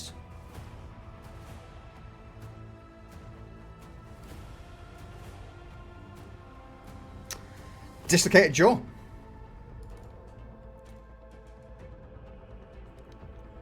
All right. Who's doing much talker anyway? I also forgot to roll a critical wound for Norn, or did I roll it?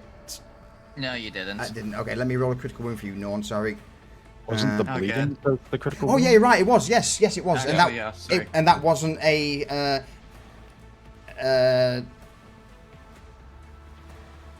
yeah, it didn't class as. In fact, no, you're still down, so you still okay. have one. You know, you would still have just one critical wound. So, what was it? Can't remember what it was. Let me scroll up quick. Yeah, because I've still got to add it to your character sheet, sadly, just so it tags that you've got you have taken a critical wound. Yeah.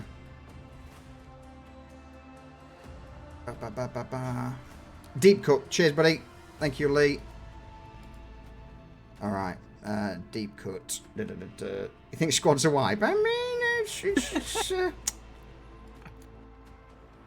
it's not looking good. Roll tables. Head.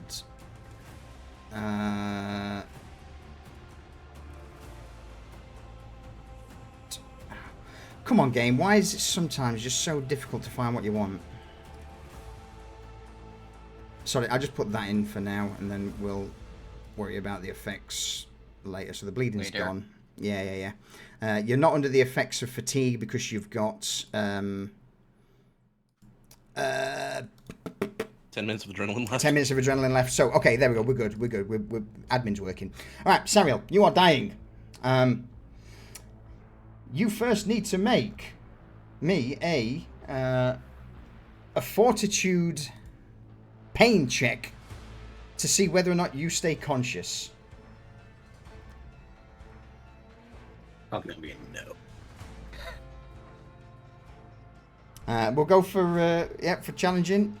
Oh, it does. You stay conscious. Just. So you get a move or an action. He's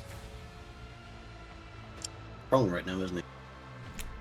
I'm not too worried about that. If you wish to he's just moving to get out of dodge, I respect it.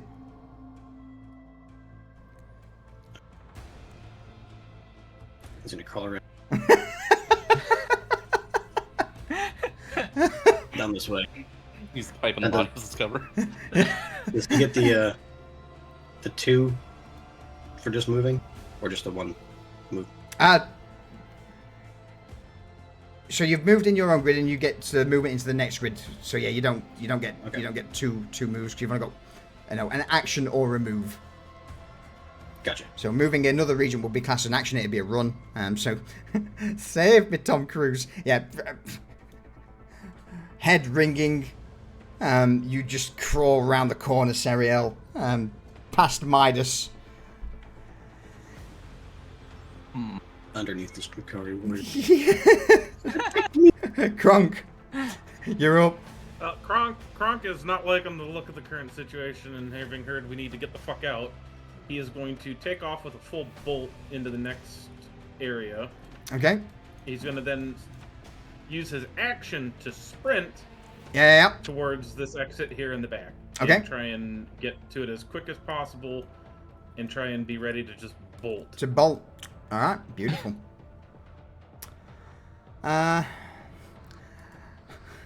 Norn, you're dying. I need a fortitude pain check from you, please, to see whether you pass out.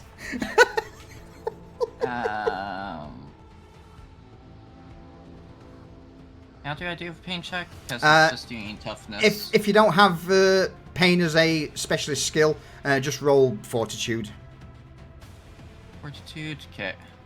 And it's challenging. Challenging. Oh no. Oh no. Oh no. Well, that defeats my idea. No worries. Oh no. You are overcome with pain and are incapacitated. Unless you have any points of fate you'd like to spend to re-roll that. I have exactly 1 point of fate left, so why not? If this works, I'm going to have some fun with it, though. Go to sleep, sweet prince. Pretty much, yeah. It's a +3! Yes! Boom, you are no longer incapacitated. So yeah, your vision flickers for a moment and it starts to go white at the edges as your vision goes to a pinpoint, but at a brief minute you just blink. take a deep, painful breath of air. You have a movement or an action. I do have one frag grenade left. Oh. I can go out with a bang. Literally. Fuck it. Yep, I'm going out with a bang. Oh, yes! Awesome! So, blarily, you sit up, grenade in hand. I'm gonna just say, just damage, man. Roll, Okay. target it, roll it. Let's see what happens. Target. Roll. You I gotta, don't think I can target myself. yeah, you gotta equip it in your hand and then roll it from your combat tab. Oh, thank you. Blaze of glory, you fucking love to see it. For the Emperor, for the Omnissiah. Yes, for Vilamisaya. It's shouldn't have been a disadvantage. That would have been a 19. So let me change that. Stay. There we go. Norn. Grenade. You pull the pin. It's not enough to kill it, but by God, will it remember you? Yep. What does this look like? What do you do? I just sit up, tell the thing to go fuck itself, pull the pin, and let the grenade detonate. There is a loud boom from the other end of the chamber as the rest of the fire begin to make their way backwards, and you just see this Drakari grotesque. In fact, because that was a sacrifice, I'm going to fucking double damage that shit, because that was amazing. Yeah. As it's just slowly turning its bulk towards you, Norn, it begins to raise a giant clawed fist in an attempt to basically pin you to the ground and tear you apart. But in this last moment, you hoist the grenade detonates, and just shrapnel, not from just the grenade, but from its gauntlet, just ripple over it, causing it to stagger back and drop to the ground. Isn't like I'm crawling out of here anyways. Alas, young prince, shh. Go to sleep as you are torn apart with flayed flesh. And what else we got as a last one? Punctured lung. You are committed to the Omnissiah with great sacrifice. I'm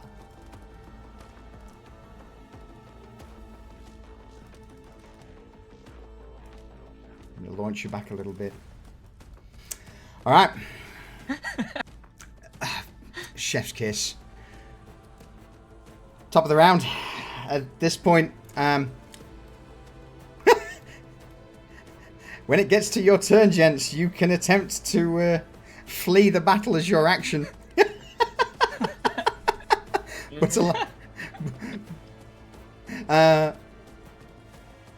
or you can burn a fate to get out if need be when it comes to you. But let's find out. So, Drakari, who have we got? Who's up front? Sariel is prone, so it's Midas. Midas is going to get a splinter shot. A disadvantage because of the range in his direction. Which goes to a 42, which still hits.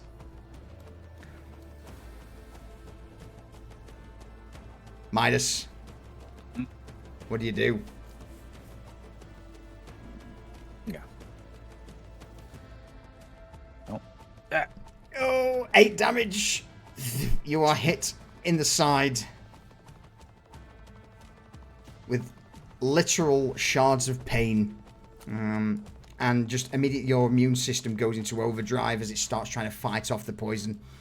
Next up, this guy at the top sees what you're all doing and moving to the exit, so he's going to move, sprint. Next guy, the injured one, is going to move to Norn, and just starts stabbing the fuck out of Norn's body. Just make sure I'm dead. yeah. You're just in the Drakari tongue. He just pulls his blade and just starts just sweeping, cutting, and just carving through your body. No doubt spitting curses the whole time, but none of you understand what it is. Midas, you're up. Midas, I'm not gonna plant the demo charges. I'm just gonna flick the thing to activate them, drop them where I am. Whatever happens to them happens to them. Because he doesn't know if this pipe actually does anything that's significant. But so he's gonna push up here. He's in a bad way, but the Cyril's also in a bad way. Yeah. He's gonna drop a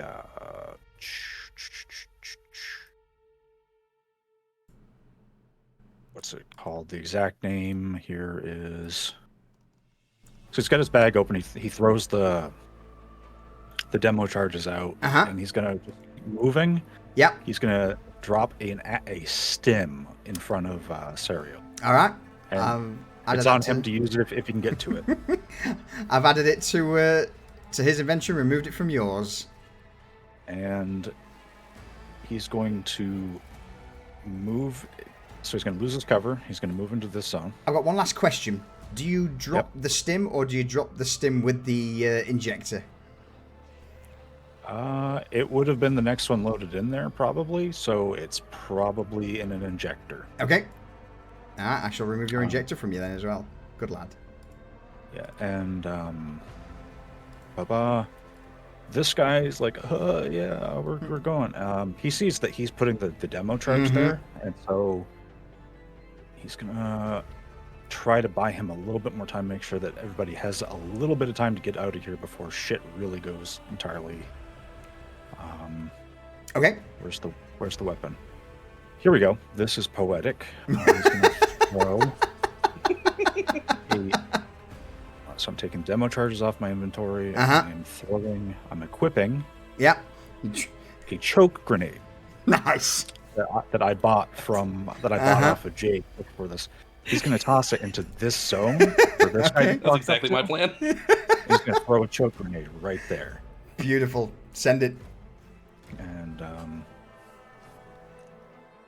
what am I doing? There we go. Okay. Cool. I'm going to put my superiority on it and just, please just fucking work. Unaware, unexpected, they were just charging in. The choke grenade just rolls, hits the ground, and immediately releases this cloud of noxious gas. Stunned. All right, so that is a 3-round zone of yeah. It's a deterrent, and he's gonna keep on trying to like he's drugged, but like the poison's in him. He's got to get up. So awesome. All right. So yeah, I guess your intention, along with Kronk's, is to flee. Yeah. I will need one of you to do the flee action, or spend the fate point to get the fuck out of Dodge. I'm prepared to have to do that on my next turn. Okay. As an action. I'm just trying to get as far out of their line of sight, the unobstructed line of sight as possible. Considering this guy's now injured, he is going to back off a little bit and take cover. Next Drakari is not going to be able to enter that zone, no longer in cover. Can't really see through the choke grenade, so yeah, he's going to move into this zone. Move up to there. Move around to the next zone there, because they are fast AF. Oh, Teradus.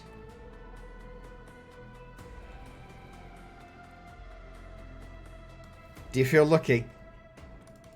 Not exactly this moment, but we'll roll with it. We'll see what happens. With the splinter rifle pointed at your back,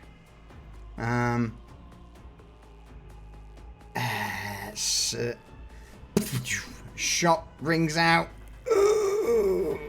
straight into the leg. I'm going to attempt to dodge.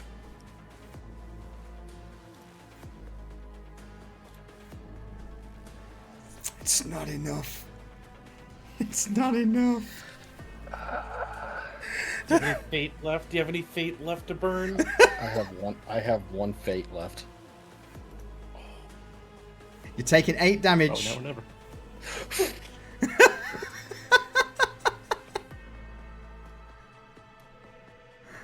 It's a +2. Oh, just splinter shots whiz past your head. You immediately duck as you round the corner away from these this overturned table that Midas dropped earlier. Jake, you finished at this point planting the explosive. What are you doing? Jake is going to he's gonna kind of push through into like the like right on the other side of the door. Mm-hmm. You remember it's from that all the doors usually have like local breaker panels. Mm-hmm. He's gonna be ready to cut the power to the door, which should have They it slam do, closed. but He's not gonna do it immediately, but he's gonna wait until someone else through the door. But do you remember what was said of these doors when you first entered? Probably security doors. Not necessarily.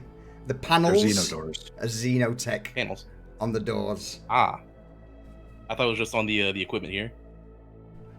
No. The door panel itself was a Xenotech panel. Okay.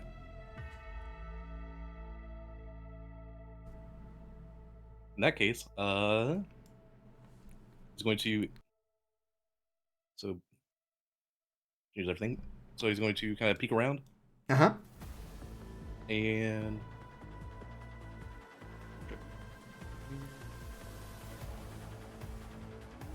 enters or starts. What are we thinking? Talk to me, tell me. Thinking about he still has more grenades.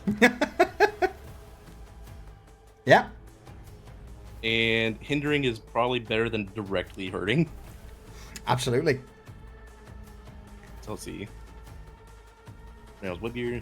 Going to try to. Alright, the far side over here, which is kind of the other side that they can come through. Yeah.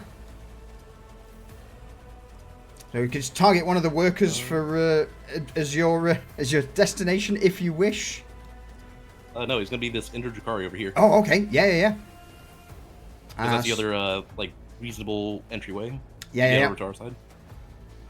Now that is classed as long range, so throwing you will be at disadvantage.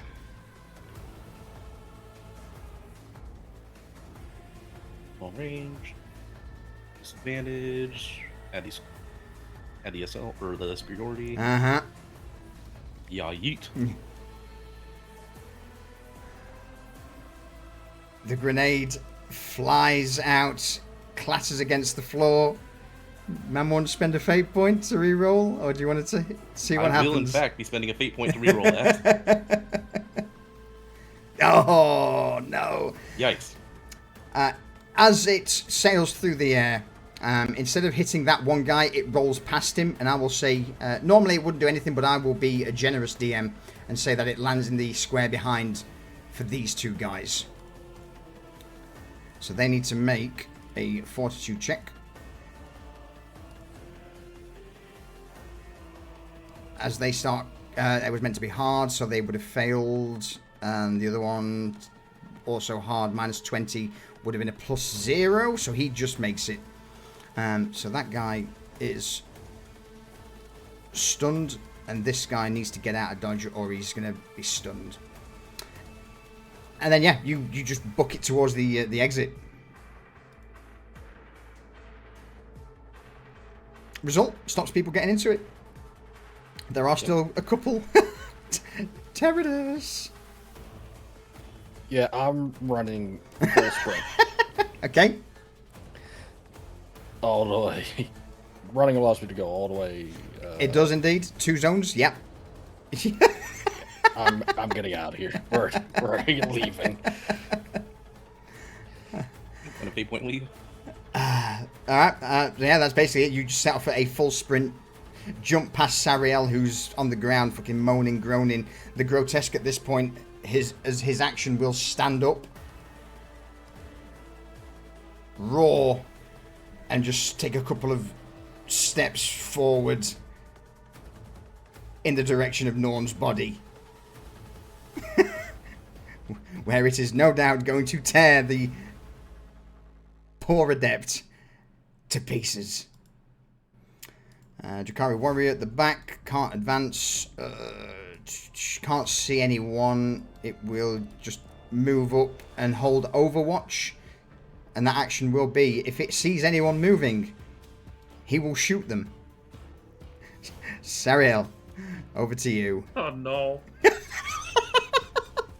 Oh no. I need you to make me a fortitude pain check, please. Challenging to see whether you pass out.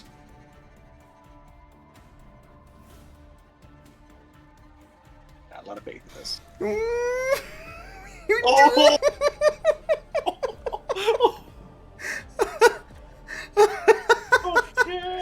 You get a move or an action.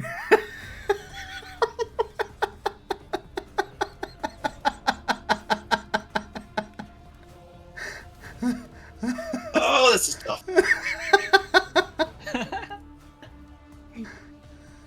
It's time to leave. You have that stem next to you. I do.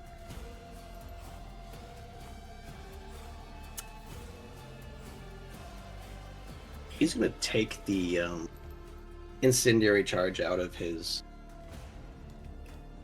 backpack. Okay. And he's going to arm it.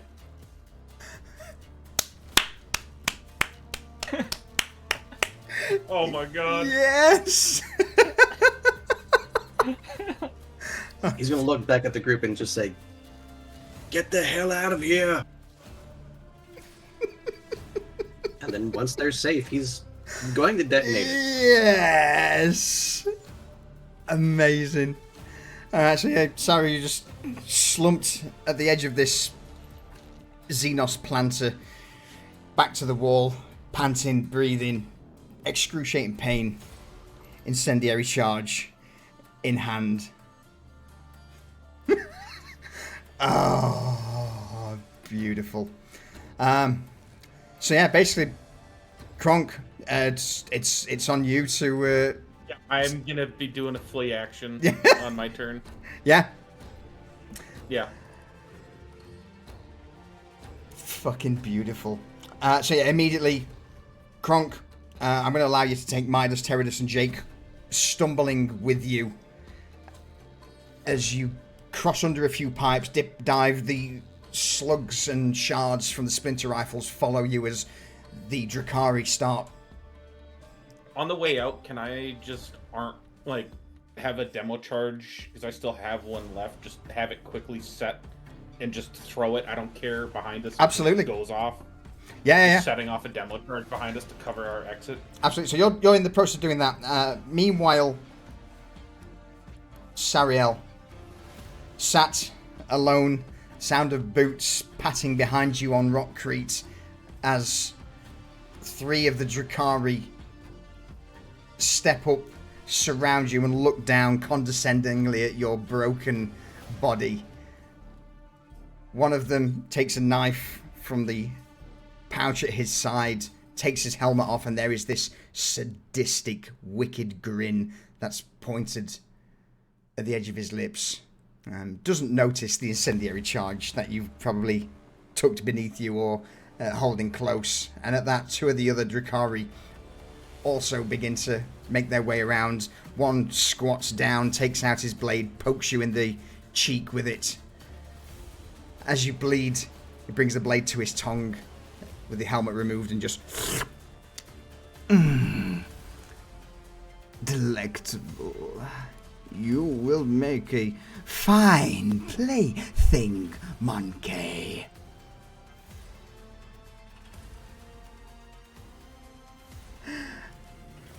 Ariel's gonna look at him. Blood coming out from his mouth. And he's gonna say, all he's gonna say is, "Play with this." And in his right hand, it's gonna fall limp at his side. And he presses the detonation button. There's a crackle from behind the rest of the group, just barely perceptible, over the multiple footsteps echoing behind you as the Drakari give you chase. It's then a pressure wave washes over you all, followed by a loud boom. The four of you Oh shit! are knocked off your feet. And roll me a fortitude check. Challenging. This is an explosion. Do you keep your foot in? Like an absolute Chad. It's a fortitude challenging? Yeah. Kronk's knocked on his ass. On that because of the short footage. No. Yeah. I'm re-rolling. Okay. Hold on. I got one more feet. No! Yeah, you get advantage. Yeah.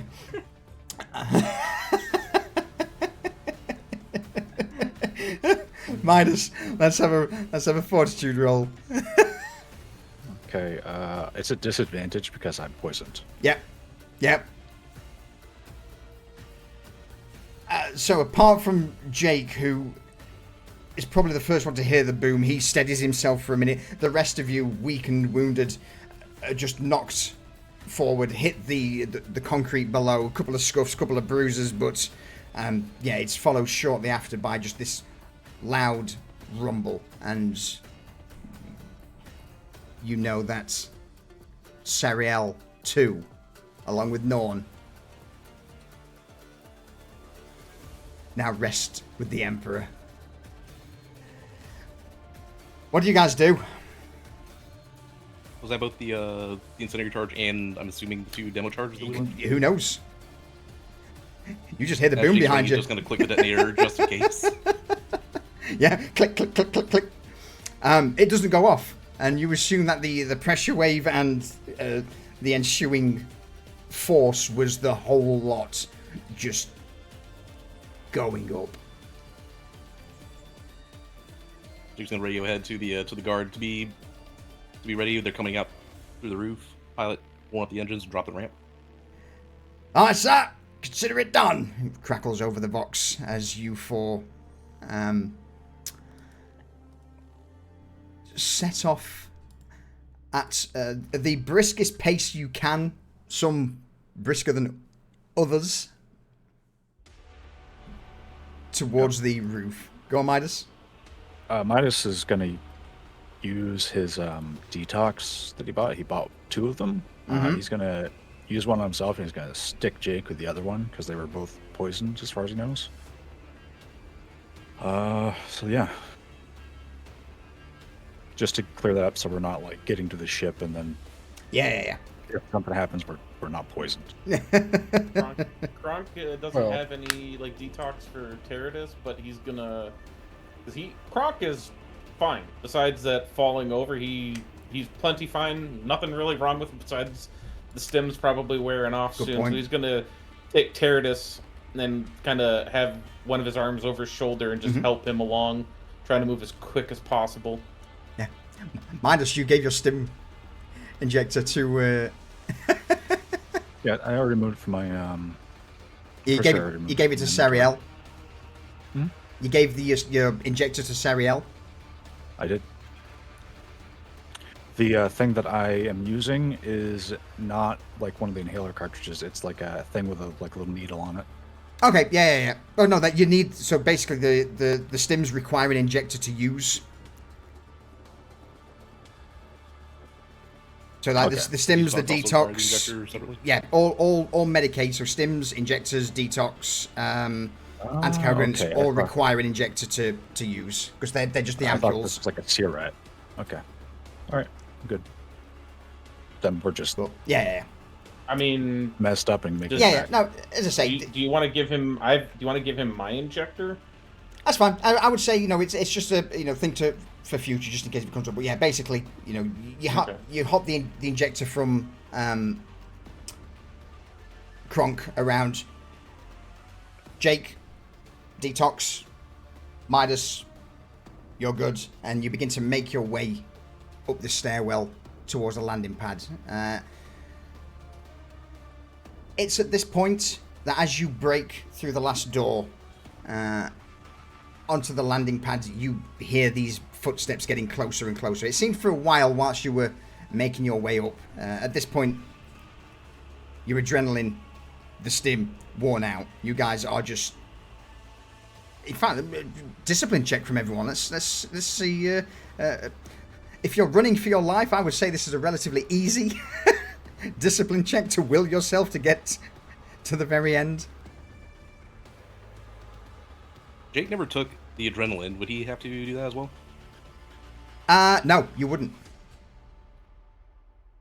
You said it's easy?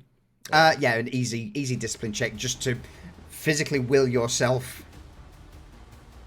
Guys, where were these rolls earlier? I don't know. Kronk is going to start yelling at the guards as they're getting close. Help us, help us. Shoot whatever comes in from behind us. I have a question. He's going to let them go past first, and he's going to slam the door shut and put his second breaching charge on the door facing into the hall. Awesome. Go for your question, Teradus. Teradus has 8 demolition charges left. Uh-huh. He's going to throw everything towards that breaching charge as well. Oh my god.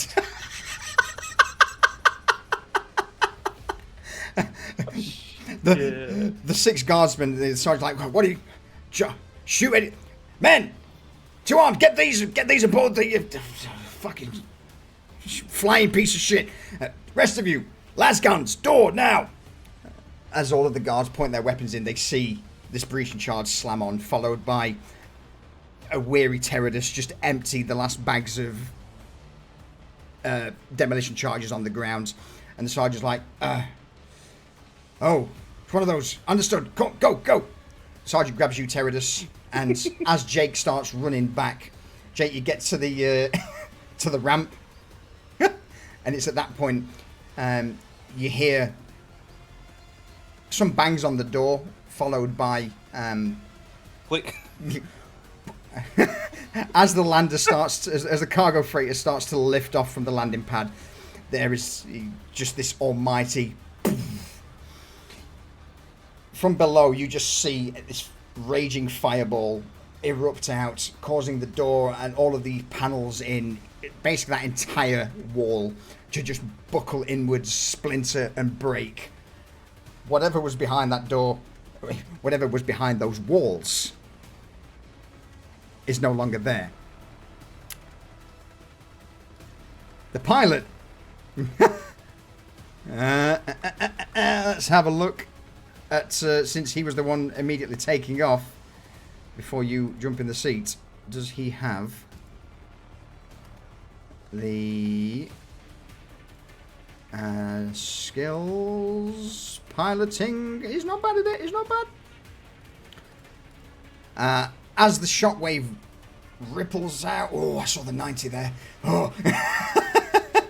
As the shockwave ripples out, the back of the cargo hauler just lurches forward, causing Jake, who's probably stood at the edge and grasping on for dear life, to go almost horizontal for a moment. Yeah. The rest of you tumble in, and with that, the cargo flyer makes its way back into open air with just a cloud of black, oily smoke lingering behind you all.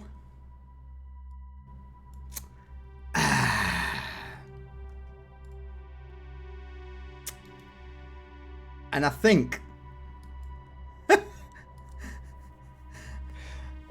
that's probably a good point to end it.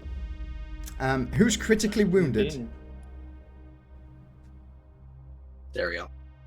Sariel's more. No, Sariel's critically no more. Critically, not craterally. Yeah.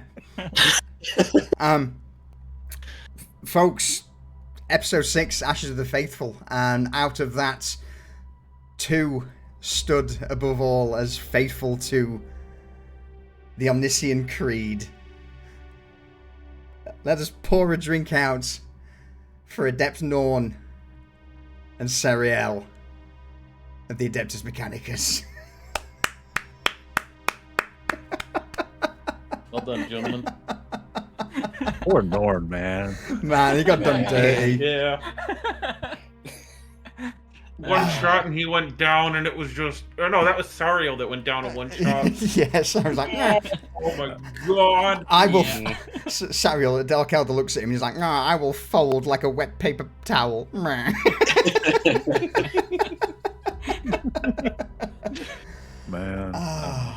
the last thing flying away is just like, is it too late for you to call him that airstrike?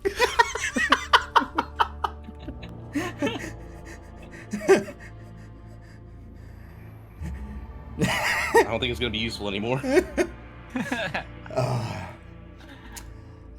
Yeah, so as on the flight out, you would have, for those who cared, would have no doubt seen a few streaks flying through the air outside the compound. A bit of what looks to be a riot. As 2 chimeras, along with Vigilite escorts, seem to be battling against a small crowd of individuals on the main street.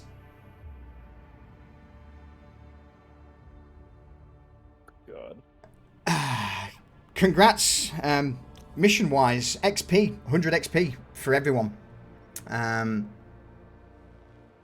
For a job well done. The fact that you guys went all in on that, and the fact that that was a sacrifice for the team and not through stupidity, you all gain an extra 25 XP. As for funds, for those who remain, whatever funds were left, splits 4 ways, and for those 3 objectives, you also each get an additional 300 solars. Bank has been made. Yep. Was it worth the cost, though? It was the 2 people Jake didn't know that well, so. Wow. Wow. Yeah, Curtis is probably resting in the cargo hall or looking at the helm, but splattered Norn blood across it. Oh man, Bargsy, thank you very much for those 5 gifts. Well, before I go and start talking to the Twitch chat, what do we say, folks? Bye, chat. Don't get See shot you by next. Dark Eldar. See you next time on Ashes of the Faithful. Oh man, all right, we'll head over to this. Everyone, thank you very much for joining us for that one. I do have a couple of requests that I need to refund. So Callie, I didn't manage to get yours done. Paddington Report, we got that one from Ravon. We got a spicy from Lee. We got the spicy in from Lucius as well. Dendra sent off a breaching charge while in the stable. I mean, I'll let them off. I'll give you your points back. But yeah, everyone, thank you very much for joining us. Prepper Jack, thank you, fucking hell. Prepper Jack's like, yes, Jester, I have been entertained. Here, 5,000 bits. Thank you, buddy. I appreciate it. Barksy is also like, yes, Solution, have some subs. So Barksy, thank you for the 5 gifted subs. I appreciate it. Bonecaller, thank you for the gifted sub to Zericon. Ravon for the other gifted sub. I didn't see, it's not got a name next to it. Folks, thank you very much, as always. I appreciate it. Yesterday's VOD's not up yet because I need to stitch it together, but this VOD will hopefully be up probably Tuesday.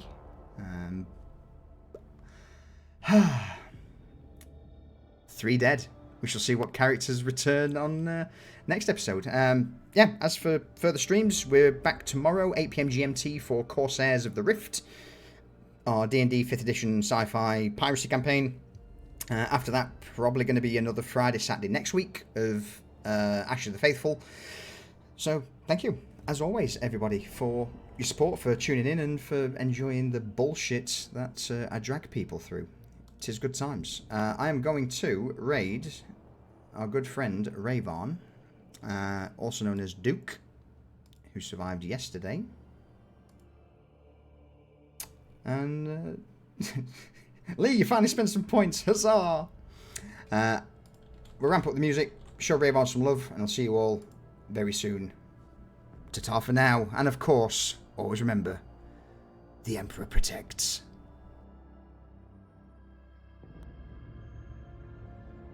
Oh my god, number 5. I said goodbye, you swine. I said goodbye already. Thank you, buddy. Yes, he's gone. I shall throw more at him. Thank you. Prep Jack, Boggs, thank you guys, honestly, it's appreciated. Right, I am going. We're going to go raid Rayvon. Goodbye. Goodbye.